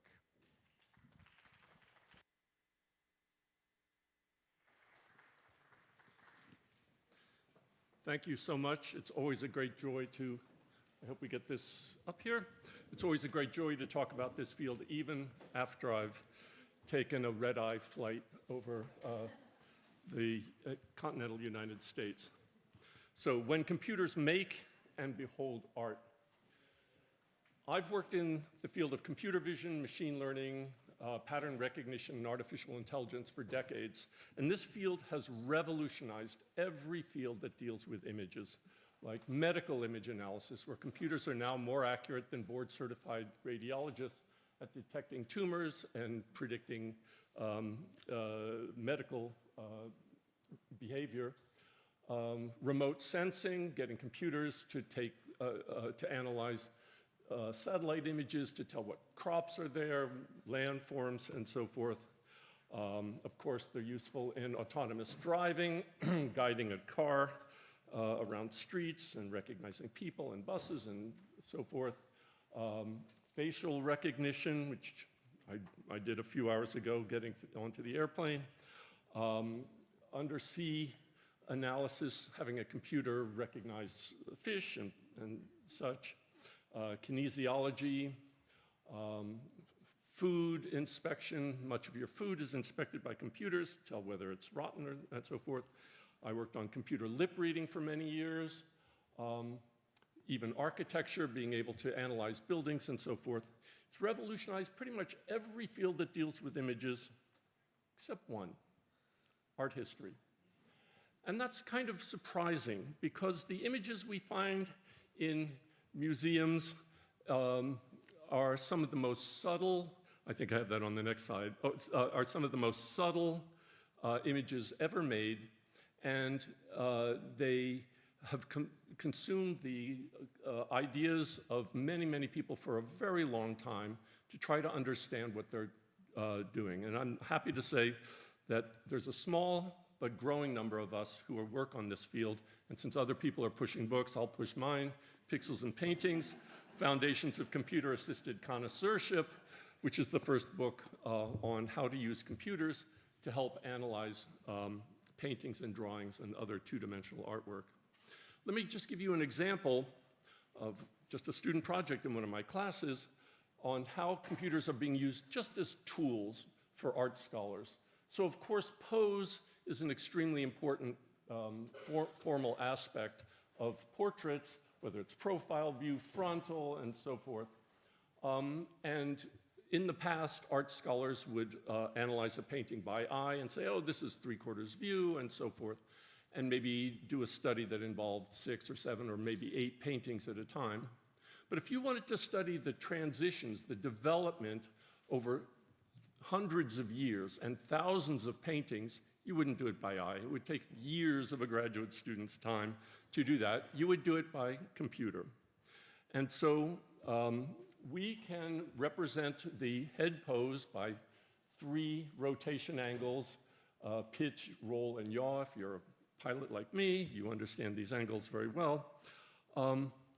And then we call it the forward model, is where are key points, like the corners of the eye, the tip of the nose, and so forth, where do they appear in the painting?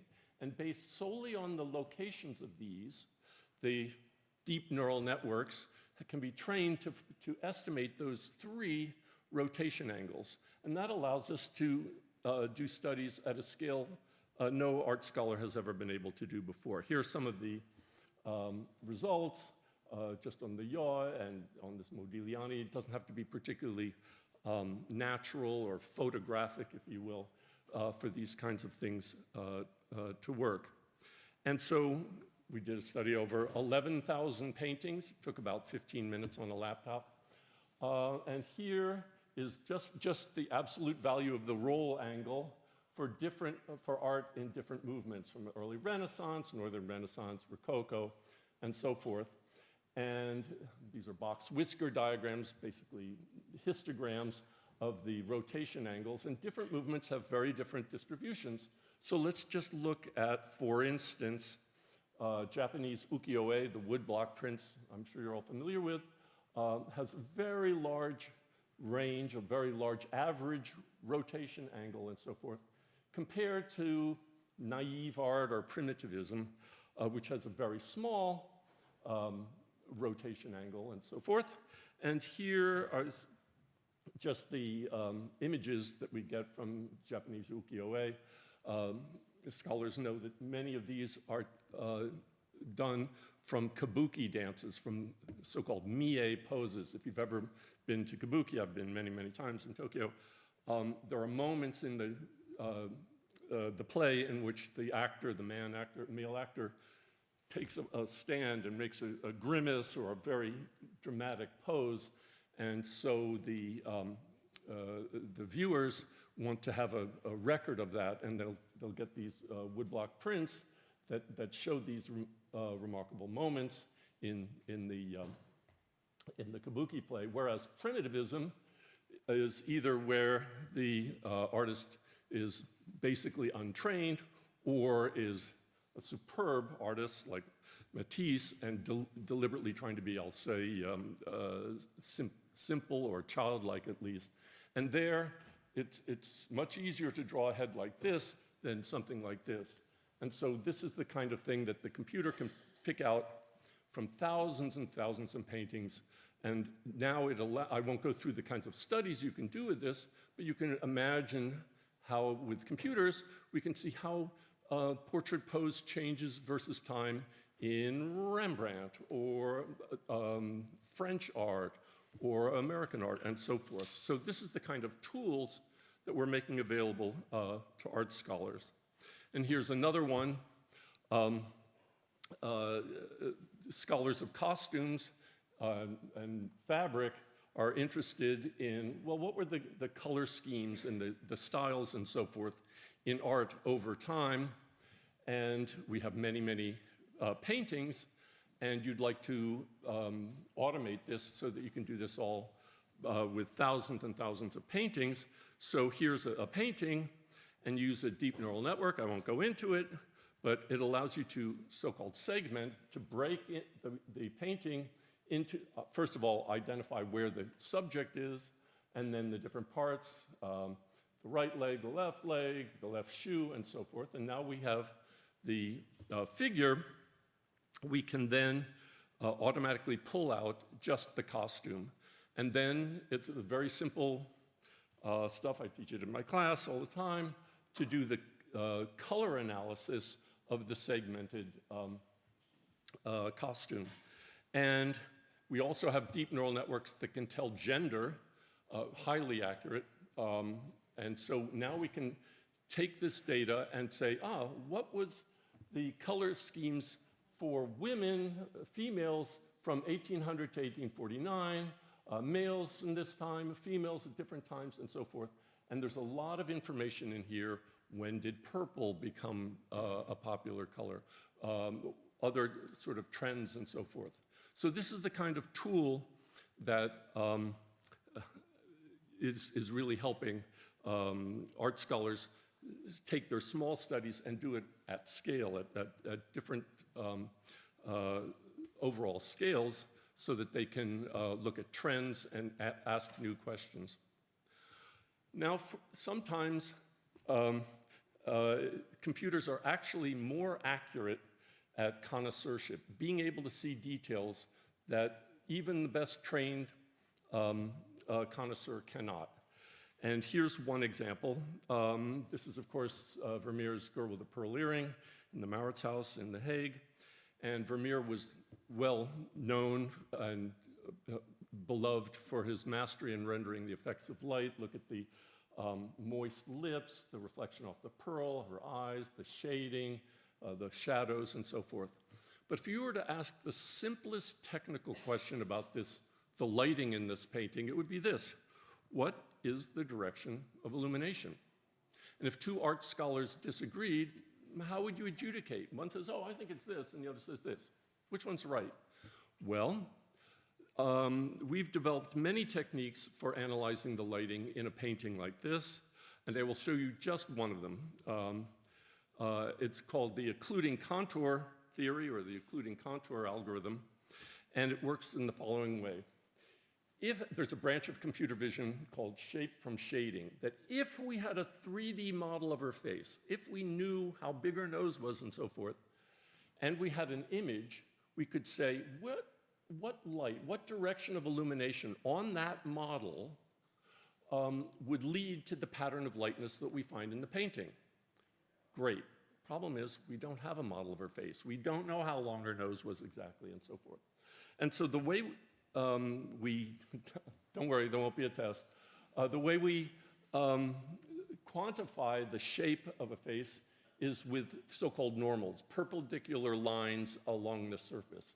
And we don't know whether the perpendicular line on the girl with the pearl earring is in this direction on her nose or this direction, and that means we really can't use all this technique. This just says the brightness is proportional to the albedo. Is her skin white or gray or black and so forth? And then the dot product, think of it as the angle between the normal at a given point, that perpendicular line, and the unknown direction to the illumination. And I won't go through all of it, but this is what you would need to solve, but we don't know what these normal vectors are here. So two computer vision experts, Nilius and Eklund, came up with a very clever solution to this. They said, all right, we don't know what the normal to her face, they weren't working on girl with a pearl earring, but on a face are in the middle, but along the outer boundary or occluding contour, we do. The perpendicular to the face there must be perpendicular to the contour and in the plane of the photograph or the painting.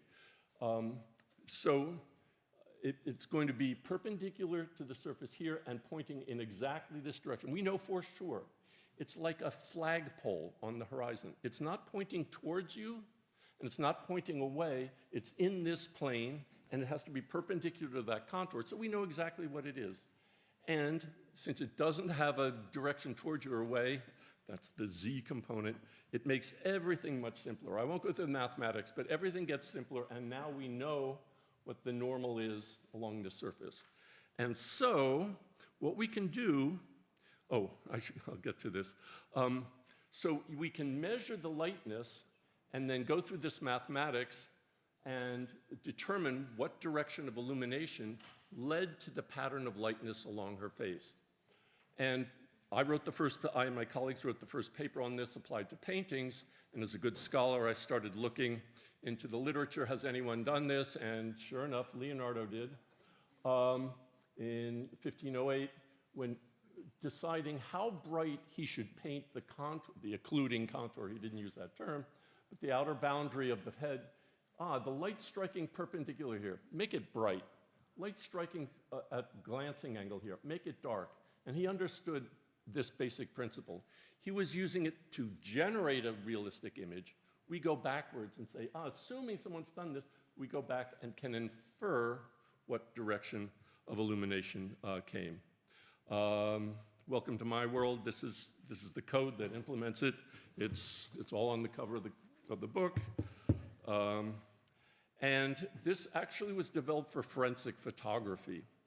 There was a time years ago when a single photograph of Brad and Angelina sold for $500,000. $500,000. And not to be outdone, the Star magazine published this photo, and my good friend Hani Farid used the occluding contour algorithm on Brad and Angelina and found, on Brad, the light's coming from this direction. On Angelina, it's coming from this direction. This was photoshopped or tampered. It's completely fake. And it was this technique that exposed this, which points out something very important. Humans are not very good at detecting it. You probably didn't notice it. There are so many fakes on the internet and elsewhere where with technical tools you can show that they're fake, including this lighting method, but we're not very good at it. So this allows us now to apply these to paintings and see things that the traditional scholars and connoisseurs who are not aided by computer tools won't be able to see. And this is very useful in a number of important applications in art scholarship. Imagine you have a Renaissance painting with 4 figures, and a common question is, were these all done by Titian, or were these all done by a certain artist, by the same hand, as we say? Maybe, and this happens often, these 2 were done by one artist, and these 2 were done by another.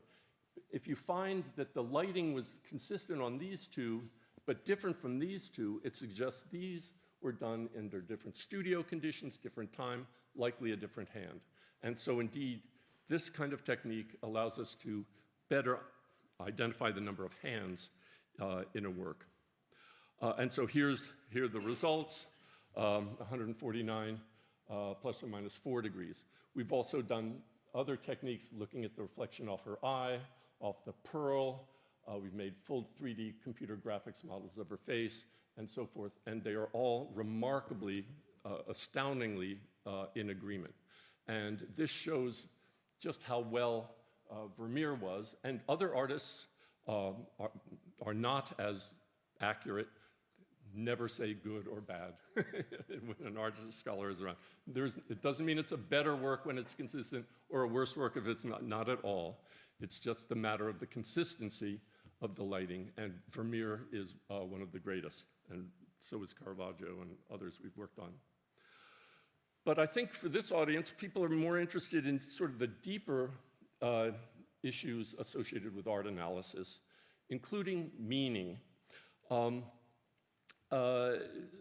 So one problem is, or paintings and artworks that are created by an artist definitely have a different level of meaning than a simple photograph taken by someone with a cell phone. They have a message, a meaning, a moral that they wanted to go through, they wanted to convey.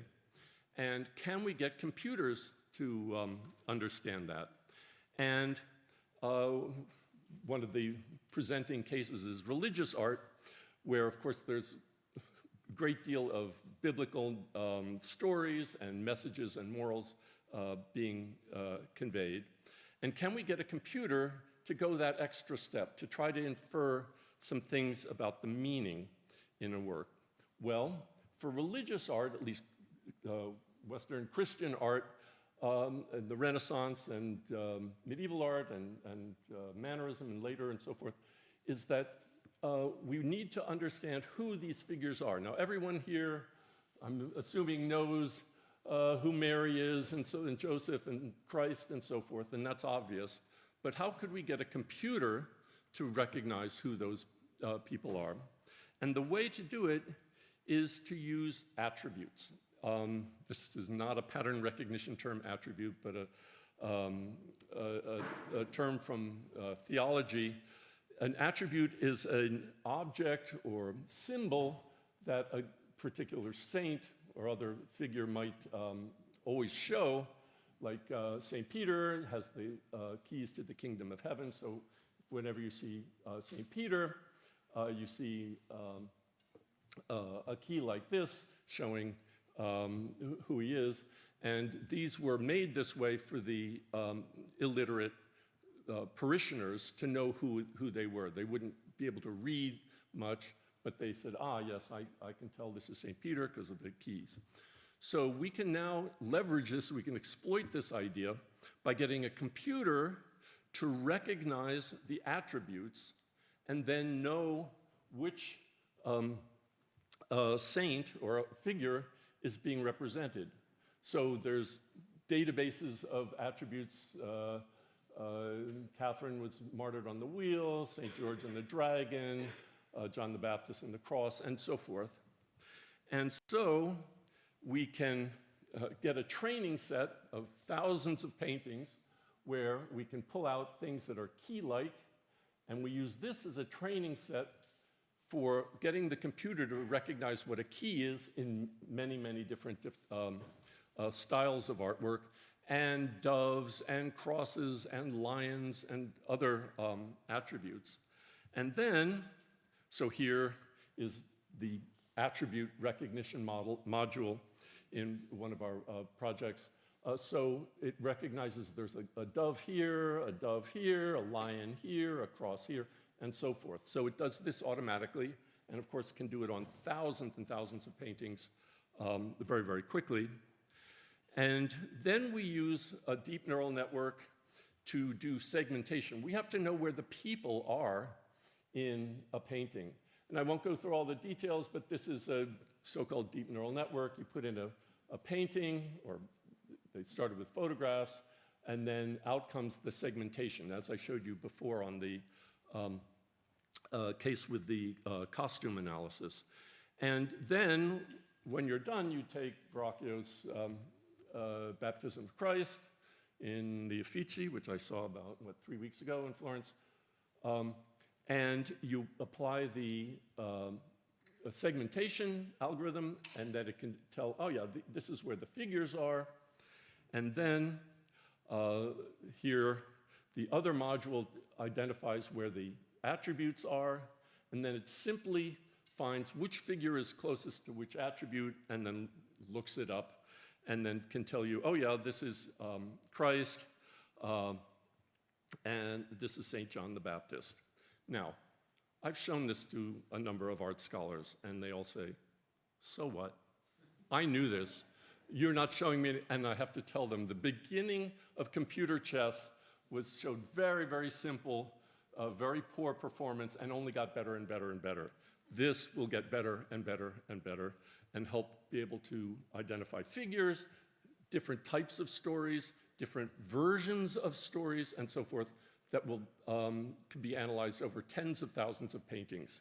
And that's one of the projects we're working on. Another aspect is, in meaning, is this, which is a still life from Herman von Steenwijk. And this painting is screaming meaning, absolutely screaming meaning. It's a so-called vanitas painting. I'm sure many of you are familiar with it. If you were to use traditional AI applied to this painting, you'd say, oh, well, there's a shell, there's a watch, and a lute, and a book, and so forth.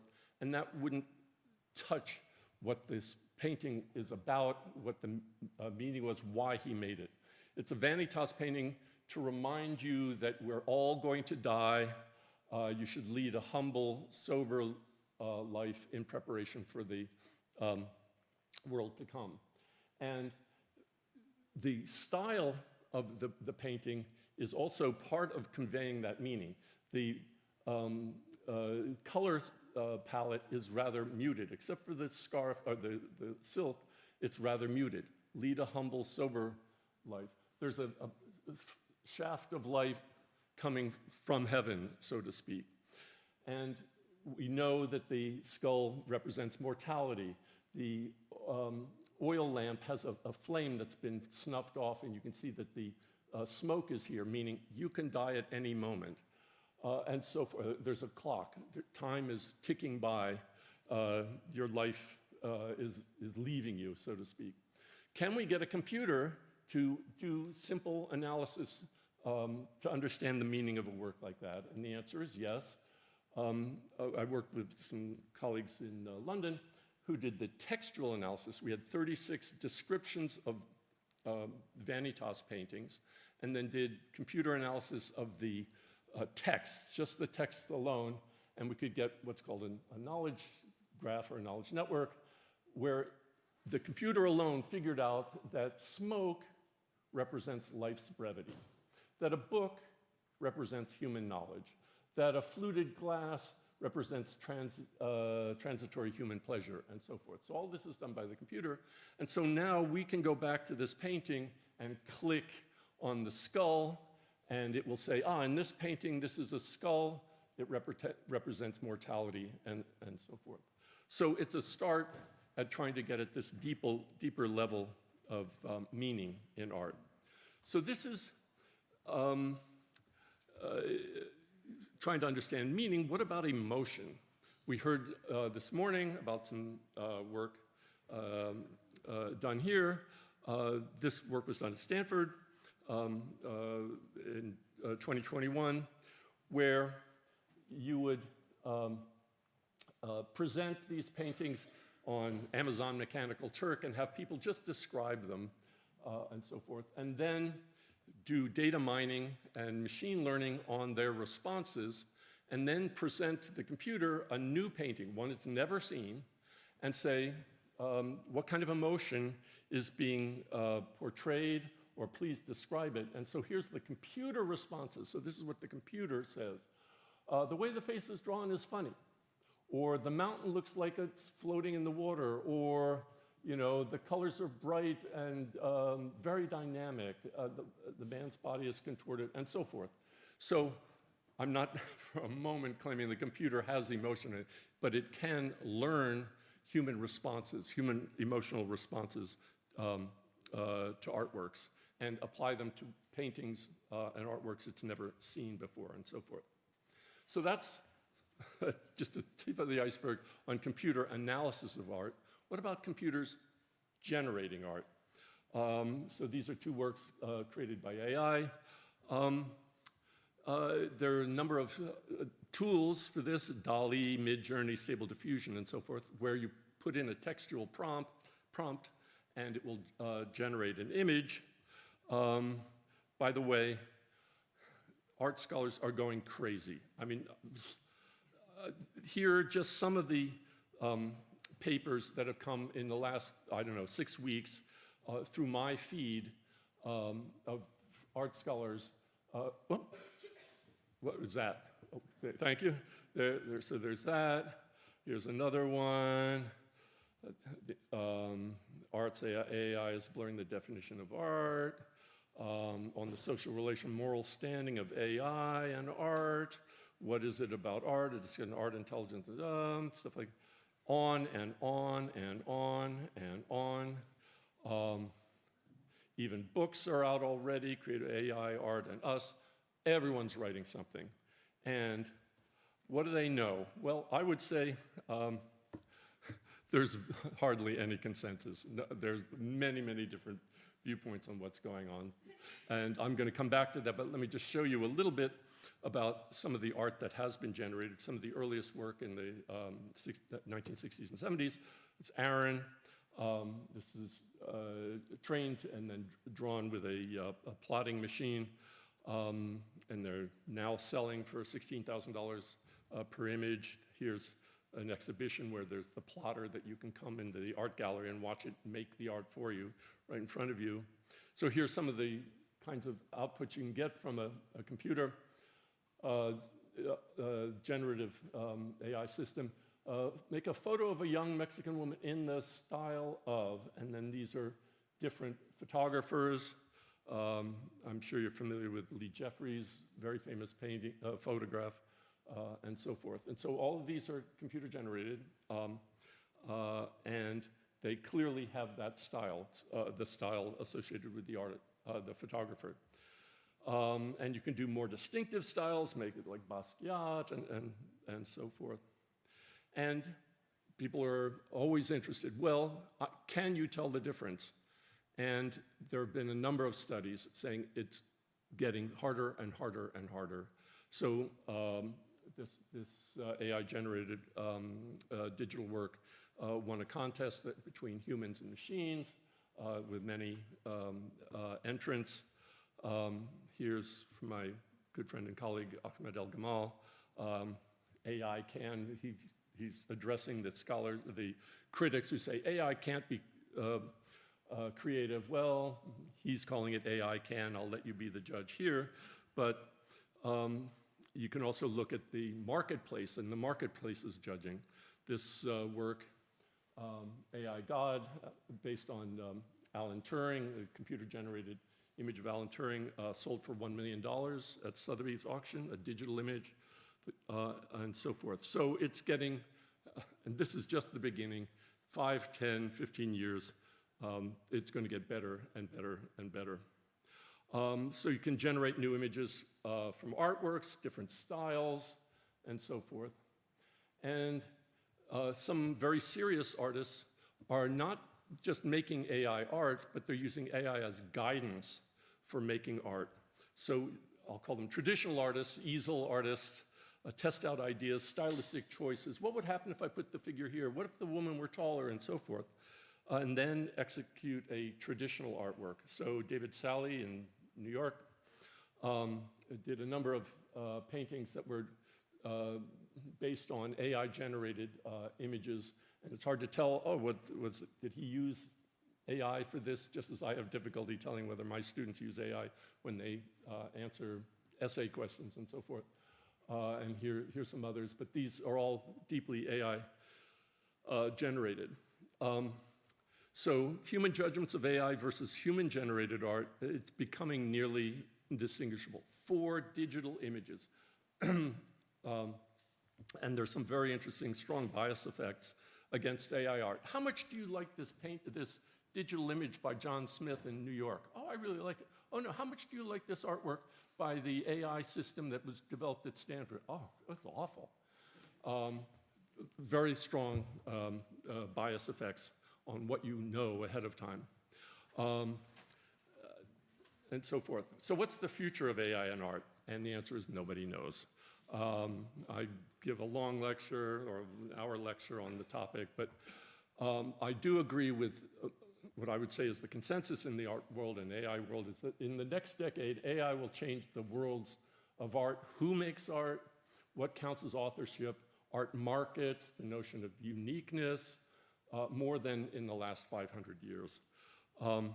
And one thing, I want to bring this back to wellness. How might AI-generated art help in wellness? Well, as this audience knows even better than I do, America's top killer isn't cancer or heart disease or smoking or obesity. It's our inability to make smart choices and overcome our own self-destructive behavior. Half of us will make a lifestyle decision that will ultimately lead us to an early grave.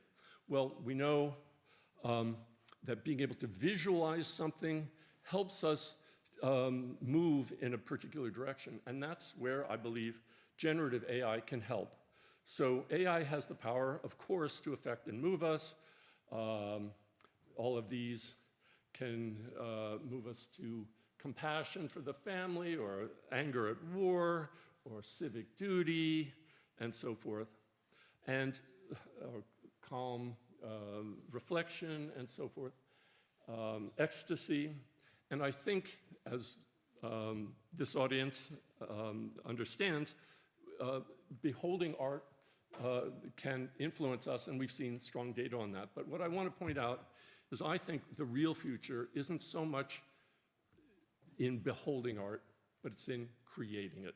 Think of that using the tools for the average person who never went to art school and so forth, nevertheless can start making compelling artworks through some of these tools, just as, or analogous to, I would say, what happened with George Eastman's invention of the Kodak camera, where now you don't have to study for years in order to make that landscape. You can press the button and Kodak will do the rest. I'm not calling it great art. I am calling it therapeutic and satisfying and allowing you to visualize things that you otherwise couldn't have.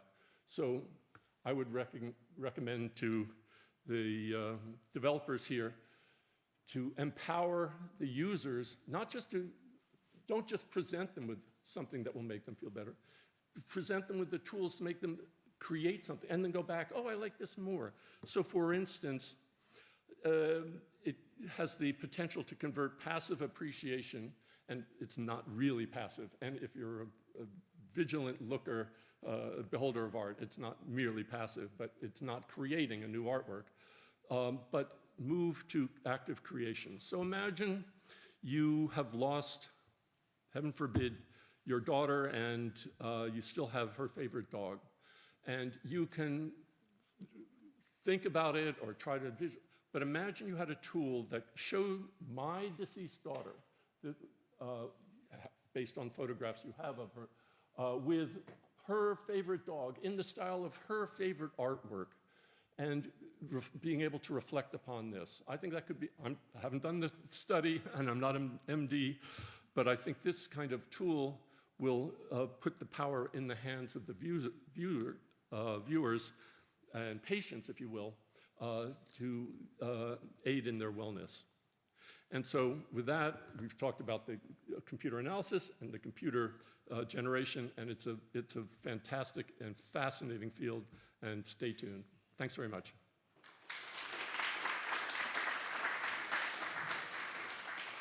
I think we have time for some questions or not. No. All right.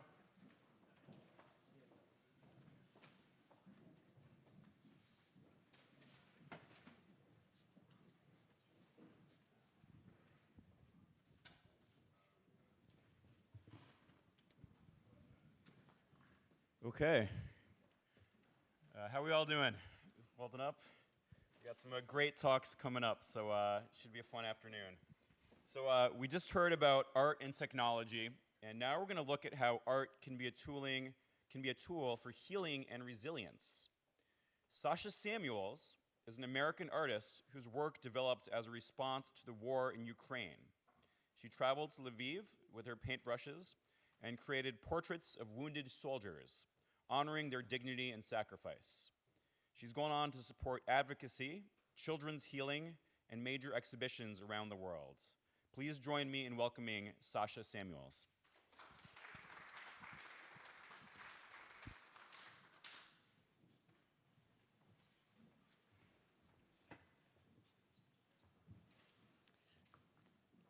Thank you, Noom, for hosting me, and thank you, Jeff, for inviting me.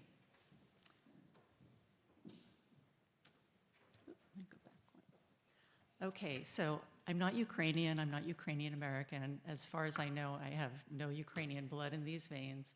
But when Russia conducted its full-scale invasion in February of 2022, it really hit me like a storm.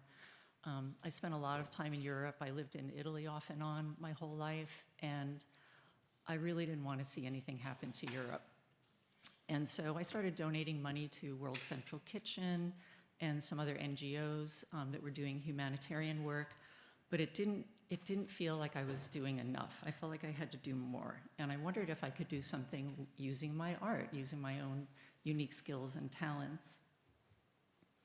And then I came across this image on Instagram, of all places, by Marta Sirko. She's a photographer, a young woman living in Lviv, and she was also trying to think about ways that she could use her art to help her community and help her country and the individuals, mainly gentlemen at the front who were getting these incredible injuries from mines and such. And she wanted to reframe their beauty, kind of like kintsugi, where you get a favorite bowl and it's beautiful and it breaks, and you want to save it, so you repair it and then you paint the cracks with gold. So she wanted to be a mirror to these gentlemen, to say, you're still incredibly beautiful. Your beauty has just changed. And she was inspired very much by the Greco-Roman sculptures of antiquity in the Louvre and elsewhere. And so that's how I wound up in a bomb shelter in Lviv. It was quite an adventure. This was our dog listening to a shahed over the roof. This was my first time in a war zone. Now, this is a video that the original is about 4 minutes long. I've reduced it to about a 1-minute clip because I just wanted you to, you know, rather than just seeing the news on television or seeing something in a magazine or a newspaper, I wanted you to get a felt sense of the trauma that this community is dealing with. This is a memorial that's created in the center of Kyiv, and every flag represents somebody at the front who is fighting or is missing in action or in a Russian prison. This is just 1 minute of that clip. So this gives you the sense of scale. Every one of these photographs or bouquets of flowers or flags represents a loved one, and they have left a family or loved one behind who is dealing with the stress of this. And it's not like a single stressful event like a car accident. It's every day, is a missile going to hit my residential building? Is my loved one going to make it back home okay? And here you'll see soon on a wall, there have been people who've been posting artwork. And this entire collective memorial, to me, it's like a collaborative artwork in and of itself. And it's where people can go and be a part of community and mourn together rather than in isolation. And part of the mourning process, part of the healing process is grieving in community. You know, we heal in community. Again, this video, the original is 4 minutes long. It did not cover the entire memorial. This went on and on. And again, you can see some artwork where people are managing their trauma and honoring their loved ones.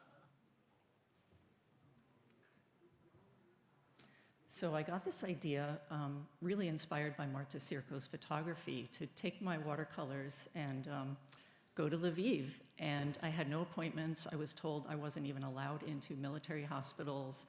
I found a host family by, you know, being very determined. I found a host family in Lviv who would take care of me. And I wound up at 2 facilities, primarily Superhumans and Unbroken. And before I even got to the facility, I got a text message from a woman named Yulia saying, we're from Suspilne Television and we would like to interview you. We heard you're going to be painting our guys. And I thought, wow, my goal was to help 10 guys go home like, okay, I survived, I'm good, I did a good deed. And here I was going to be on their national television. So of course I agreed. And this was one of the features. And then the next morning, I received another text message from Yulia, different phone number, saying, hey, we heard you're going to be at Unbroken facility. We want to interview you there. And I said, this is lovely. Your interview yesterday went so well. I'd be pleased that you would interview me again. And she said, what are you talking about? It was a different television station. And we figured out that my work touched about 8 million Ukrainians. It was it was a powerful message for me that my art could really help transform.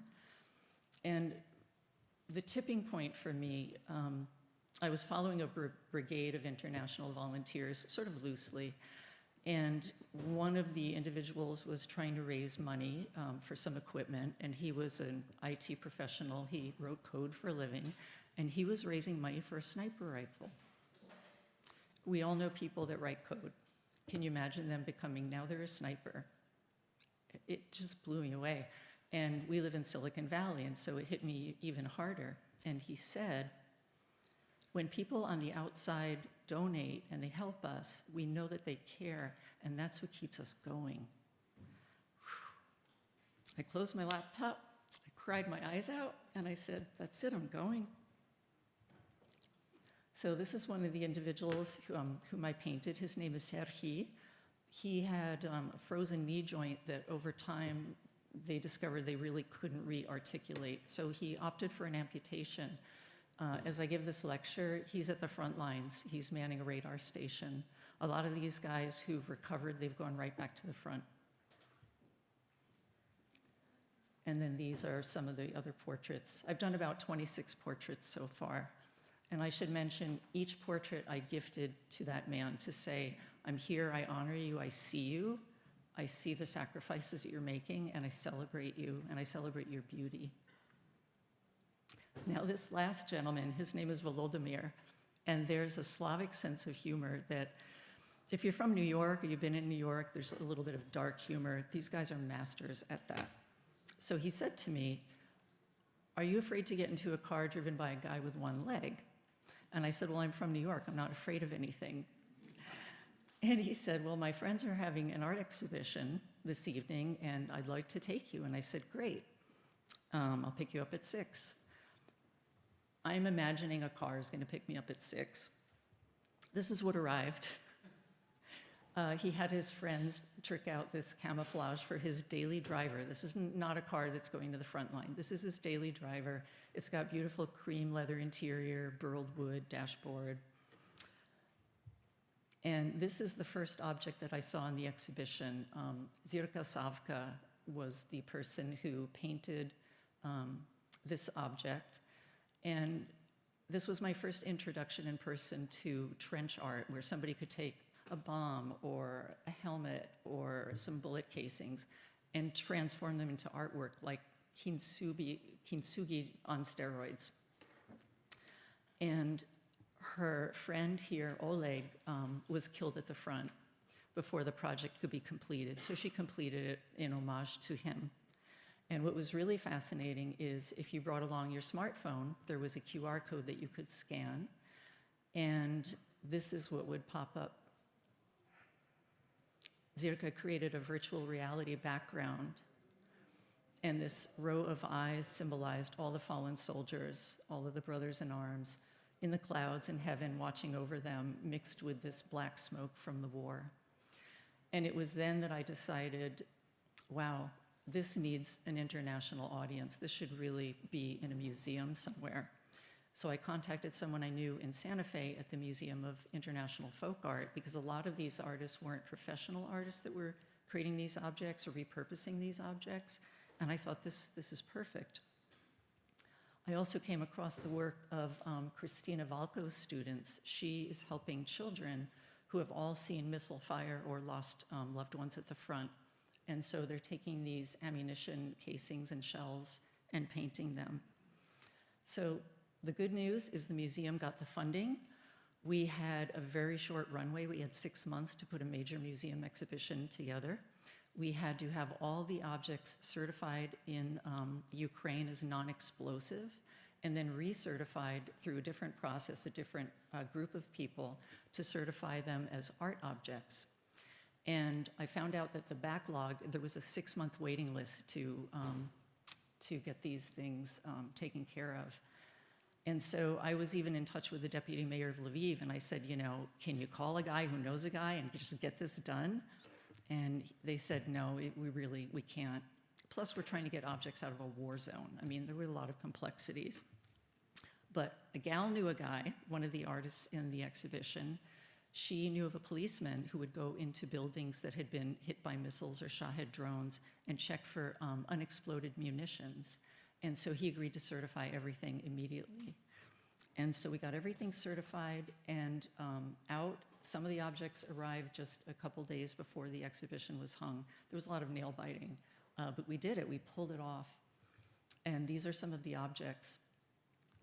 In the upper right-hand corner, that was painted on an ammunition box, the lid. And in classic kind of iconographic Ukrainian folk tradition, there would be a saint, maybe surrounded with stars. This is the saint of the drone operator, and he's surrounded by little FPV drones. Zirka Savka, who painted that canister, we commissioned her to create this graphic called Family that was used on the invitation and in the entryway. The vest here was a family heirloom. It was the artist's great-grandfather. She was pregnant when the bombs started falling. And so she just got out. She evacuated and went to Italy. In Venice, she found these beads, and she just started processing her trauma by beating the explosions and the missiles coming in. But also because she was pregnant, she added the stork who delivers babies. And the stork happens also to be the flower, the national bird of Ukraine. The eggs are sort of reminiscent of the painted Ukrainian eggs pisanke. The same artist did these sunflowers, and he said when he first received the box of these shells, these bullet casings, he physically couldn't touch them. If he tried to touch them, his hands felt like they were burning. But over time, he just confronted like exposure therapy a little at a time, and finally he was able to hold them and use them and work them into these objects. And these are the tubes that the children painted that you saw earlier. This is how we displayed them in a group. So when I got back to America, word spread locally in the Ukrainian American community that I'd done these things. And so they kind of roped me into their advocacy. And one of the first things they did was they invited me to see a screening of Porcelain War, which if you haven't seen it, if you're interested in the arts, human resilience, art therapy, this is your film. It was nominated for an Academy Award. It was exquisite. It was created by 3 artists who had never held a video camera in their lives. They were sent the camera. They were given instructions over Zoom. They were sent body armor because some of the filming was going to be in some rough areas. And then the very difficult passages of the film were shown in animation. So it would be a little easier to take on board. And you could bring kids to this film. And I got to meet Slava at the opening, and his little dog Frodo also featured prominently in the film.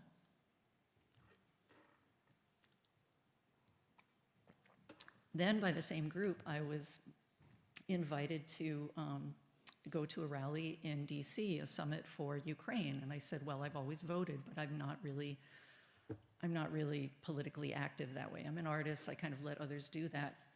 And I'm not Ukrainian, what would I be doing there? And he said, well, the fact that you're not Ukrainian, actually, your voice matters even more. So I said, well, if you think I can bring value, if I can be of use, I'll go.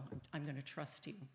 And 650 of us went to DC. We had 450 meetings with congressmen and senators in about 2 days, 2.5 days. So it was very effective.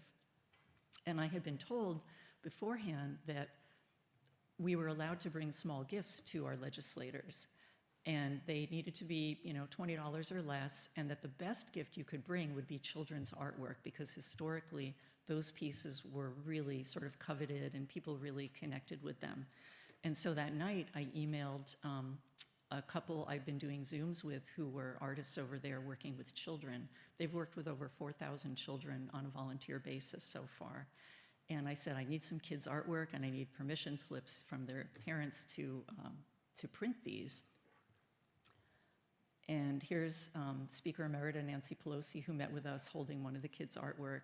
So I printed them up quickly, dropped them into pre-cut mats, put them in a plastic sleeve, and brought 40 of them to the Hill. And then I dispersed them among all the advocates.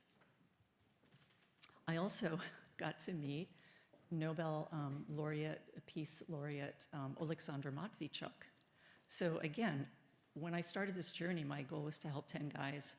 And next thing I know, this woman is giving me her business card because I told her I was going back to Ukraine in a couple weeks. And she said, well, let's have coffee. And I got to spend about an hour with her in Kyiv when I returned.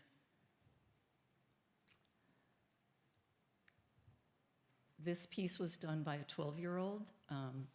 She was in the hospital when missiles were landing in her town. This is done by another 12-year-old. You can see she's painting a mural of sunflowers and the stork, the national symbols of Ukraine, on a broken wall. Her cat is helping her, so she's obviously got an emotional support animal. And even though there's a broken building in the background, their flag still stands. So this is how these children are processing their war trauma. The most poignant for me was this one, and this is the one I chose to give to Pawelski. The child chose to paint the background black. You can see her world is surrounded in darkness. There are children behind the school. It's not clear to me whether that's a cemetery or not, but these children to me look very ghost-like. And while she's smiling and her face is black, if you look in her eyes, there's a sad face. There are two little frowns. So my goodness, a lot going on there. And the women who sent me these images are working with the children on murals as well as these smaller personal pieces. And I was thinking, okay, these children really contributed to their nation's advocacy in Washington, D.C. There must be a way I can leverage that. And so I got this idea of creating these very official-looking certificates. Nova Ukraine, the NGO, agreed to sign off on it as absolutely official. And I printed them up, and I hand calligraphied the children's names in there, and I brought them with me the next time I went to Ukraine. And they look pretty happy, and they look pretty proud. And this is how I thought I could help them rebuild a sense of agency, because when missiles are landing or your dad's at the front, you know, you're a child. Like, the adults are in charge, you don't have a voice, you're not in control. But here they were able to rebuild some sense of agency. And then, oh, broke my heart. The women that I worked with who helped with this project, Natalia and her daughter, Justina, they knew I had one extra certificate left, and they asked me very sheepishly if I could make one for them. And of course I did. My next big project really started a year ago. I was invited to submit a proposal to do an artwork that would be inspired by the Renaissance master Ghiberti, who created a set of bronze doors on the baptistry in Florence, and each panel depicts a scene in the Old Testament. And given that a lot of the Russian propaganda that we'd been hearing is, oh, Ukrainians, you're like our little Russians, you're our brothers, we just want you back in the fold. Well, it made me think of Cain and Abel, so I chose that as my panel, but I flipped the script. And I created this. And I know someone talked about, you know, can we create artwork that will sort of bring value, bring healing? And that's exactly what my intention was with this piece. When I was over there, I saw a lot of burned out and broken buildings and things, and as an artist, you don't get to see that very often. You don't get to be in a war zone very often, and I thought, ooh, I should paint these. And I mentioned that to one of the soldiers I'd painted, and he didn't look good. And so I said, or maybe I should paint Ukraine's post-war Renaissance. And he said, paint that, paint that. And so I did. And each of the figures is an individual who works at Superhumans. So this individual, his name is Dennis. We went horseback riding together. He's a triple amputee. He lost both legs and an arm in the war. And he's actually gone horseback riding without his prosthetic legs, and even turned around and sat backwards on the horse. So they're learning balance, they're learning confidence. You know, they have spotters on either side of the horse, so they're safe. And there was one story I heard of a soldier who, he was really in a deep depression. Nothing seemed to be able to break it. And his friends sort of coerced him to come horseback riding, even if he just watched. And finally, he got the courage to get up on a horse. And immediately, he started pointing to the able-bodied people at the stable and said, "Ha, you only have 2 legs, I have 4. I'm so much faster than you," and started sort of trotting off. And his depression broke.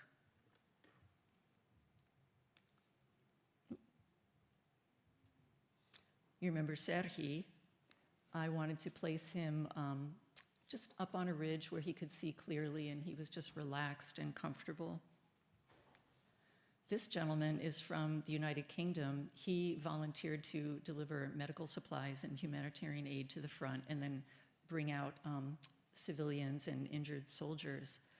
He was in a medic van that was clearly marked with a big cross on the roof, and their vehicle was tracked down by a Russian drone and exploded.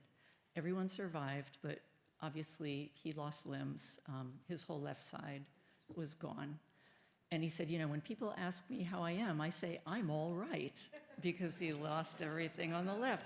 So, the dark humor there it's on steroids, and, you just have to roll with it. He used to cross oceans. He crossed the Atlantic Ocean 9 times, crewing a sailboat. And he thought, I'm never going to sail again. And I said, oh, honey, if anybody is going to sail again, it's going to be you. And within 3 or 4 months, he was sailing. And his goal now is to open a nonprofit that helps amputees learn how to sail. And in terms of the tableau itself, the composition is designed very loosely on the original Cain and Abel piece. The first thing I wanted to do, and what I've learned about in recovery from trauma, is you have to have a safe space. You have to have a safe container.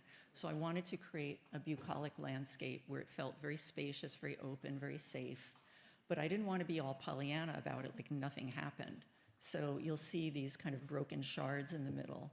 And, part of recovering from trauma is to acknowledge that, yeah, this bad thing happened, but it happened within a broader picture.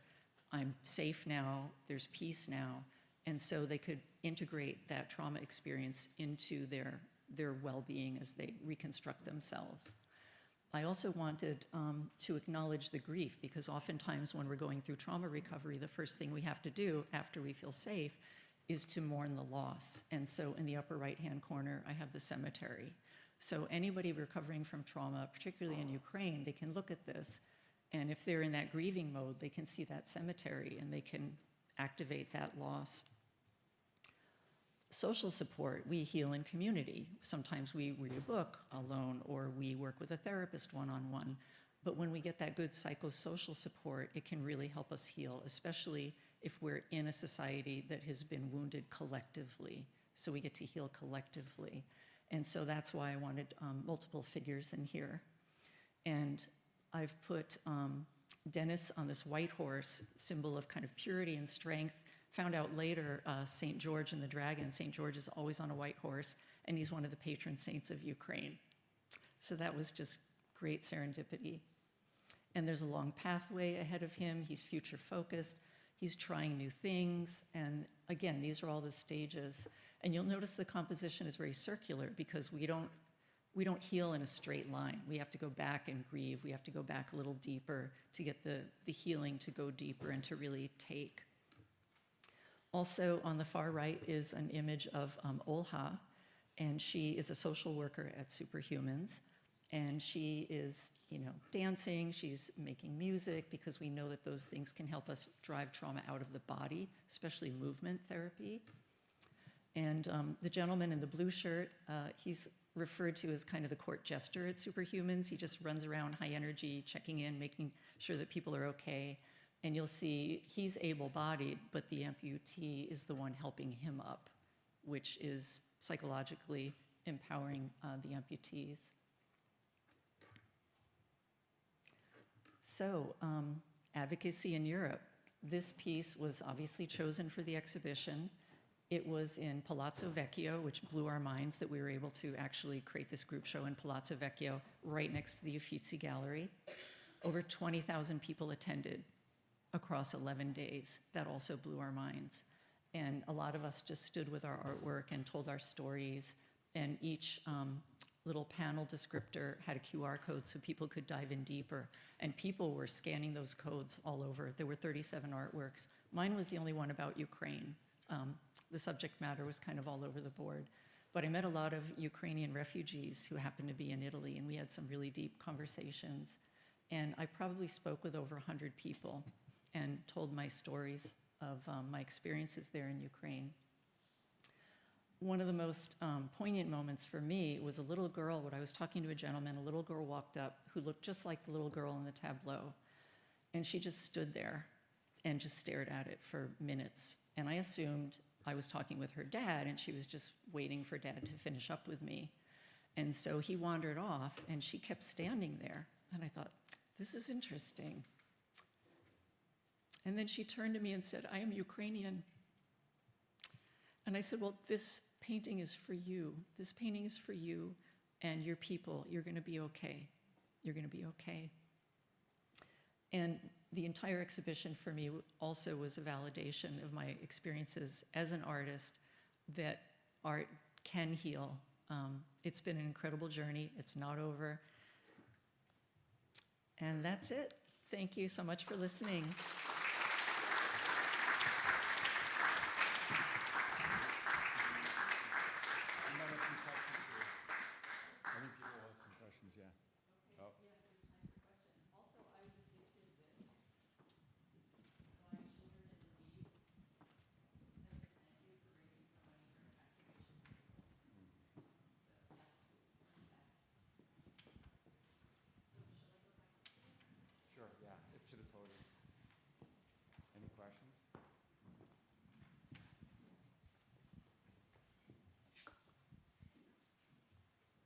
Questions?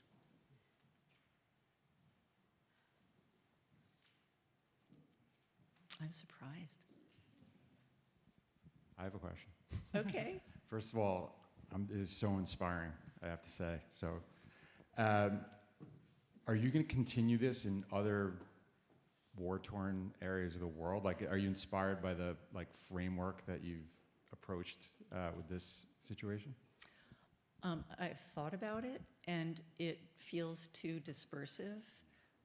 About a year ago, the best piece of advice I got, which I'm happy to share with you all, was when we got a new president and we got hit with a kind of firestorm of all these different aspects of our government being assaulted, I'll just say it, science, the arts, freedom of speech, everything. I was advised to pick one thing that you're interested in, that you're good at, and just stick with that one thing and meet your people who are in that community, and you'll get a synergy going and you'll get things done. I feel like with this particular war, I feel like I can make a difference. For instance, the tragedy that's been unfolding for way too long in Gaza and Palestine. If I went there, I don't think I could make any difference. I just don't think that culture could relate with me. So I'm continuing to support Ukraine. I'm just sticking with my one thing. I've got journalist friends at the front in trenches. I've got people raising hundreds of thousands of dollars for evacuation vehicles. So that synergistic pot is where I want to stay. And also, I'm very connected to Europe, and I don't want to see Europe fall. Ukraine is the firewall. And it's also the first trauma-informed war. So there's a lot going on there. I'm not an art therapist, and other than Christine Falco, all the other artists who are helping, they're not art therapists. We're just being driven by our intuition. And some of us are pioneering new forms of art therapy in Ukraine. So you kind of approached my second question, which is, did you seek out counsel from professionals to help you understand the kind of approach to trauma? No, I'm experientially trauma-informed, and so yes, I would say. I worked with a woman in Nova Scotia who helped women recover from domestic violence, and then I got certified in her modality, so there was a lot of transference of ability. But when it came to painting the soldiers, I had no evidence that them sitting for portrait was going to help them. I just knew intuitively, like, I see you, I honor you, this is for you, that would help, because it would show that I cared And literally that one soldier said, and that's what keeps us going. So I just went to the source.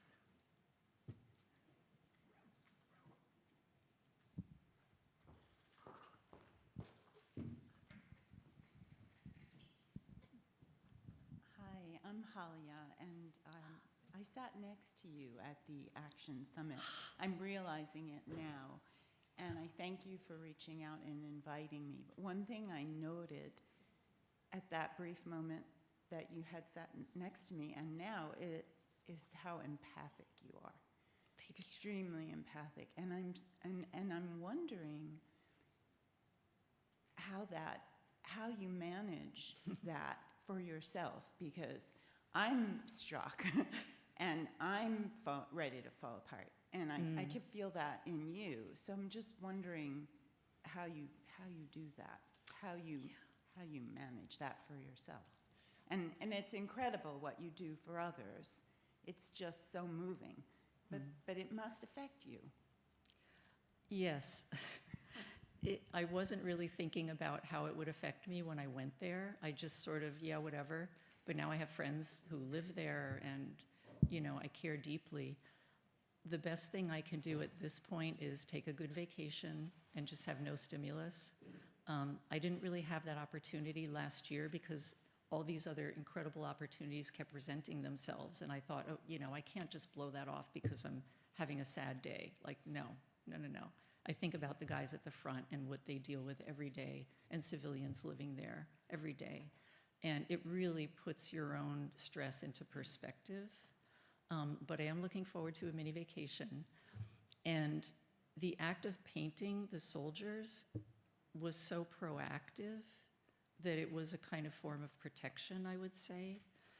What's next for me after a mini vacation is my goal all along has been to take images of the watercolors, which I've photographed full frame, and translate them into large oils. Because we're so used to just scrolling past things, you know, on our phone. But if somebody walks into a museum and they see 20 of these guys this tall staring at them, you can't scroll past that. And I think that will elicit empathy. So my activism, which is what I'm going to call it now, is a lot of what's protecting me. Being proactive. Yeah.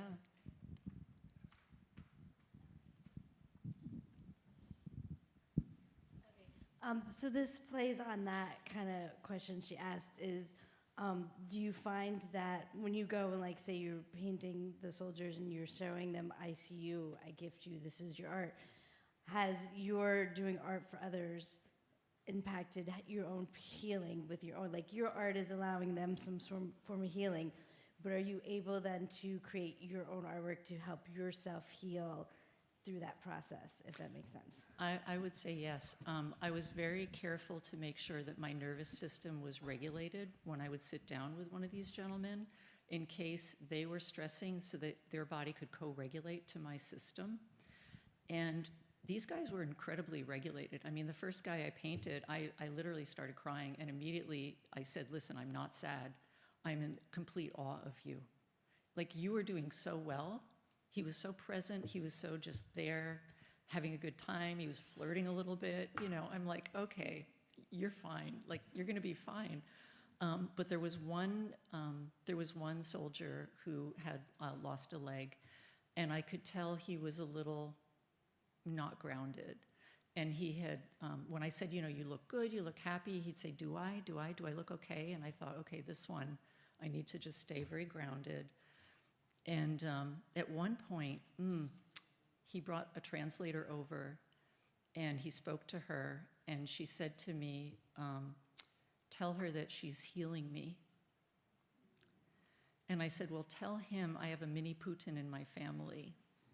So as I'm healing him, he's healing me. Because we heal in community.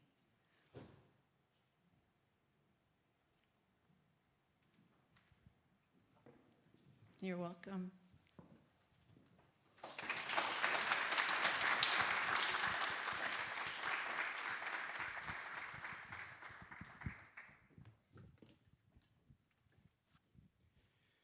Thank you, Sasha, for sharing your inspiring work from the war zone in Ukraine. It's really an amazing example of how art can lift up the most vulnerable populations. So now, shifting gears a bit, it's a pleasure to introduce Dr. Maria Sophocles, a nationally recognized leader in menopause and female sexual health. My old job. Dr. Sophocles has practiced gynecology for more than 30 years and is the founder of Women's Healthcare of Princeton, a practice serving over 25,000 women. Please join me in welcoming Dr. Maria Sophocles.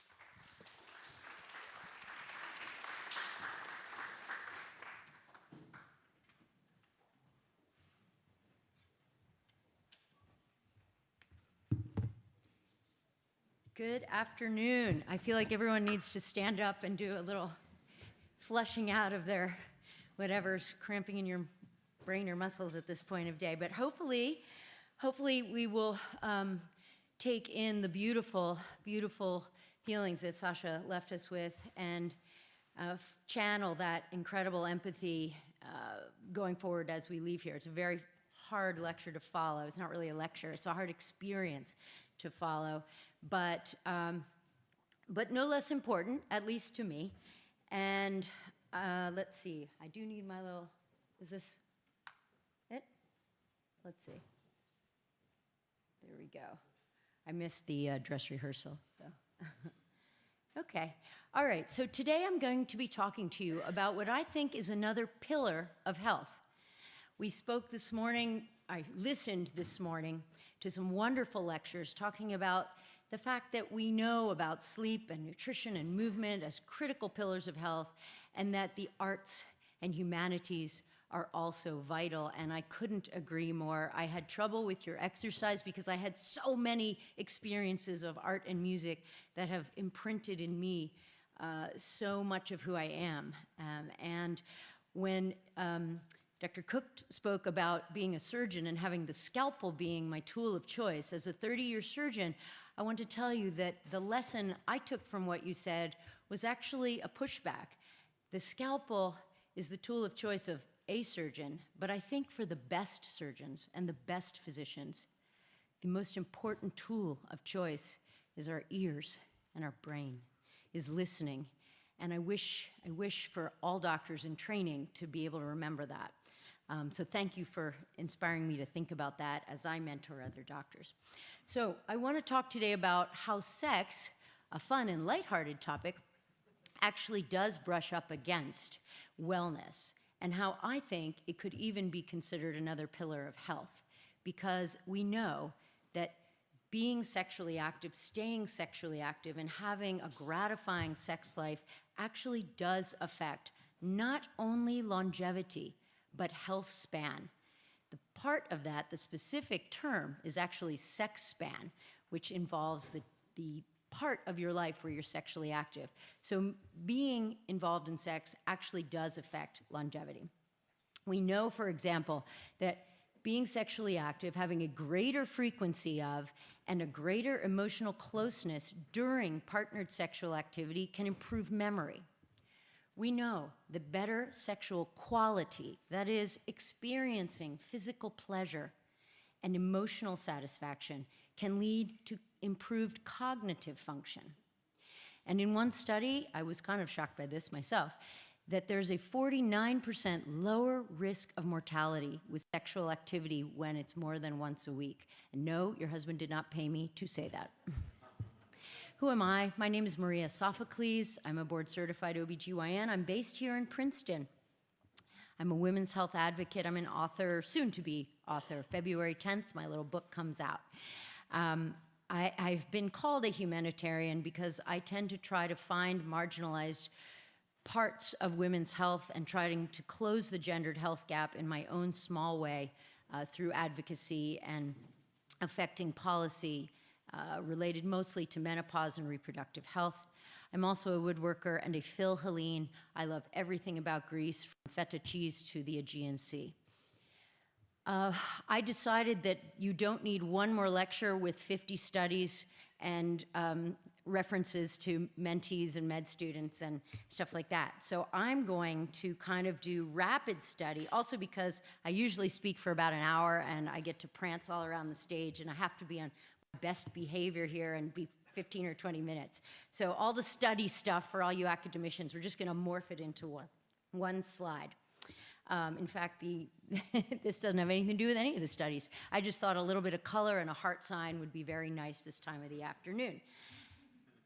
Female sexual function is linked to better psychological health, to better social health, to overall quality of life, to your health status and your health-related quality of life.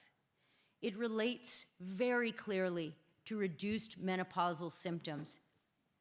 And I have 30 years of my own data, not just in my own sex life, but with my patients. I've married 30 years this year. And it affects women at all ages and stages. Post-menopause, which is the chunk of a woman's life after she's become menopausal, and now that women live longer, this is a third of a woman's life. In post-menopause, women who maintain sexual desire have better vitality. Women who maintain the ability to be aroused and have sexual arousal and who can orgasm actually have decreased physical pain. That's true. See, sex steroid hormones actually have an effect on pain perception. So who knew that staying sexually active would actually reduce your pain, and as we age, pain becomes inevitable in one shape or form for all of us. Women in same-sex and mixed-sex relationships report that the higher the sexual satisfaction, the fewer physical symptoms they have, and the better they score on health-related quality of life questionnaires. Even transgender women with better sexual function have higher health-related quality of life. So that's pretty clear for women. What's the bottom line? Female sexual function correlates strongly with quality of life across all life stages, including pregnancy, menopause, postmenopause, and especially in older age. Sure, we have sex less often as we age, men and women do. But in older age, sexual activity is incredibly important for men and women. And for women in particular, it is linked to better mental health. Now remember, this morning we learned about loneliness as this horrific epidemic, which I think we all would agree is a tricky thing to just solve. We don't have AI to solve it. We don't have antibiotics or CRISPR to help us with loneliness. But sexually active people are less lonely by definition. What about men? Well, nothing I say is going to be a surprise, so if you need a bathroom break, this is the time to get it. Men with erectile or orgasmic issues have lower quality of life. In older men, sexual satisfaction is linked to an improved quality of life. I know, obvious, but I have to say it. Quality of life in men relates to frequency of sex, to sexual function, and to their sexual quality of life. So pretty hard to separate the wheat from the chaff there, and again, not a surprise. Now here's something different, but I know you'll all be not surprised by this either. For all humans, for all flavors, physical activity is positively correlated with all domains of sexual health. Being physically active improves desire, it improves arousal, it improves orgasm. Makes sense, right? If your cardiovascular system is strong, and gosh knows we need a good cardiovascular system to do all those things, why wouldn't physical activity also reap sexual benefits? It turns out it does. And again, if I had an hour, I'd torture you with all kinds of studies and scatter diagrams, but consider yourself blessed that I only have been given 20 minutes. How often should you be having sex? The answer is actually pretty obvious. It's as often as makes you feel satisfied and connected to your partner. There are definitions of asexuality or infrequent sex, but the truth is, having spent the last 30 years listening to over 85,000 women tell me about their life and their sex life, some of them have sex once a year and they're thrilled and they love their sex life, and so does their partner. They have decided that for them that's fine. Others, 4 times a week is a reduction from 6 times a week, and they come to me frantic. So, also exhausted. So I think it's really up to you. However, when you look at data, there is a correlation between frequency of sex and happiness. And it increases. The more frequent the sex, the happier the couple, the happier the individuals, to a point. More than once a week, we saw it plateau, and there wasn't any improvement after that. And no, your wife did not tell me to say that. So, better sexual function and sexual satisfaction is strongly linked to lower levels of anxiety, depression, and we'll talk about other things. Uh-oh, do we know why the pictures aren't on there? Oh, well, it's okay. So what happens as we age sexually? Well, physiologically, ovarian aging, which we also call menopause, leads to a marked reduction in estrogen, progesterone, testosterone. Men age as well in terms of their sex steroids. Men's testosterone levels fall about 1% a year after age 40. So these are the changes in sex steroids, we call them. But there are also changes neurochemically. The neurochemicals dopamine and oxytocin both also decline with age. And this is, to say the least, and to be super articulate, a bummer. Because we need dopamine. We need dopamine. It's our feel-good thing. And dopamine levels do decrease in adulthood, even from early adulthood. And they continue to decrease with age. Oxytocin also, the cuddle hormone, the feel-good hormone, the bonding hormone between a mom and a dad and a little baby, that declines also with age. And I find the oxytocin piece even more interesting than the dopamine. And this is because we know with aging comes something called sarcopenia, right? The wasting of the muscle. We've all seen people at extreme age, frail, thin, not able to get themselves up from a chair. We know this is the beginning of the end. We know this leads to immobility and falls and fractures and assisted living, and it's horrible. Well, it turns out that oxytocin is related to that. So in medical school, all I learned about oxytocin is that it gets released when you're breastfeeding and when you have an orgasm, and it's all related to feelings. But it turns out oxytocin is also related to muscle regeneration, to muscle cells being able to regenerate. And I find that fascinating based on some of the things we learned today, that isolation, that social anorexia, that loneliness is endemic in older people. So just imagine if we could just get the older crowd to socialize, to be together, to do what my 88-year-old father-in-law is doing, and to go to a book group and to volunteer and to be in church and to be more engaged in society, that this could not only have mental health effects, but that this could actually help our muscles to regenerate better. I love that I still get blown away by stuff like that. My medical student, did she do that? There it is. So when we orgasm, the body releases oxytocin, dopamine, and endorphins. So if you're not orgasming because it feels good, orgasm because you're releasing dopamine and oxytocin. What happens anatomically?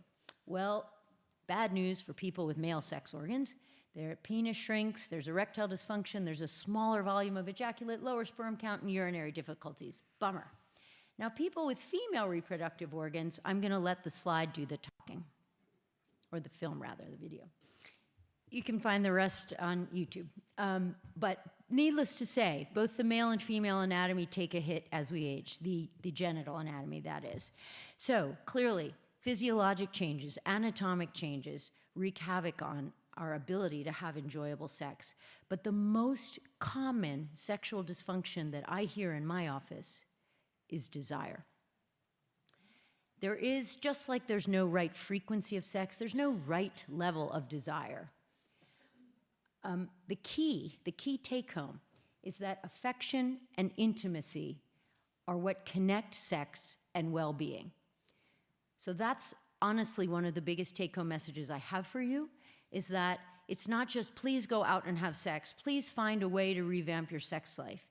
It's define sex for yourself as you age, but make sure that intimacy and affection are parts of that, especially, obviously, in a partnership.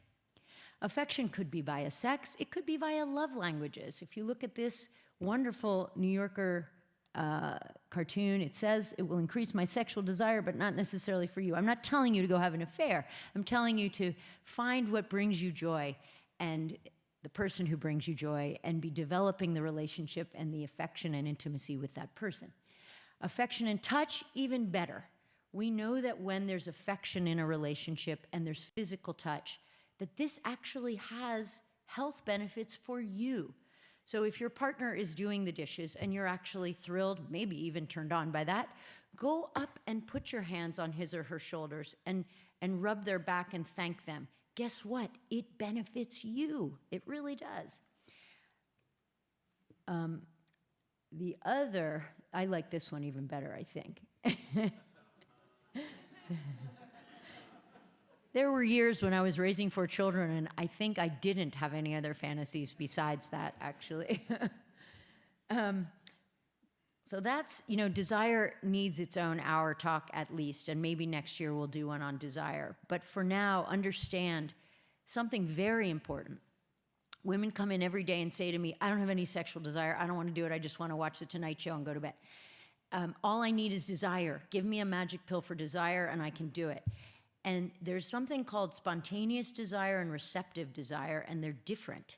And you don't have to have baseline desire to enjoy sex. This is kind of a mic drop moment for sex people, because it made us realize that particularly for women, if you can get aroused, whether it's seeing your husband doing the dishes or the hot person in front of you in line at the market, and you feel arousal, and you go home and masturbate, or you go home and watch a movie, and now there's more input of erotic content, you can develop sexual desire in response to that you don't have to walk around with the baseline desire. And that is what so many middle-aged women in particular come to my office and say, I don't have that.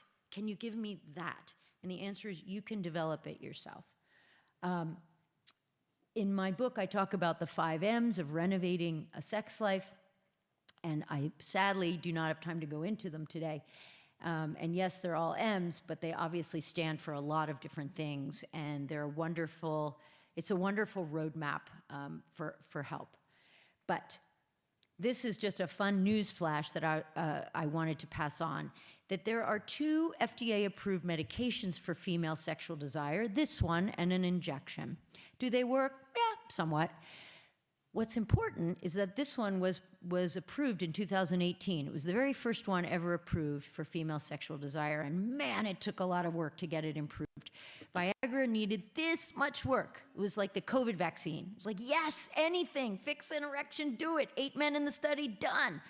This one needed like 10 years and all kinds of stuff. Anyway, we finally got it approved, but it was only for premenopausal women. And I wish I had the time to go into the sociocultural implications of a society that says after menopause, sex just doesn't matter for you.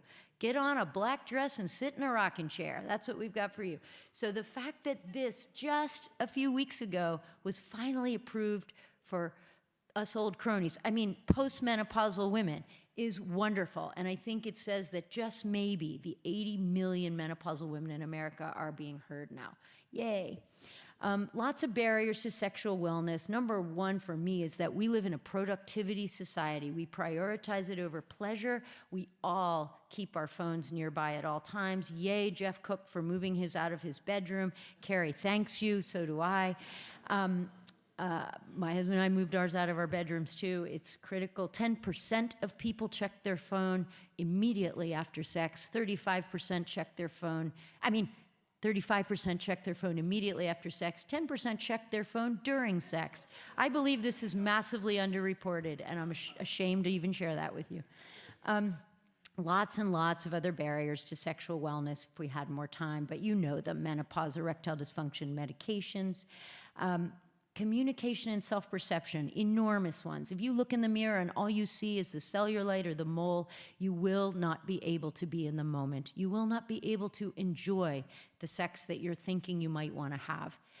If you can't communicate with your best friend, your doctor, your partner about what's not right or what is right and you like and you wish you had more of, you will not evolve sexually, whether you're 22 or 62. 69% of people have never talked to a healthcare professional about anything sexual. 20% of people said they never would, and they would never talk to anyone about a sexual problem. So that's a societal need, in my opinion, to just be more open and willing to say, if nothing else, then to your partner, you know what I really liked last week? Or remember that time we went to Aruba and blah, blah, blah? That was really cool. I'd love to do that more. You have no idea how many women come to me and say, I've been married for 30 years. I've never had a conversation like that. Never. So we can do better. So bottom line, sexual health matters for longevity, improves emotional regulation, heart stress, resilience, sleep quality, self-esteem, reduces anxiety, depression, blood pressure, and stress levels. Lots of ways you can renovate your own sex life. I think I added this slide in just a couple hours ago after hearing Jeff and everyone else speak, and Dr. Pawelski and everyone. It was so moving this morning. Thank you. Live your sex life in widening circles. What is your goal? More sex, more gratifying sex, different partner? Start with self-efficacy. Say to yourself, I do want this and I need this. Employ micro habits. I tell patients, just fit in a 30-minute cuddle time with your partner. No sex. Sit in one big oversized chair. Throw your phones out the window or out the room. Don't talk about taxes or politics, and just giggle. Know or learn your body if you don't. There's an enormous lecture on that.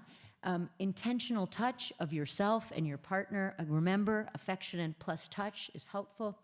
Add mindfulness. Be here now. When you're cuddling, when you're kissing, when you're having sex, be in that moment. And use mindfulness to get there if you need to. What are your cues? Laying out your clothes for your date night, laying out a new nightgown that you bought because you're excited to be intimate.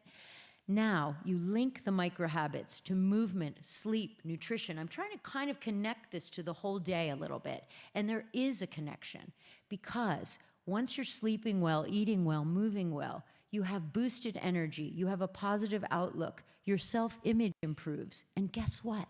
These are the kernels that build and maintain sexual desire. Then you get positive feedback from the sex you're having, dopamine is released, and guess what? Now it's neurochemically easier to say, oh yeah, I like that. I'm gonna make the time for that. And you can have regular sexual pleasure. And I do believe that's one of the pillars too. That's the bottom line of what I wanted to say. You can connect the dots between Noom and me. Here's Noom's 7 M's of well-being. Here's my 5 M's of renovating your sex life. Call to action. Pick one area to work on for yourself this week. My siblings are Michael, Mark, and Melanie, so my parents will be so proud of this slide. If you care to read a little more, because again, this is a multi-hour talk in a couple minutes, you could certainly check out the book. It's out there. It's a fun little book. It'll be out February 10th, starting with Labyrinth Books in Princeton. And if you need to find me, I'm working on raising funds to build a health clinic in Kenya to give health care to women who don't have the luxury of any of these conversations. And I'm filming a documentary about sex and menopause called Hot. And you can find me on LinkedIn and my website. Thank you so much for giving me the time to share this with you today. If you're open just for some questions. Absolutely. Okay. The middle school kids left later this morning, so I'm okay. I saw them this morning. I was like, uh-oh, I'm going to get in trouble again. I have to admit, I've been looking forward to this Q&A the whole day, so very good. Anybody brave enough? Yes. Oh. Hi, sorry, this kind of ties into the last presentation that we had, but as it pertains to people that have undergone, it's Trauma. a tough question, but trauma, yeah. How do you increase sexual arousal and get those same benefits when there are barriers beyond biological? That's an enormous hill to climb.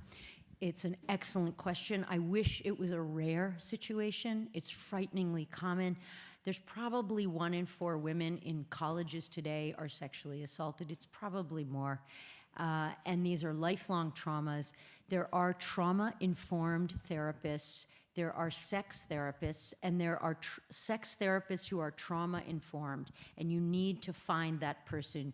With all due respect to all the amazing therapists in the world, you need the right therapist that really works with this. If you go on ASECT.org, those are sex education counselors and therapists. And then within that, you'll want to find trauma-informed therapists. That is over the head of almost every single physician in the country and many therapists. And offline, I'd love to chat more with you about some of the ways I've helped patients with that. And a lot of it ends up back here, but it's baby steps, it's making people feel this wasn't their fault. I mean, it's an entire program. Thank you for addressing that. Yes. I'm curious if you've noticed any overlap with the GLP-1 medications having any effect on desire, whether it be positive for the body image or negative as a side effect of the medication. Yes and yes. So I too, I've been prescribing GLP-1s, thanks to Dr. Ramek Hunt, who was in the audience earlier today, who was my mentor in GLP-1s a decade ago. And so happily, I have a decade of experience with them. And I found both. I found people whose bodies are transformed, but they're transformed here, and they feel positive, and they feel sexual, and they feel alive, and it regenerates their sex life that way.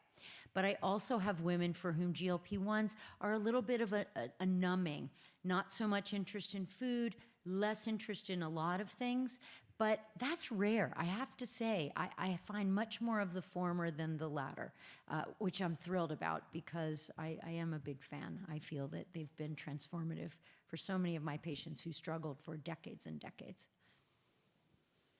Mm-hmm.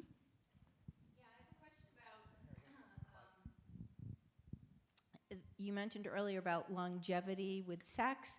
Does that include masturbation? I mean, if you're just masturbating a lot, can you get those same results? So that is such a cool question. And I find when I give these talks, no matter how cool and open the audience is, when I say the word masturbation, I see people squirming. And I think this comes honestly from, I think there's a huge gender divide, right? So men have been taught that it's okay to masturbate from cradle to grave, and that's just what you do. Men have needs. And women have been taught it's shameful, it's dirty, don't touch yourself, blah, blah. And so it's like two different audiences. But yes, studies show that masturbation itself releases all kinds of wonderful neurotransmitters and neurochemicals and does all these great things, but not to the same extent as partner sex. So look, you get what you get. You don't get upset. If you're single, widowed, whatever, would I say don't masturbate because it doesn't help? No, I'd say that helps you. It helps blood flow. It helps you understand your body. It helps connect you to whether it's the video you're watching on TV or a fantasy. And we know that fantasy itself has health benefits. That sounds so silly. Really? Me thinking about my partner in a cheerleader costume can help? Yes, it does. We need fantasies, and especially as adults, we need them. So fantasies can link to masturbation, and so yes, still health benefits, but when they measure, not quite as much as partnered sex. There questions? I have a question. With the seeking advice, do you have any data or just anecdotally like how ChatGPT has changed that? Because with Google, as a marketer, I know with Google, if you ask Google a question now, the ads that you see on your browser will potentially be embarrassing, because people could put 2 and 2 together. So like, I wonder, it feels a little bit more anonymous for now with ChatGPT to ask anything. So I'm curious. I'm sorry, I didn't hear. What was the question? I was just curious if ChatGPT has changed how people seek advice about some of the subject matter you raised.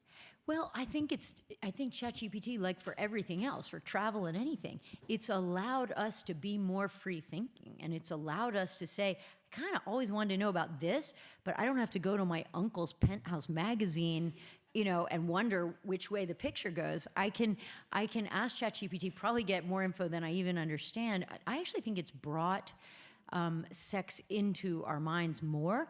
And when I help women to regain sexual function, and they always, want testosterone, which is a whole other topic for conversation, I tell them that the testosterone can open up those receptors in the brain, but you have to fill them with erotic content. So I think ChatGPT can do that. We have virtual reality AI now. Porn now, and I'm not saying porn itself as a whole entity is a good thing, but we have the ability for people to engage in fantasy and do that more readily. I think it's a learning tool. I'm sure I'm going to be shot somewhere for that someday, but I don't know. It's one of those blessing and curses. Good question. Any other questions? Okay, thank you all so very much.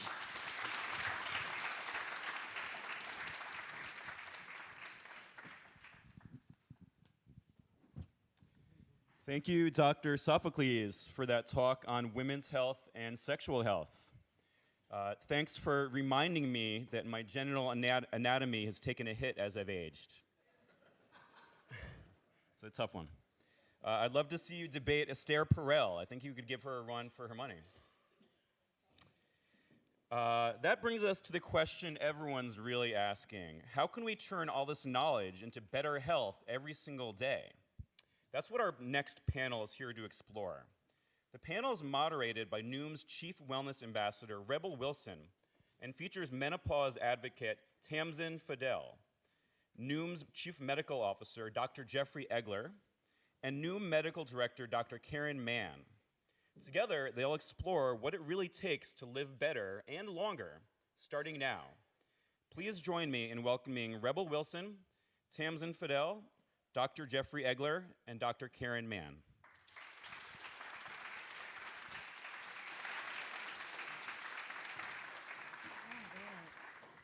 Hello, everyone. Hi.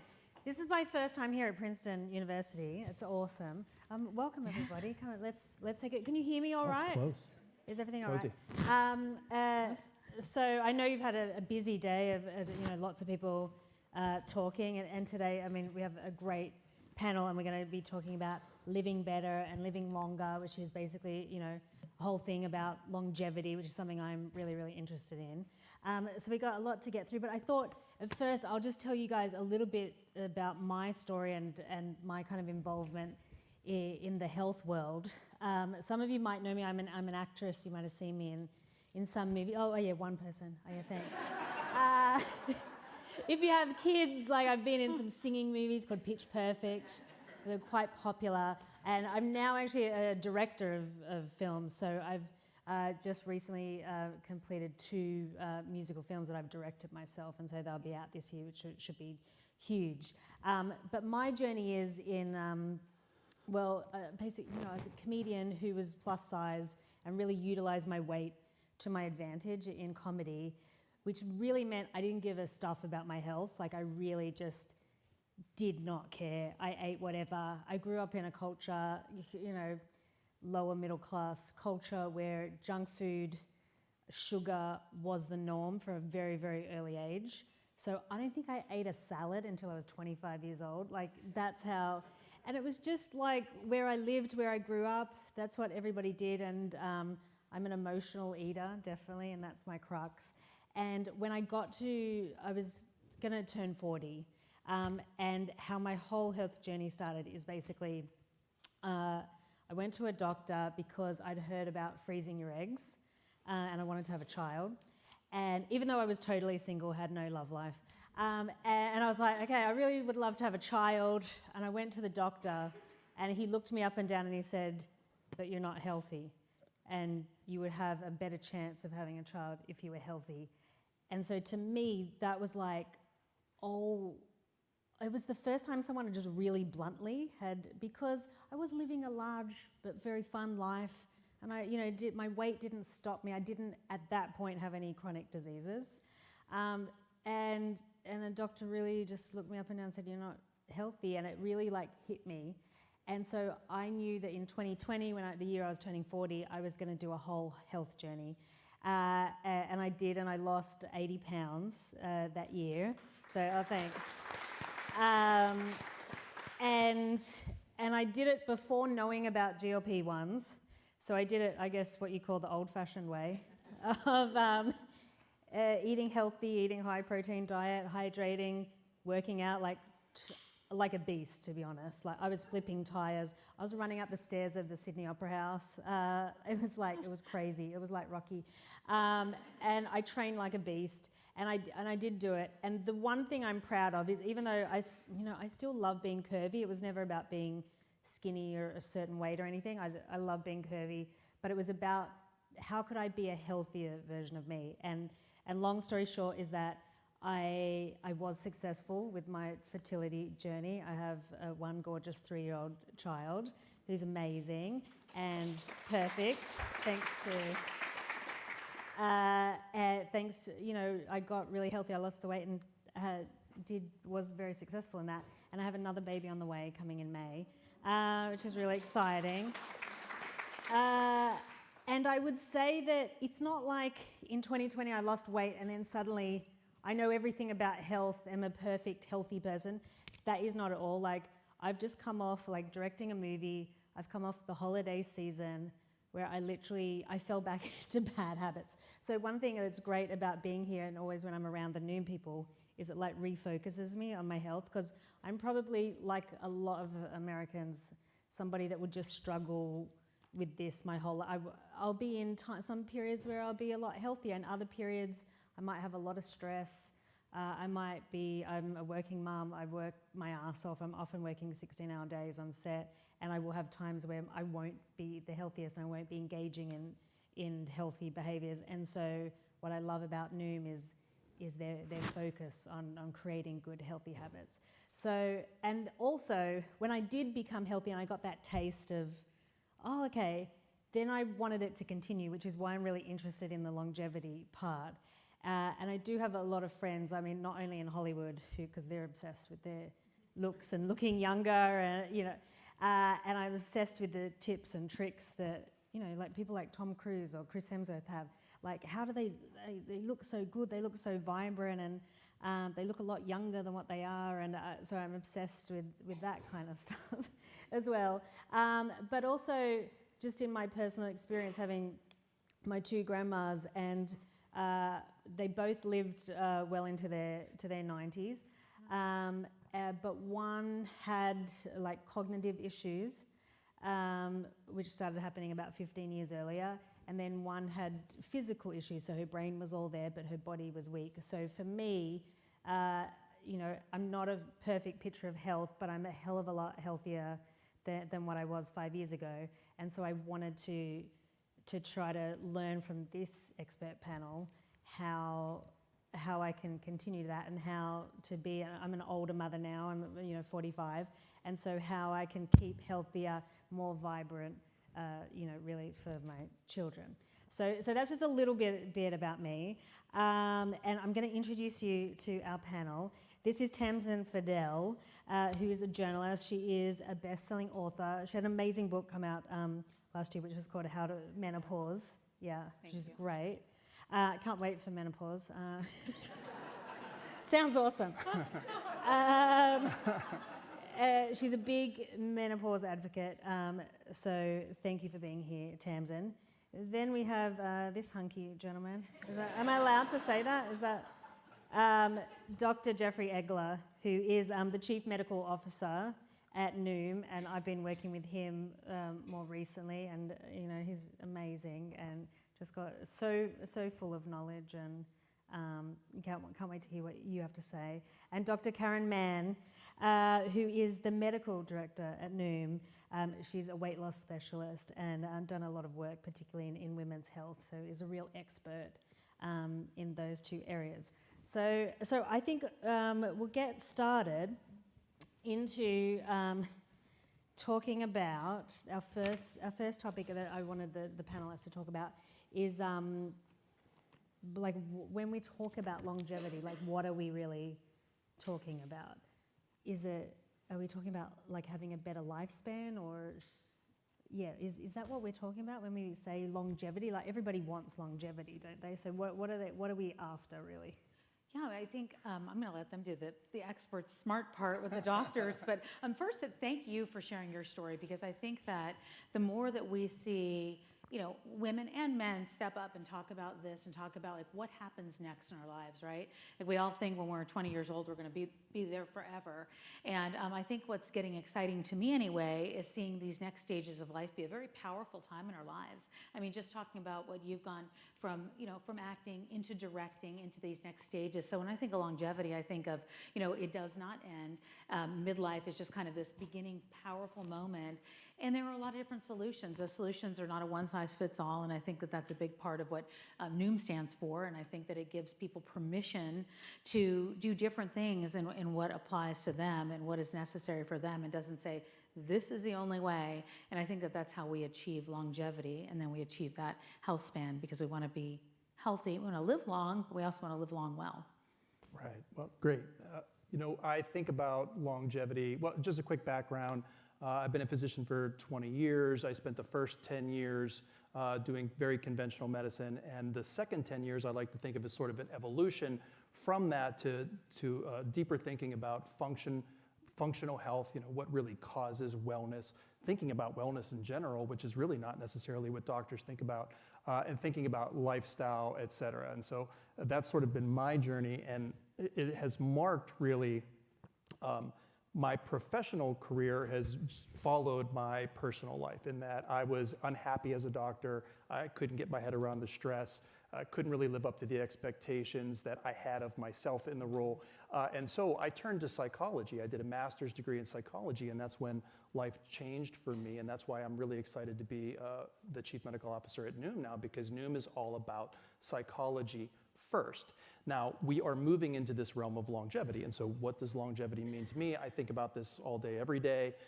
There is the classic, if you're in the realm of longevity, if you're studying longevity, if you're listening to things about longevity, you've probably heard, which is almost becoming cliche in this bubble now, sort of lifespan versus health span, right? Lifespan, for those of you that might not be more familiar with it, is just how long do you live? And conventional medicine has done a really great job of increasing that. What we have not done a great job of in conventional medicine is the marginal decade. So basically, if you increase life, but you don't increase your health span, which is the amount of time that you're actually healthy, and I define that as sort of being functional, if you don't increase that, then you end up with this marginal decade. And for some people, it's even a marginal decade or two. And that marginal decade is where you're living longer, but it's not a wonderful experience because you're not as vibrant as you used to be.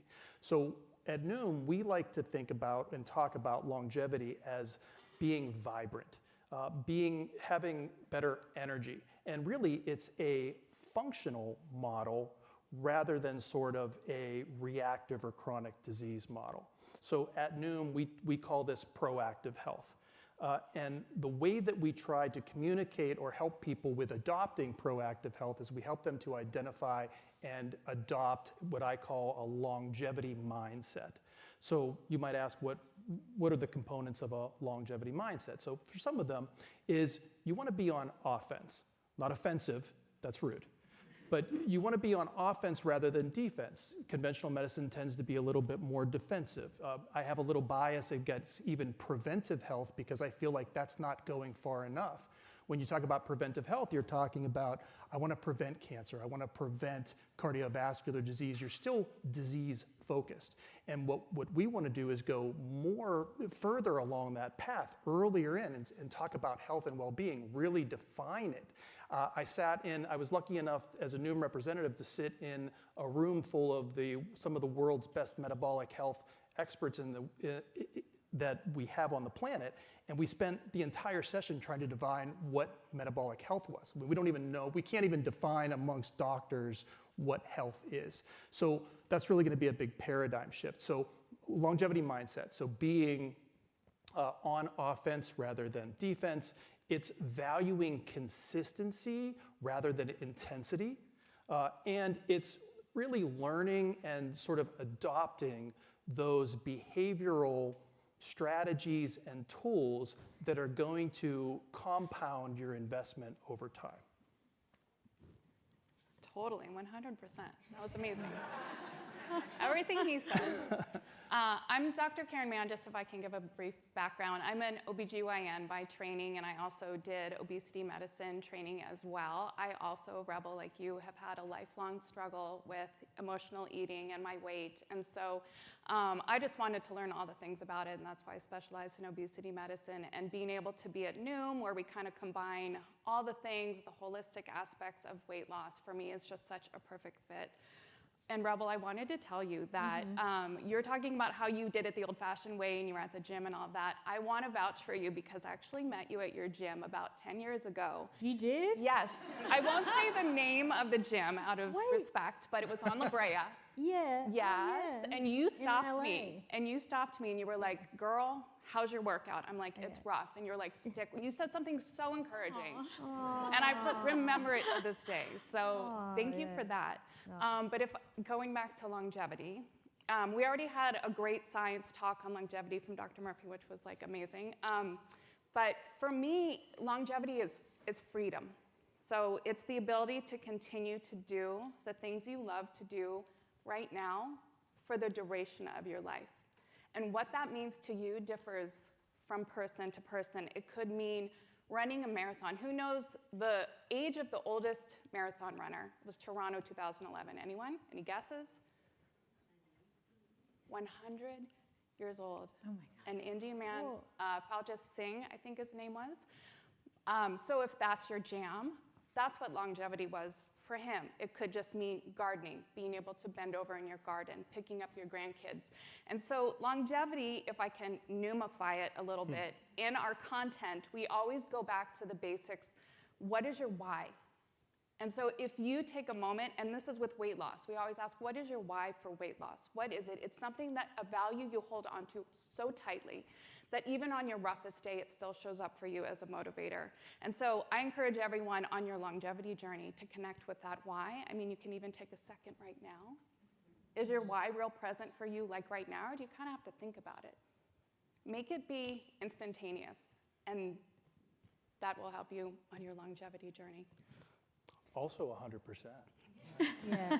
I mean, that's an interesting thing. Yeah, for me, it was almost like I couldn't get healthy for myself, which was probably some deep-seated psychological issue, which is connected to self-worth. When I've done some work on myself, it was honestly that I didn't have enough self-worth, that I treated myself like garbage, which sounds great. Like, it sounds crazy when you put it out like that, but that's really what it was. And it was thinking of a future me, a mini me, that actually gave me the inspiration to overhaul my whole lifestyle. So, I mean, but I'm sure there's lots of really good reasons, but that was my one, that when it was really tough and I was, in the gym and like not wanting to go on, that I had a bigger goal, that it was for a future me. Yeah.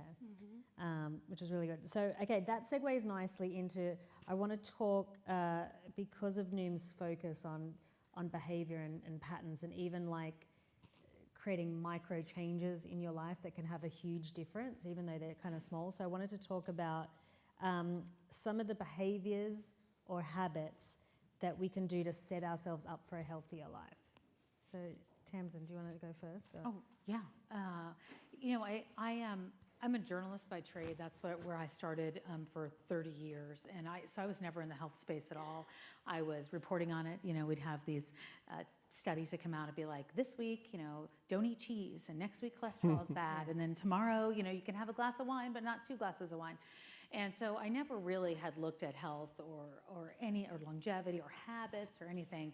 I came from, Gen X, where they were like, don't eat a lot and go to the gym. And those were kind of the only 2 things. So it wasn't until I hit midlife and I hit menopause, unbeknownst to me, which can be fun eventually when you figure it out. Right, so we've got you there, that I really understood what those habits were. And those habits didn't make me feel like a pass or fail.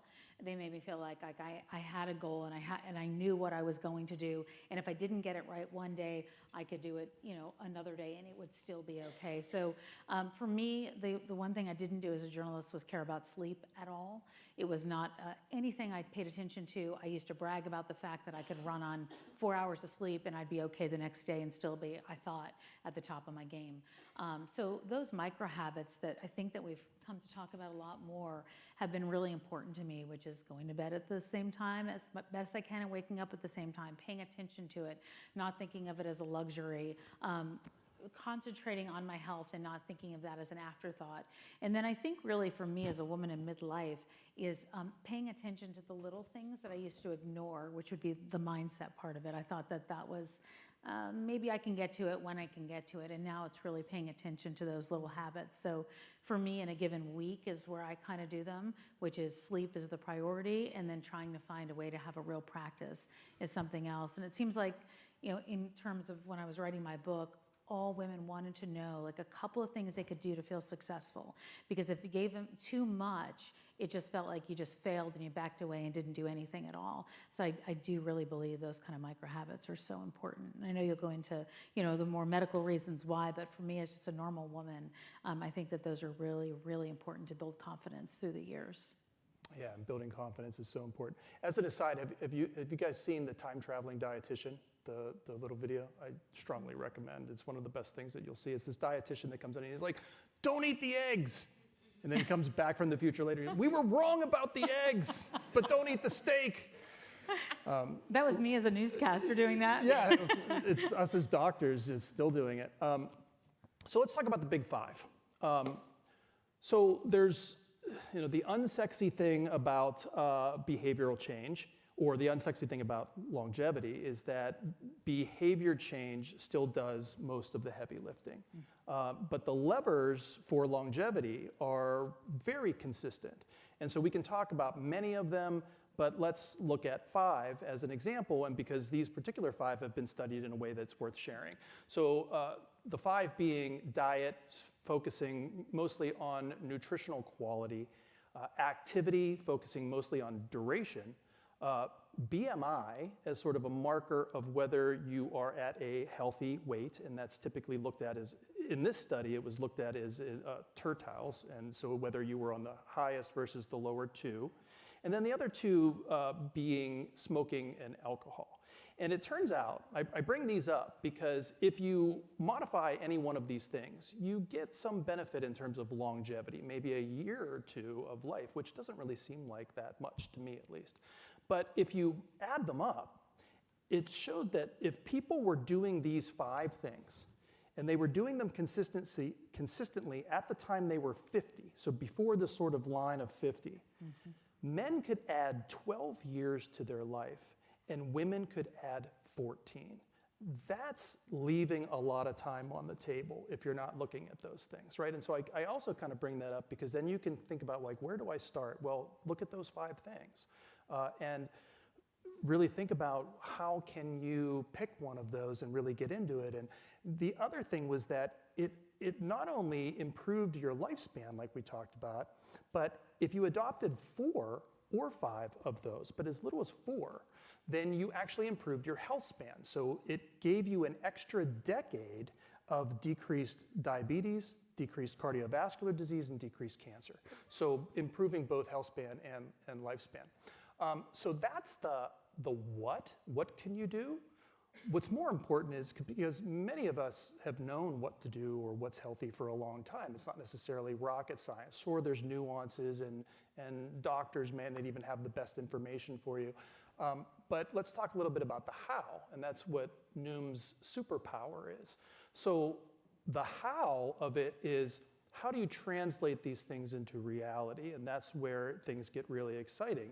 That's what's different about where we are at this point of inflection in time, where this is the first time in history we are meeting improved technologies, like we'll talk about pharmacology with GLP-1s in a moment or two, plus technology, plus psychology.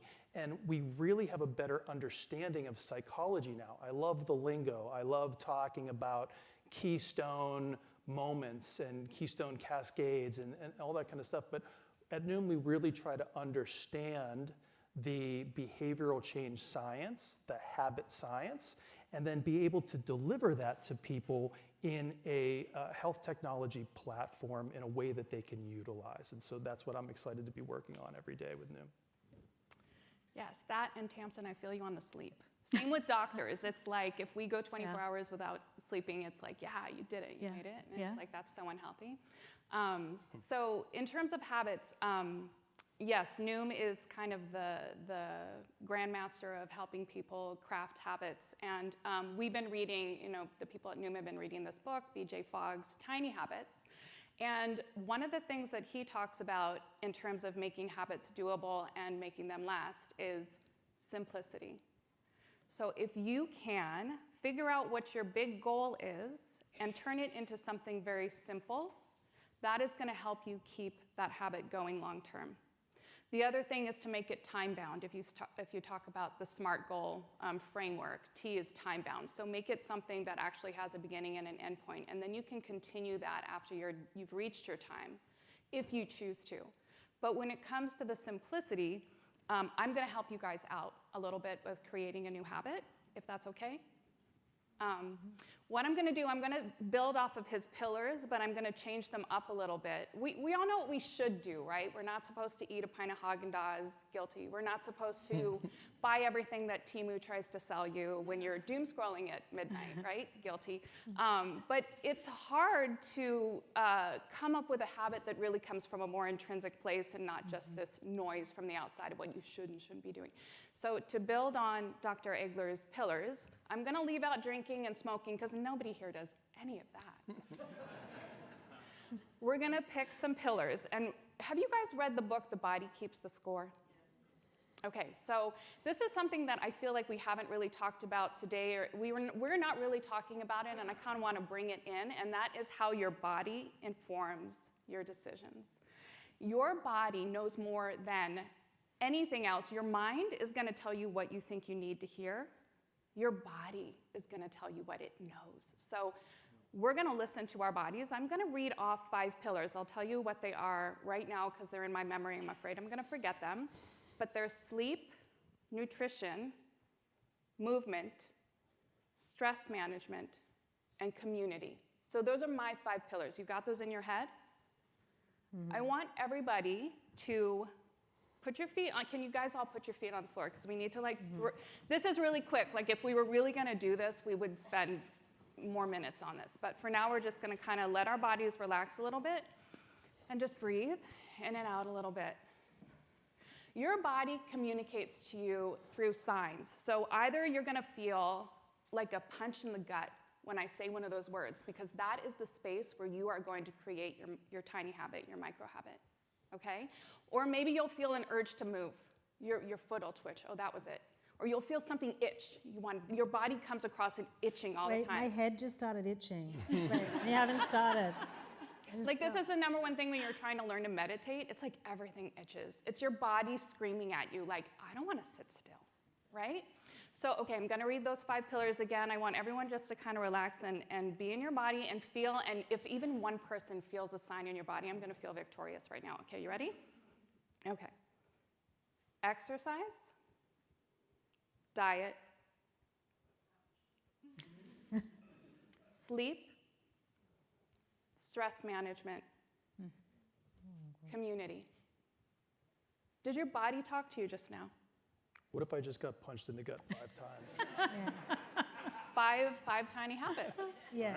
You're going to start with 5. I will say, Dr. Mann, when you said the stress thing, I felt it right here, and I've just, experienced a very stressful work period. Yeah. I literally just felt it right there. So So in terms of creating a new habit, can you think of, you don't have to do this now, but at home, come up with 10 things that reduce your stress. One of them will stand out. Oh, I've been doing some stuff.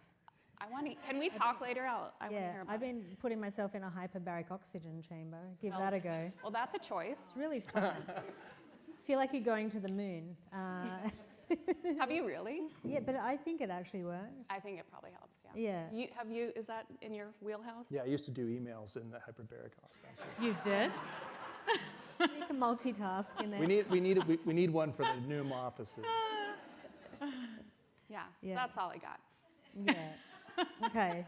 So basically, if something triggered you and Dr. Mann just read out those things, maybe that's the first area to focus on. And I like that we're talking about this right at the top of the year because, you know, when people do the New Year's resolutions and, you know, you're more reflective at this time of year, and it's a good time to start not smoking and drinking full on and really thinking about that. Thanks, Dr. Egler. Okay, so I want to talk about, because this is, you know, it's such a hot topic about the drugs out there, guys, the drugs that are available. And I know just being in Hollywood, everyone's talking about different drugs. And it's, yes, you know, a few years ago it was the GLP-1s. Now it's like all sorts of things, all sorts of peptides. I myself am trying, I mean, I like talking about it, but one called BPC 157, one called GHK/CU. Like there's all these peptides. I'm telling you, all the actors and actresses are on it. You're like, how they look like that or whatever. Not saying I'm going to turn into Nicole Kidman, because I'm not. But I was like, I want to give it a go. And I'm very happy to be a guinea pig. Not saying Nicole Kidman takes anything. Who knows? I don't want to single out anybody, but when I do hear that Tom Cruise takes something, I go, oh yeah, I'll try it. So I wanted to talk about, because I think it's a huge area. Sure, not a lot of this stuff is legal here. Yeah, what does Jeff call it? A grey area right now? Yes, what Noom sells is all legal.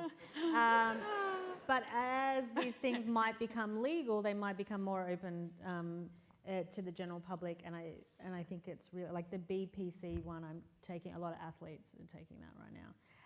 So, anyways, side note about what I'm doing as my own personal guinea pig.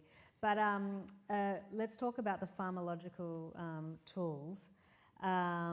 What do you think's hyped up right now, or what do you think can actually help people? You want to start? Sure. Okay, so pharmacologics, what works, what doesn't really work?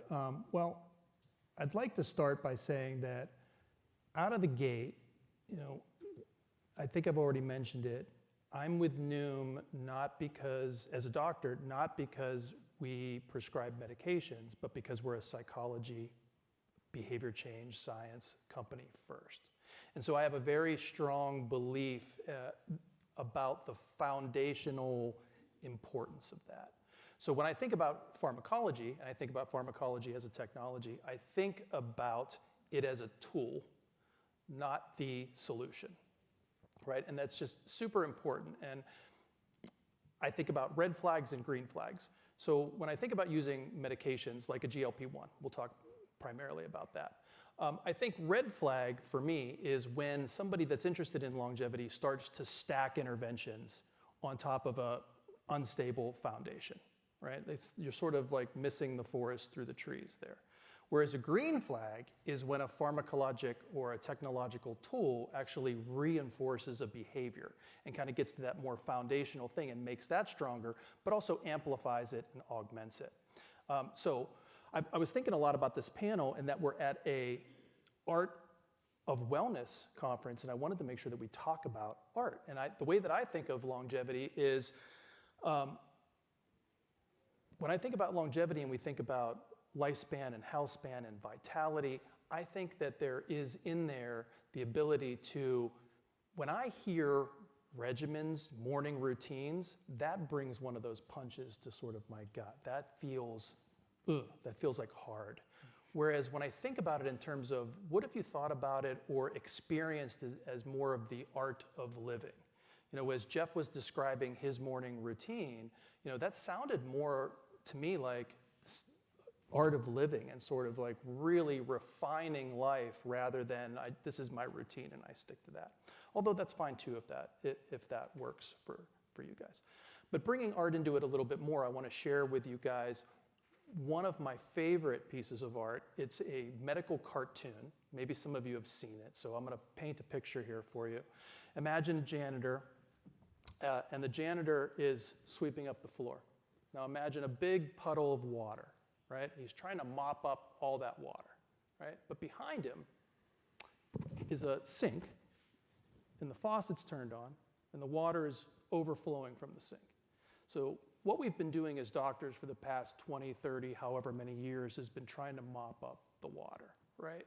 Instead of turning off the faucet, right? And so that's sort of a more functional medicine approach. So why do I start with that?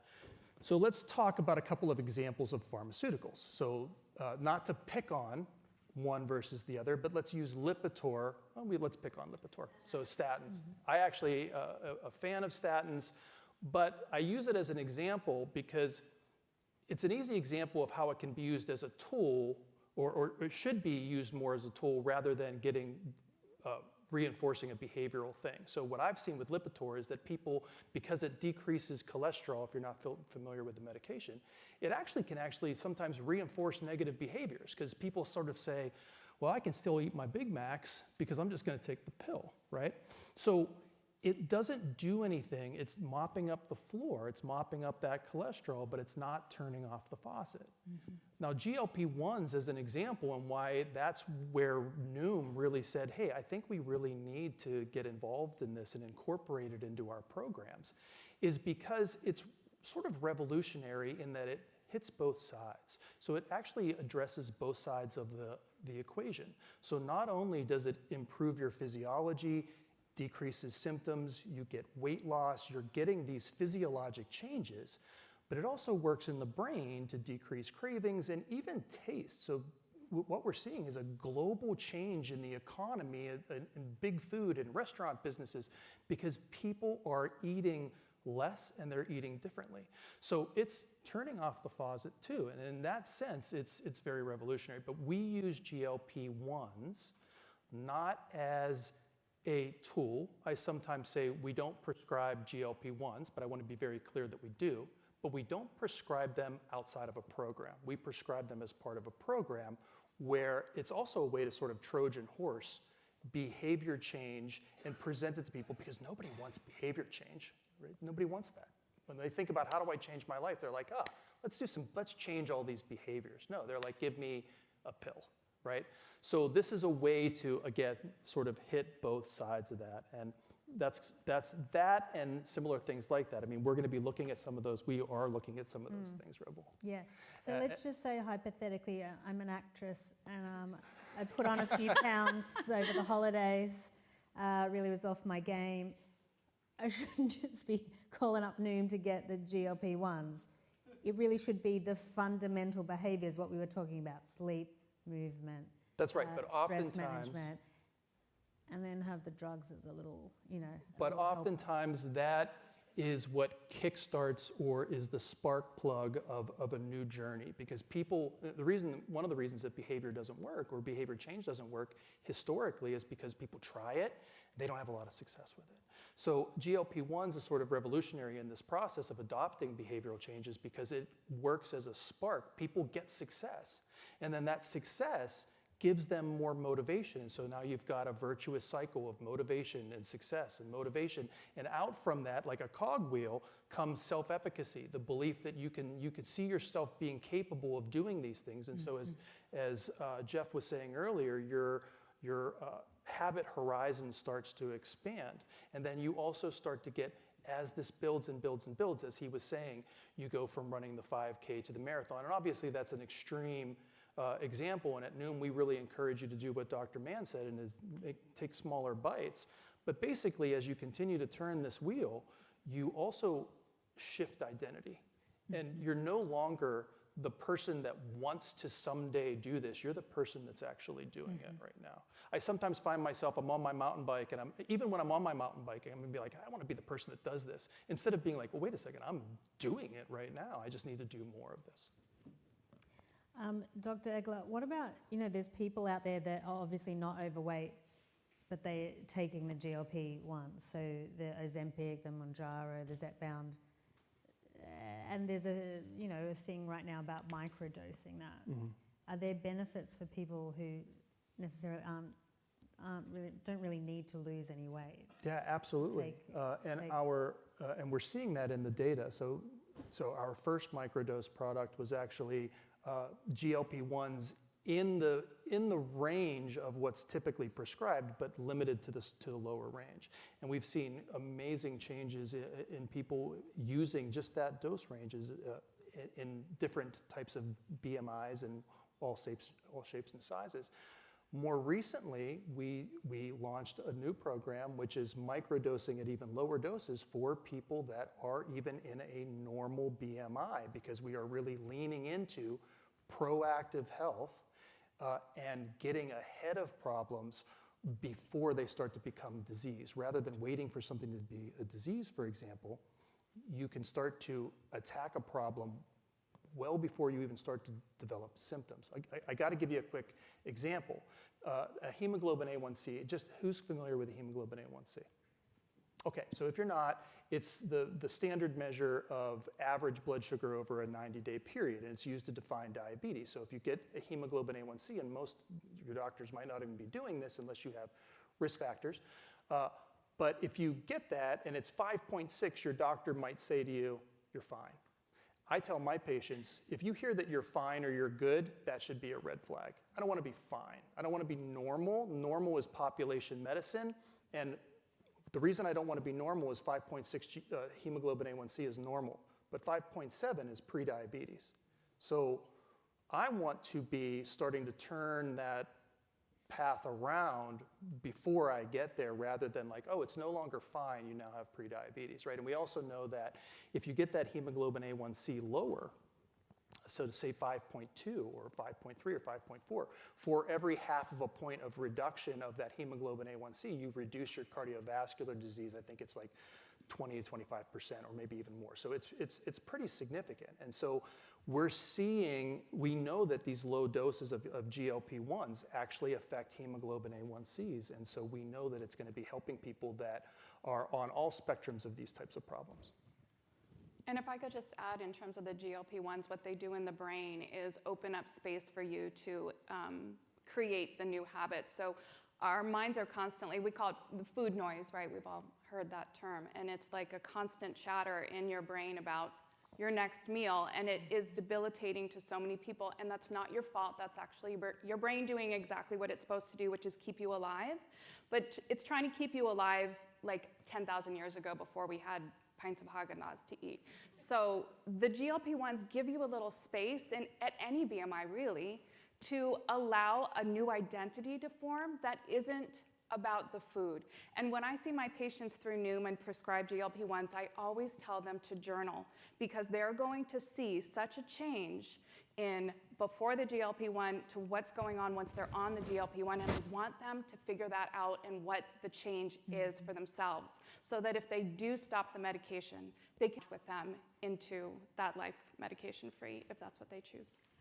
I think also, we talked to a lot of women that are either trying GLP-1s or in a place where they just didn't know what to do, especially in midlife. And as an advocate, I feel like I'm a conduit between the real woman and then how she asks for help, right? Because I don't think it's a mystery that women's health has been on the back burner for a long time. And so I'm seeing more and more women come forward, maybe even in the last year or so, and not feeling shame about asking for help, not feeling shame about GLP-1s, not feeling shame about needing some different tools in their arsenal. And so I'm excited about that conversation, because really in the past even 12 months, I think it's been a huge change in women that maybe saw extra weight, especially in perimenopause, menopause, and in midlife. They now have something that they can turn to instead of just like keep trying. And I would say that hopefully there's not a lot of shame about these types of drugs anymore. I mean,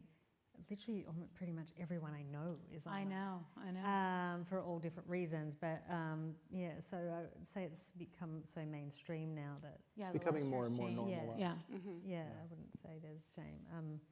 Unless some people really go extreme, or whatever.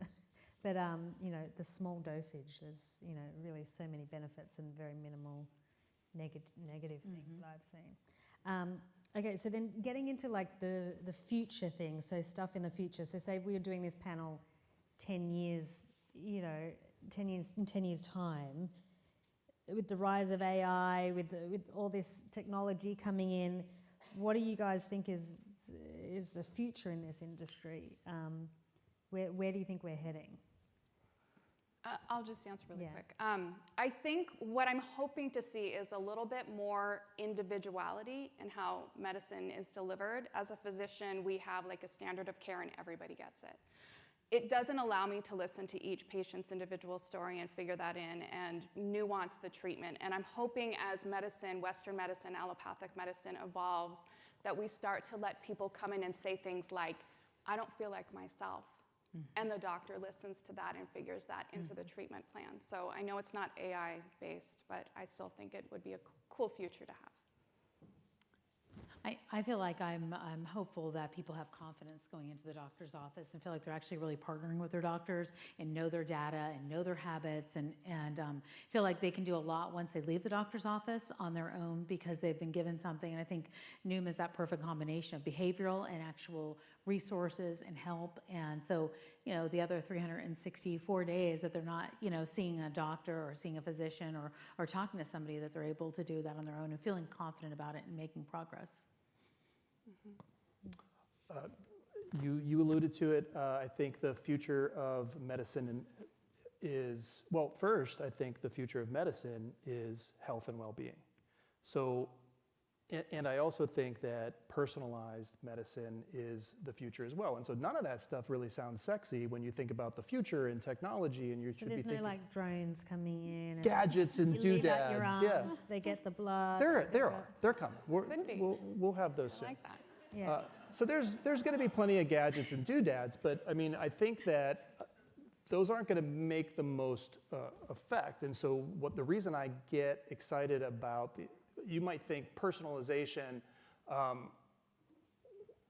don't we have that already? I mean, doesn't my doctor personalize my care? And I guarantee if 10 of our colleagues were here, 9 out of 10 of those doctors are going to be like, that's what I do. I personalize medicine. But like you said, it's mostly guideline driven. It's really not personalized. And we typically don't have enough information, enough time, or enough really knowledge to be able to apply it to that person. But now with the intersection of all these technologies, more data, we will be able to get our data from home with sort of do-it-at-home diagnostic kits. We've already got part of that as part of our proactive health program now. And AI to take all of this data that's continuously coming in so that it doesn't overwhelm people, but helps people in real time make better decisions. So that's one of the things that I get really excited about. But another thing that might seem like, really, that's not what we're doing, but it's a paradigm shift to wellness and health. Again, I talked about it a little bit earlier. Doctors we can't even define what health is. What doctors would say, sure, that's what I do. I try to help people be healthy and well. But really what they're talking about is the absence of disease.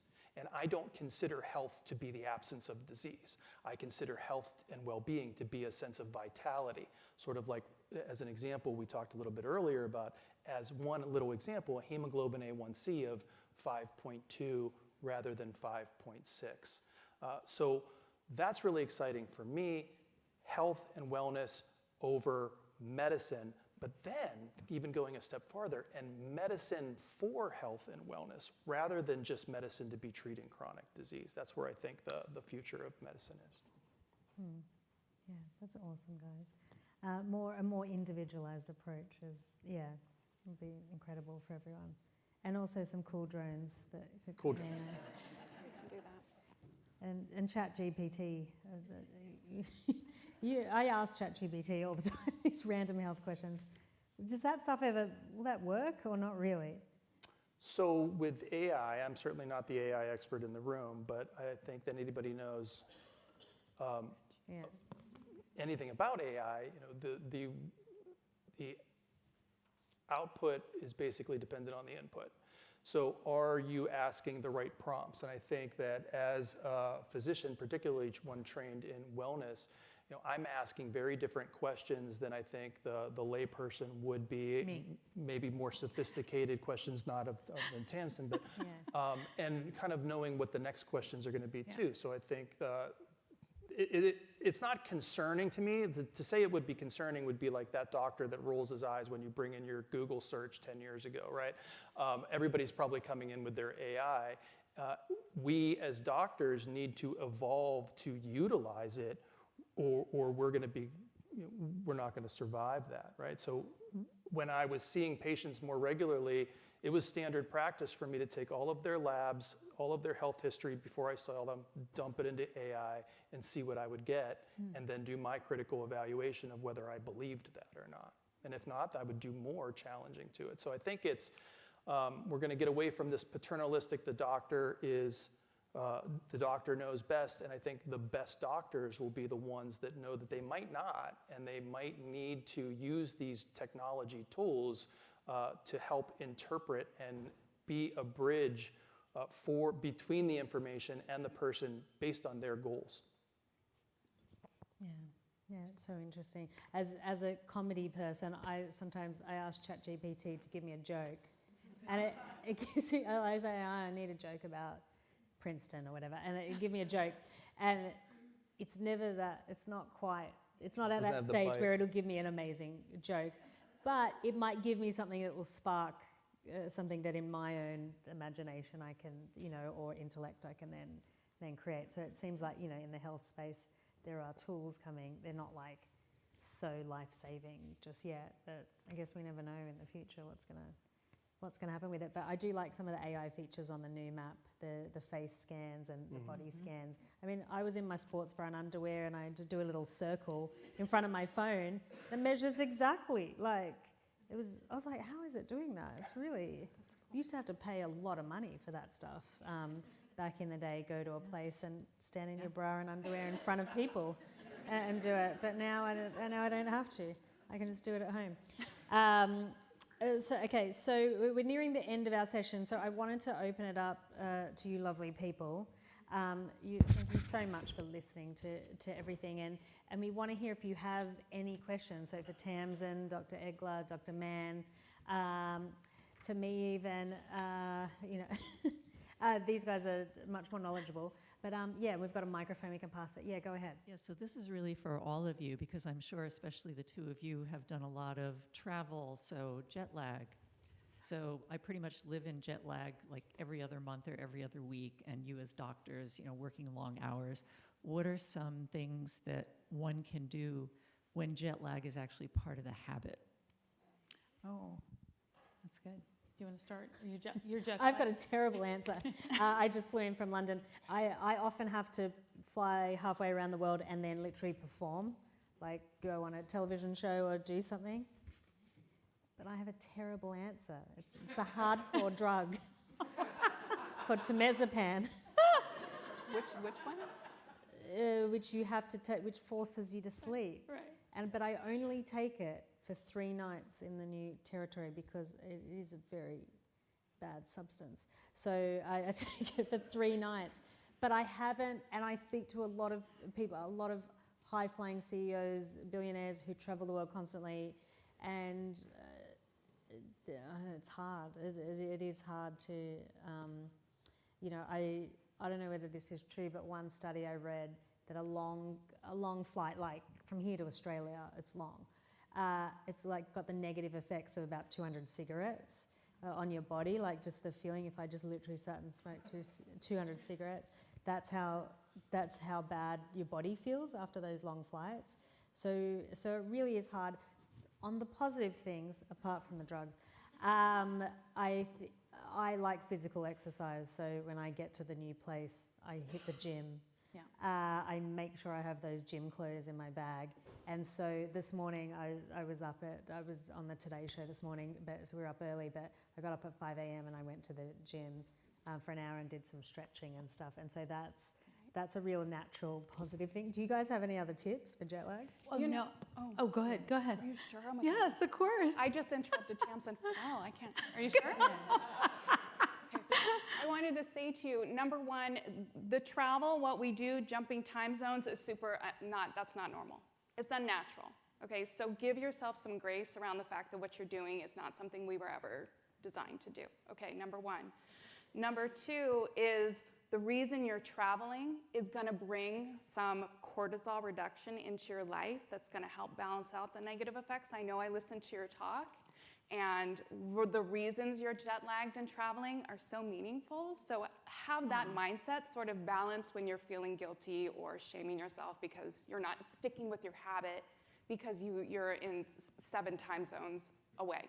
There's also an app so that you can use caffeine and melatonin and strategically plan those things. I don't know if you use that, but there you go. There's a way to like time it just to kind of minimize some of the effects of it. And hydration, a big part of that is the water. So make sure you drink it. Yeah, I think I was going to say, you know, this past year I was all over the place. And actually this past week I went from LA to Europe, back to East Coast, and I was kind of all over the place. But I think that keeping my habits was a big deal. When I got up in the morning, I got moving outside, and that is what I did everywhere I was. And just having the habit over and over and knowing that's what I was going to do, even through exhaustion, which actually allowed me to sleep. Because what happens a lot of times when I'm dealing with jet lag, I get overly tired, and then I'll just lay there and not know what to do, and then I sleep in the next day till 10 o'clock in the morning, and then I'm mad at myself, and the cycle goes on. So I do force myself to move a little bit with that and keep some of those little habits and not use my jet lag as an excuse to then like, oh, you know, I'm gonna stay up as late as I want and watch Netflix and eat whatever, you know, and give myself all these permission to do anything I want. So I try to stay in my regular routine as best I can on one side of what I'm doing or the other, if that's helpful. And then I have noticed hydration too is huge. It's with electrolytes has been game changing for me this year. Yeah, your advice is really great too. Well, thank you, Dr. Ann. I think that's a very great job. That's a very sort of Noom answer. I mean, first of all, if you... You don't like my drug, telomazepam? I was trying to cover you. Well, since you mentioned it, I would just say that, you know, those are very common solutions to that problem. And, you know, look, if you're not sleeping, sometimes getting yourself to sleep is better than not. So you know, everything's sort of on a graded scale, and, you know, circumstances matter. But I will mention that alcohol and temazepam, so benzodiazepines and medications like Ambien, just so you know, they do decrease sleep latency, so that means you fall asleep faster with them. I don't think Rebel wants to hear that right now. I think Rebel needs to hear. Yeah, okay. Wait, what did you say? Sleep latency? So it will make you fall asleep faster. It'll make you fall asleep. It does. But it messes with your sleep architecture. So it doesn't allow you to access those deeper levels of sleep, the REM sleep and deep sleep, and to stay there. So the sleep is not as restful, which you might So your find. eyes are shut, but you're not sleeping. Yeah. But what I would say, and the reason I think it's good to continue to talk about this is because what you've done is you've presented to us a challenging problem, right? And this is what we at Noom think about is how do you take a challenging problem and how do you deal with it? So if you can change your circumstances, great, change your circumstances. But in the case that you might not be able to do that, then you have to make the best of your circumstances. And I agree, I think Tamsin really nailed it with, if that's something that you've got to do, then you might need to be a little bit more diligent. And that's not necessarily forgiving with yourself and giving yourself some breaks here and there, but you don't want to go all the way and be like, well, you know, I'm not sleeping well, so I'm going to eat the potato chips and I'm not going to exercise. Whereas doing some of those other things can help you feel better despite it. And I would just go a step further to say, take any one of those things that you could do while you're traveling and break that down into the smallest unit so that it's more easy to do, right?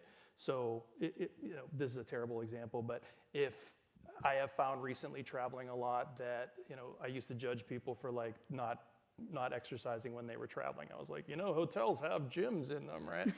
And now that I'm doing it, I'm like, yeah, but it's cold and it's late and I'm tired. There's all the excuses in the world, but like, is there something that you can do? So like maybe I'll just do 10 or 20 push-ups on the something to get sort of those juices flowing again. And like what we find at Noom is that once you do that smaller bite, it's easier to take another one and another one and another one. Yeah, awesome, great question. Okay, who's next with the question? Oh yeah, in the front. Do you have the mic?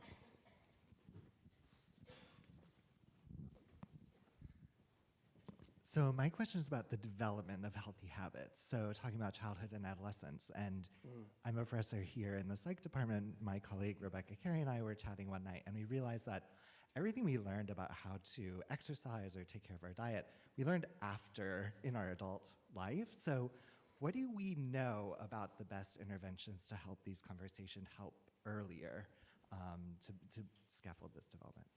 I just want to jump in there with the only thing that I know about this. So when my wife was pregnant with our first child, I went to a lecture by Bruce Lipton, who, if any of you know, he wrote The Biology of Belief.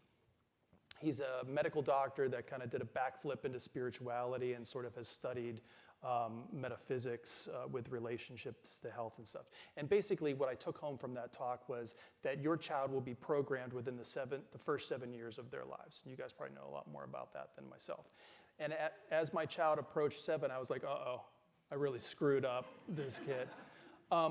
But the thing that made me really shoot my hand up was that my wife always says, and I think it's some of the best advice as far as parenting that I try to remember, is more is caught than taught. So regardless of what I did those first 7 years, the child is still malleable. And so I can tell a kid, I can start to implant those ideas. I don't think this is a good thing, but my 10-year-old son was talking about avoiding diabetes when he was like 5 years old, just because I would joke if he ate sugar, I'd be like, it's gonna cause diabetes. So I wouldn't go to that extreme. But, but now, my son, both of my children, if I see unhealthy habits in them that I know where they got them, it's not going to help as much for me to tell them to do things differently, whereas to just start doing it myself. And so more is caught than taught. I'll add that I have stepkids and I didn't get them till they were 7, so yes. But I'll say with kids, they do what they see.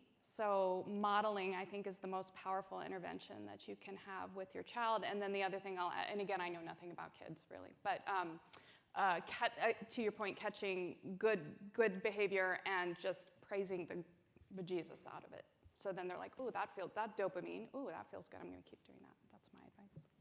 Yeah. I got my stepkids at 26. I don't know. You really they're got adults. out of it, didn't you? So my daughter's 3, and in my family we had a big issue of all the women in generations using food as a coping mechanism for emotional stress or trauma. And so I was determined. I was like, well, with my daughter Royce, we're not gonna do it that way. And I'm lucky I have a wife who cooks very healthy meals and is very healthy and didn't have that issue in her family. And it was amazing. My daughter said to me the other day, I'm like, do you want a cookie?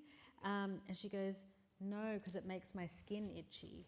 So she's associated that if she eats bad foods, which is real because it happened to her a couple of times, she got eczema from eating chocolate and junk food.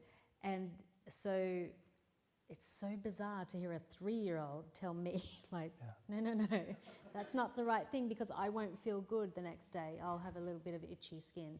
And it blew me away that how she can only be 3 years old and then be more intelligent than me and things. And here's me trying to push a cookie on it. But I have to be very conscious that I don't want her to repeat the cycle that all the women in my family had.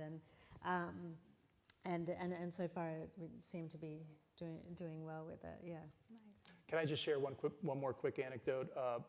Just because it's timely and I think it's super awesome. So along the more is caught than taught lines, so just recently it's been raining for like 2 weeks in LA, and typically because it never ever rains there, I welcome the rain, but it's not great when your children have a 2-week winter break during the exact same time.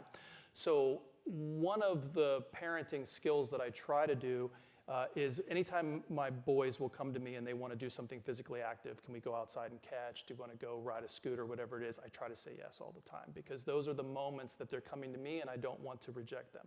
Because a lot of times when I go to them, they don't want to do it, right? So if it's not screen time, I got to be in 100%. So we went skateboarding the other day. He said, Dad, I want to get a new 3-wheel scooter. I think you've graduated to skateboard. Let's step it up.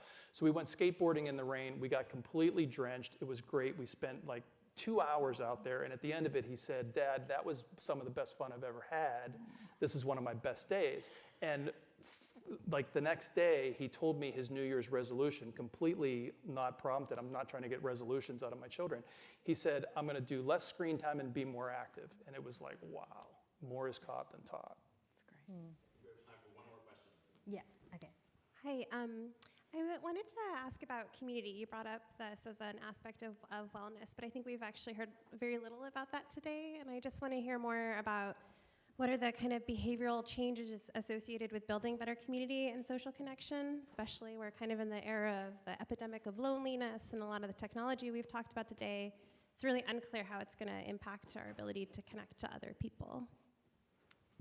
Yeah, that's huge. I think it depends on who you are and what your situation is. So I think that's a question that you have to ask yourself. What would community look like for me if I were to grow it?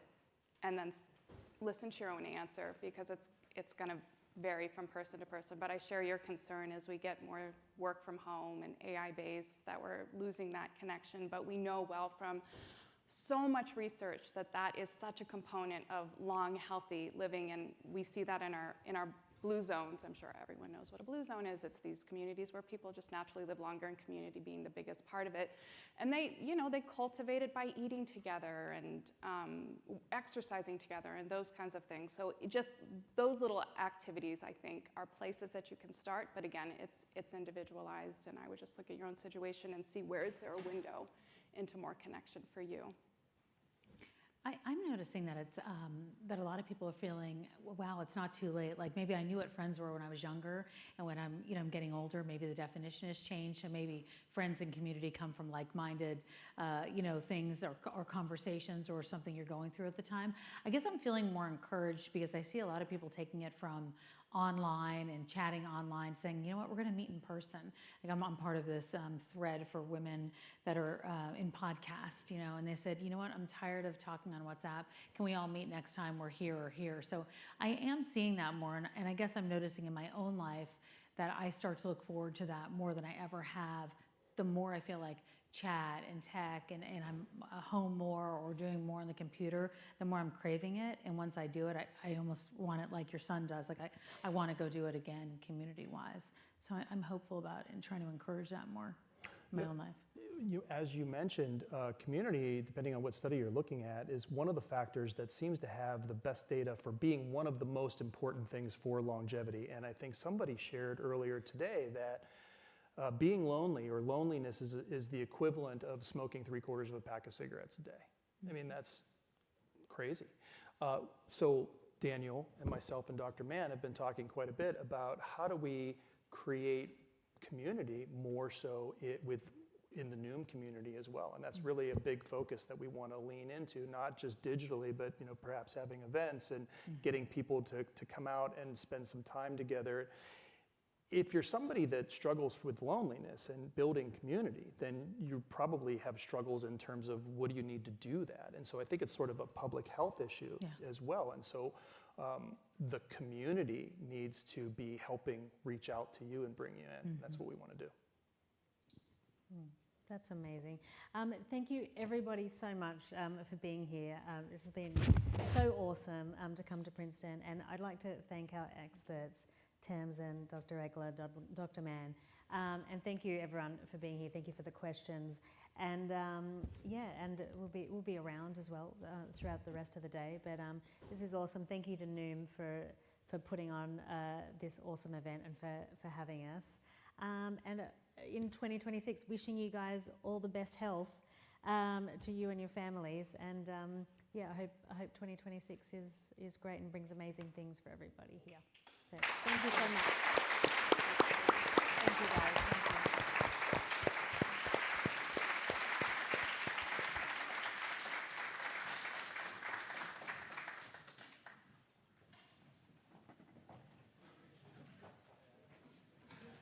you. Wow, that was great. Let's give it up for our panel one more time.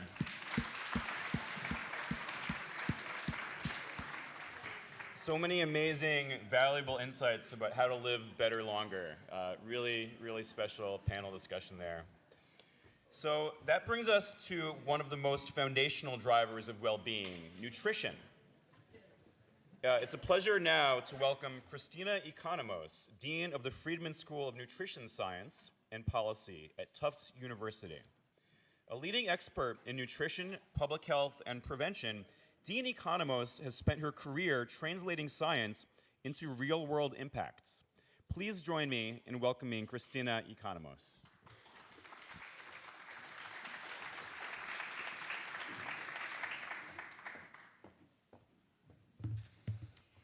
Hi, everyone. I recognize that I am standing between you and music and art and cocktails and lots of other beverages. So thank you so much for hanging in there to make it to the last talk of the day. I've learned so much today, and I'm so grateful for all the speakers that came before me.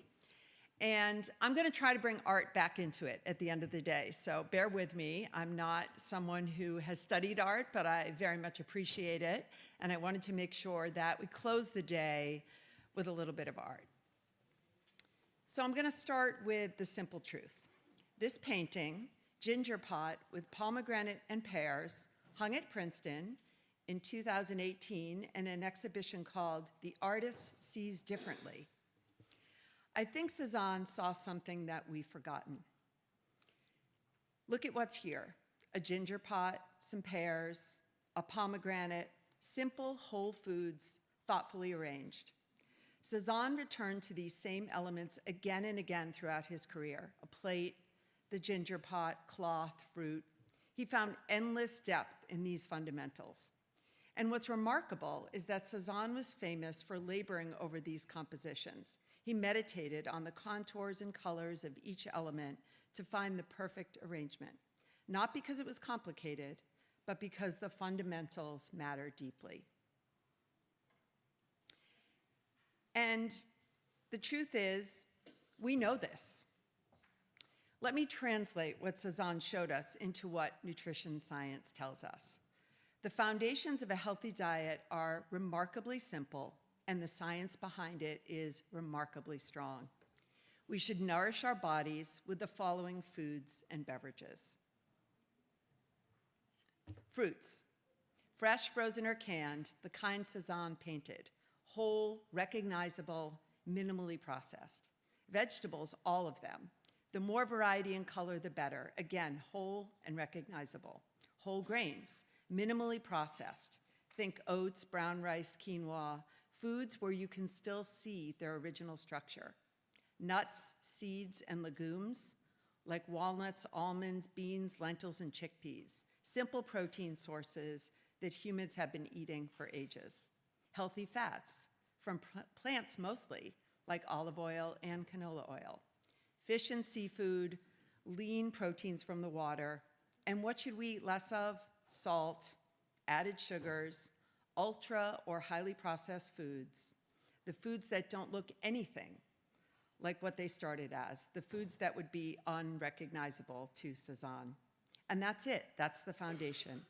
And notice what's not here: complicated meal plans, exotic superfoods, expensive supplements, restrictive rules about when to eat or how to combine foods, just whole foods, mostly plants, minimally processed. The fundamentals of healthy eating are beautifully simple. As we were sitting here today, the 2025 Dietary Guidelines for Americans were released. Now, if you're not in the field of nutrition, you're probably not getting up to cheer right now. But if you are in the field, you know that they come out every 5 years, and they underpin almost everything that happens in our country. Our school food programs, what we feed to people who are incarcerated, the information that you get as Americans when you're looking at educational posters that are hung in places. It has a profound impact on how the American public eats. And so this afternoon, they were released, and they will stand for the next 5 years. And they're based on the best science that we have. And I had a chance to quickly look through before I came up, and they say exactly what I'm sharing with you today. So some things will not change. There are tweaks in there. We still want to keep our saturated fat under 10% of our total calories. We want to focus on minimally processed foods and really move away from ultra-processed foods. But at the heart of it, we know what we should eat, and we've known it for a long time. And it really is quite simple. And yet, as a country, we are in crisis. So if the answer is not simple, then why? If the answer is simple, why are we in crisis? Because knowing and doing are two totally different things. And what you heard a lot about today from all the speakers was micro changes, micro behaviors, and really trying to understand why you're motivated to make the change, and then intentionally deciding where you want to focus, and then taking the time to actually learn why and to learn how. And I want to emphasize that the context in which we live makes it very, very hard. Most of us here today have resources, and we have the ability to purchase the foods that we want, but many Americans are not in that situation. And so we need to focus on many people who don't have the resources, the access, or the availability to the foods that we want. So the truth is, the system is quite broken. And from the Eat Lancet Commission, we see that the diets of the wealthiest 30% of the global population contribute to more than 70% of the environmental pressures from food systems. And just 1% of the global population exists in what we call a safe and just space when it comes to food. In fact, many people who produce our food, the healthiest foods, don't have access to those foods. So when we think about our own behaviors and we think about the context in which we live, we can't forget the context in which many other people live and how our actions in what we buy and how we spend our money and the behaviors that we have actually lift up and help others.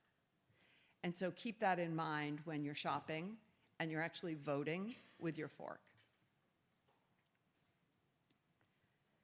There's also a population reality that is quite sobering. While some individuals eat varied and healthful diets, at a population level, we're falling short.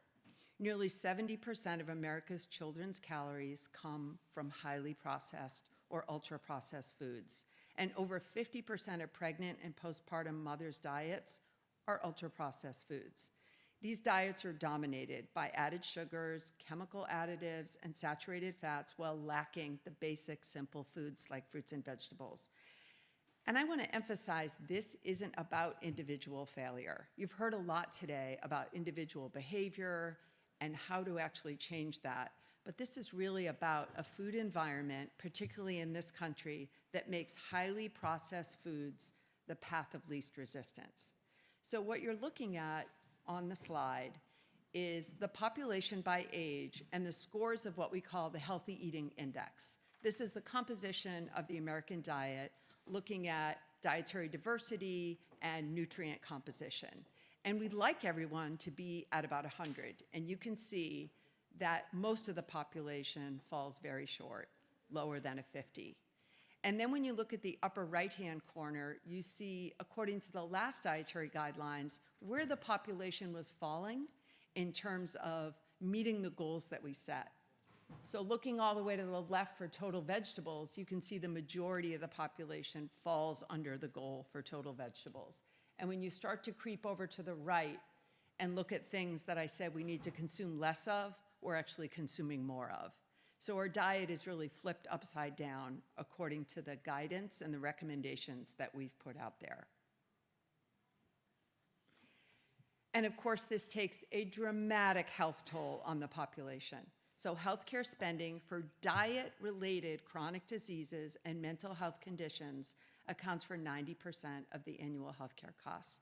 Combined healthcare spending and lost productivity from suboptimal diets and food insecurity exceed $1.1 trillion per year. This is what happens when the context makes it nearly impossible to put into practice the foundational elements of a healthy diet. The wealthiest communities have farmers markets and Whole Foods, and the poorest have dollar stores and fast food. Same country, same dietary guidance, completely different access. So there's a response, and I'm here to tell you that the community of nutrition science and many people working in the nutrition space, including everyone at Noom, is really trying to give hope, and we're trying to catalyze a paradigm shift. And here's what gives me hope. we're not passive observers. We're taking action and we're driving innovation. And there's a lot of innovation going on. There's new science being published every day. So much of it you heard about today. But I want to share a few areas in nutrition science where there's a tremendous amount of work going on. And I think over the next couple of years, you'll see it incorporated into Noom as well as into the healthcare space overall. So starting with the fact that everybody is wildly different, and you heard a lot of that today. We talk about recommendations at the population level, and you know as well as I do that some things just don't work for you. You don't feel good when you eat certain foods, and you feel better when you eat other foods. You feel tired when you do too much cardiovascular exercise, and you feel empowered when you do strength training, and you feel balanced when you do meditation and yoga. So there is a wide variety of recommendations that everyone has to determine what's right for them at the different stage of life. And what's exciting about this is we understand a lot more about how we're all different. Our genes, our gut bacteria, our hormones, our environment, and our behaviors. These all make our reactions unique to each one of us. And personalized and precision nutrition is part of the future. So you've heard about this today. You may go somewhere and have a blood draw. You may have your BMI taken. You may actually give a sample of feces, and it can all be analyzed to determine what your composition is. And what we're doing now with science is trying to figure out what is the diet that's right for you based on who you are as an individual. So this isn't prime time yet. Don't walk into your doctor's office tomorrow and demand all these tests, but I will tell you that it's coming.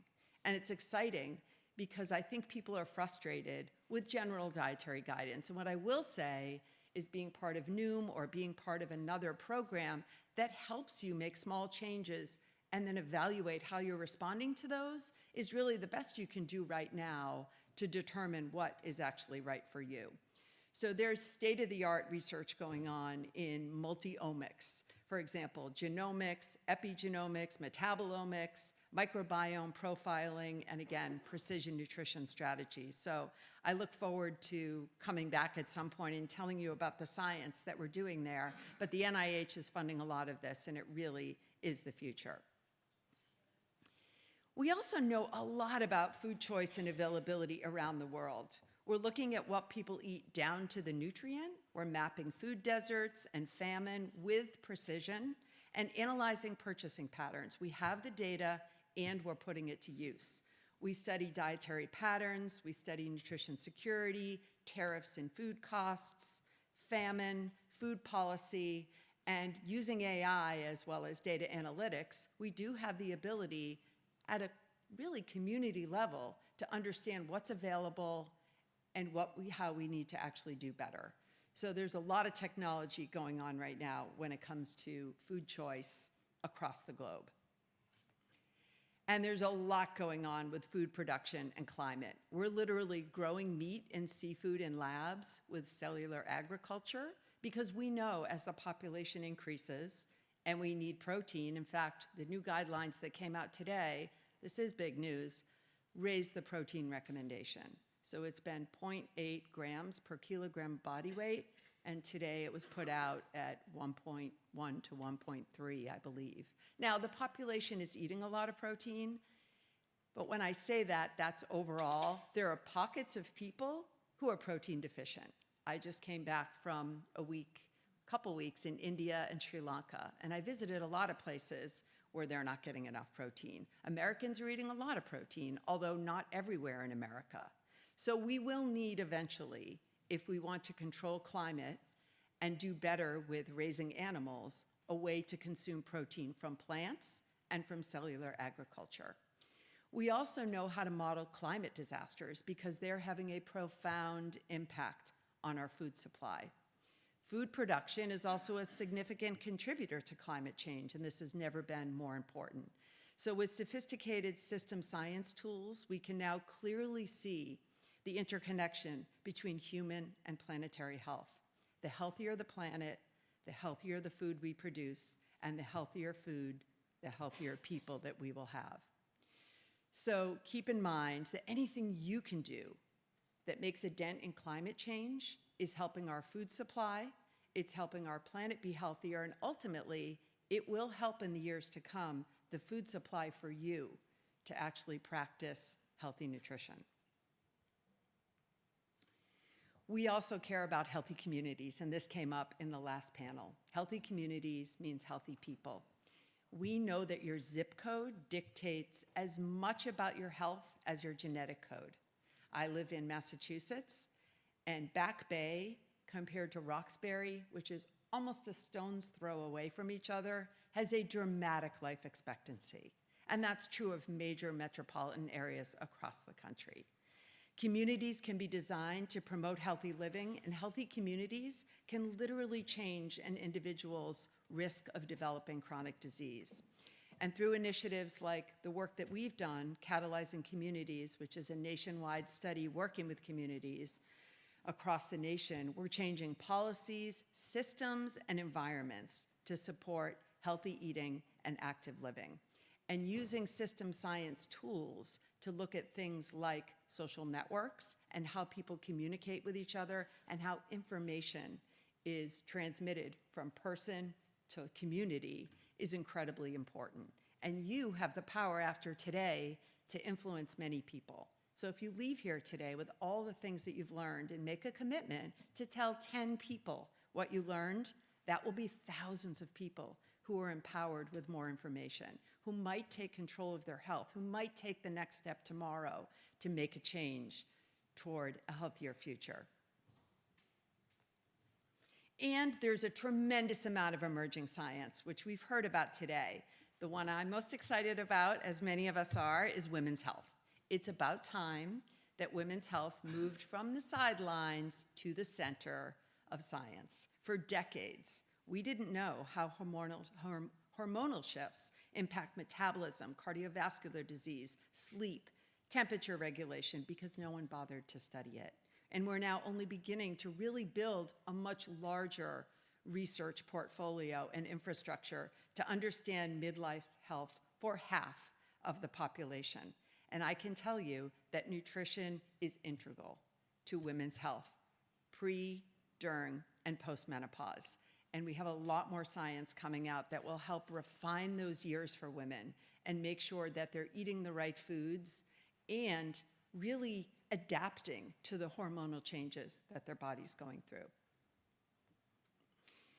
We also know that some interventions work in some places for some people for some amount of time. And what we need to understand is why that sticks, from individual interventions like GLP-1s to population-level systems change. So again, we hear a lot of population recommendations, but communities are different and people in communities are different. And this is where we can apply, again, data analytics, AI, system science, really complex computational modeling to really understand people's health and communities' health. And there's food as medicine, which is really shifting right now from demonstration projects to health system infrastructure. So food as medicine, you probably know, is a term that we're using to talk about how we eat directly shaping our health. And it's been used for a long time. I think Hippocrates really started talking about food as thy medicine a long time ago. And as someone who's Greek, I like to quote lots of different people who influenced us from many, many years ago. But we're also using food as medicine now within our healthcare system to not only prescribe medication that can be vitally important, but to complement that with food. And we're doing that through medically tailored meals, where people might come home from a surgery and be unable to cook for themselves and have 12 weeks of a medically tailored meal delivered to them. Their recovery is dramatically different than if they're eating soup out of a can by themselves. So medically tailored meals are showing strong evidence for reduced hospitalizations, lower healthcare costs, improvements in hemoglobin A1C, blood pressure, and malnutrition risk across multiple chronic disease populations. At Tufts, we've done simulation modeling, and we've shown that medically tailored meals could save $23.7 billion annually and could prevent 2.6 million hospitalizations if we implemented medically tailored meals nationwide.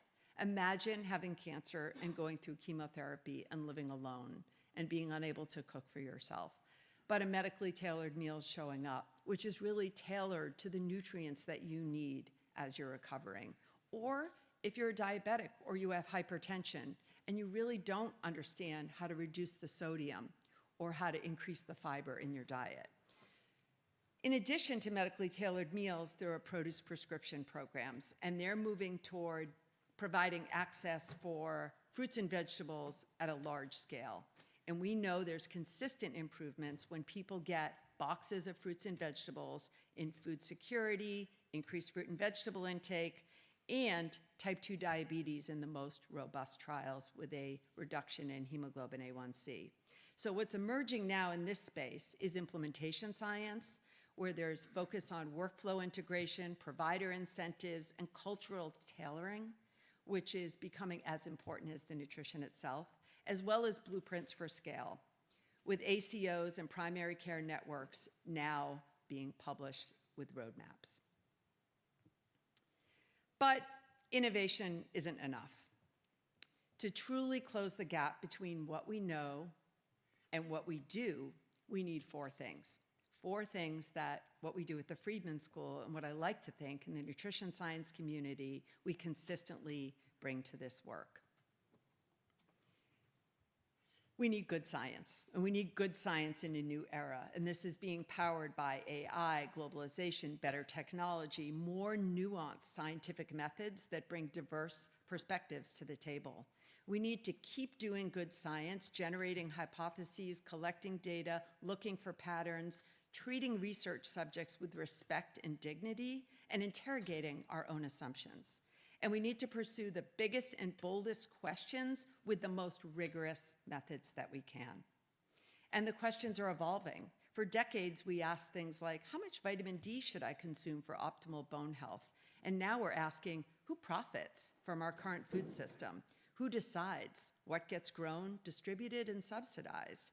And why are people who grow our food often the most food insecure? We need deep curiosity. We need to ask the hard questions. This inquiry, driven by a desire for change, is what we do at the Friedman School, and this is what it will take to move the needle. We're interrogating not just nutrition science, but systems of power, equity, and access. We need bold collaboration. The greatest societal advances have never been done in a silo. When economists talk to geneticists and where dietitians partner with humanitarian aid workers and farmers write papers with physicians, we have transdisciplinary science. We have all of the voices for the future of our population. The only way we can possibly tackle the questions is through this interdisciplinary thinking and collaboration.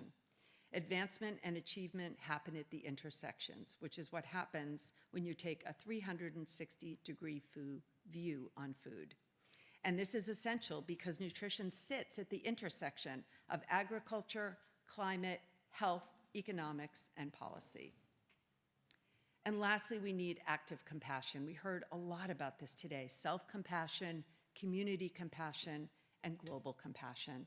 This is incredibly important. It means asking who is being served, whose voices are shaping the most important questions that we're asking in society, and whose experiences are missing. It means recognizing that someone's poor food choices might be the best possible choice given their impossible circumstances.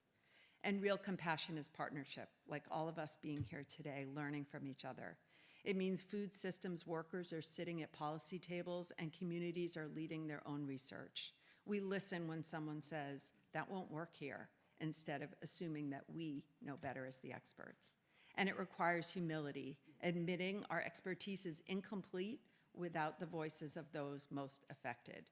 The people closest to the problems are often closest to the solutions. So, returning to Cezanne. We return to the simple arrangement: the pears, a ginger pot, whole grains. The foundations of health remain beautifully simple. But getting there requires us to redesign not just individual choices, but entire systems. We have to ask not just what should people eat, but who has access to that food and why. Cezanne could paint those pears because they were readily available to him. Our work is to make those fundamentals, those simple, nourishing foods, readily available to everyone. That's the work of nutrition science in this era. Thank you very much.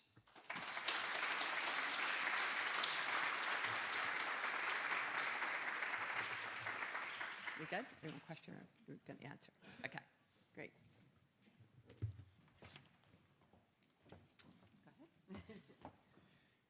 Thank you, Dean Economos, for those insights on nutrition and well-being and for reminding us how deeply what we eat shapes how we feel, live, and age.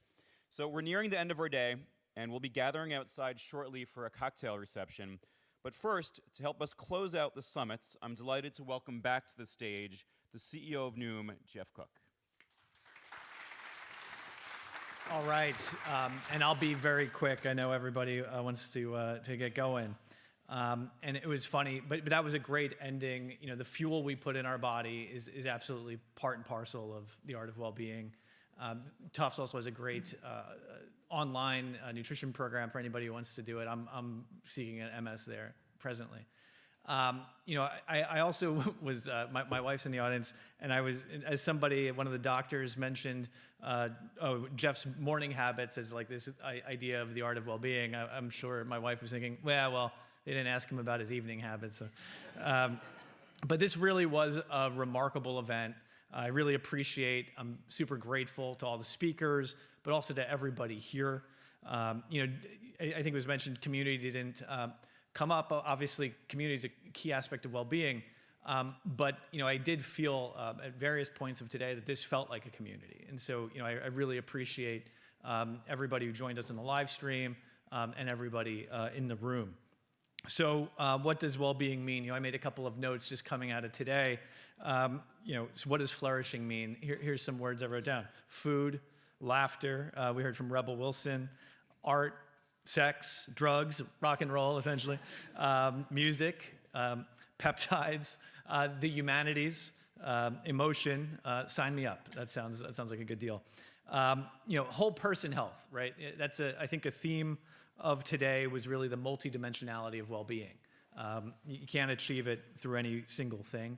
I think we heard a lot about the power of art, right? From war zones to stress relief in short bits to powerful aesthetic experiences that change lives.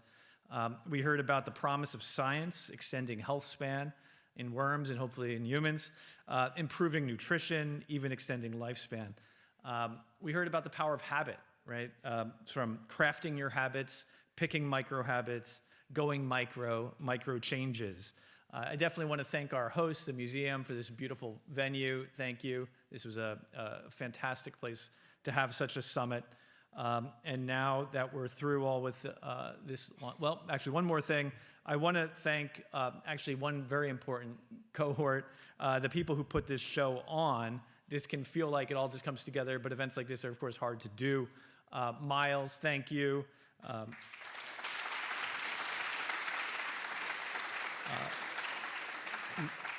Rachel, Dan, Shannon, Leonella, and Tess, you know, thank you very much. Appreciate it. Okay, now that we're through with this longevity stuff, the bar's open. So.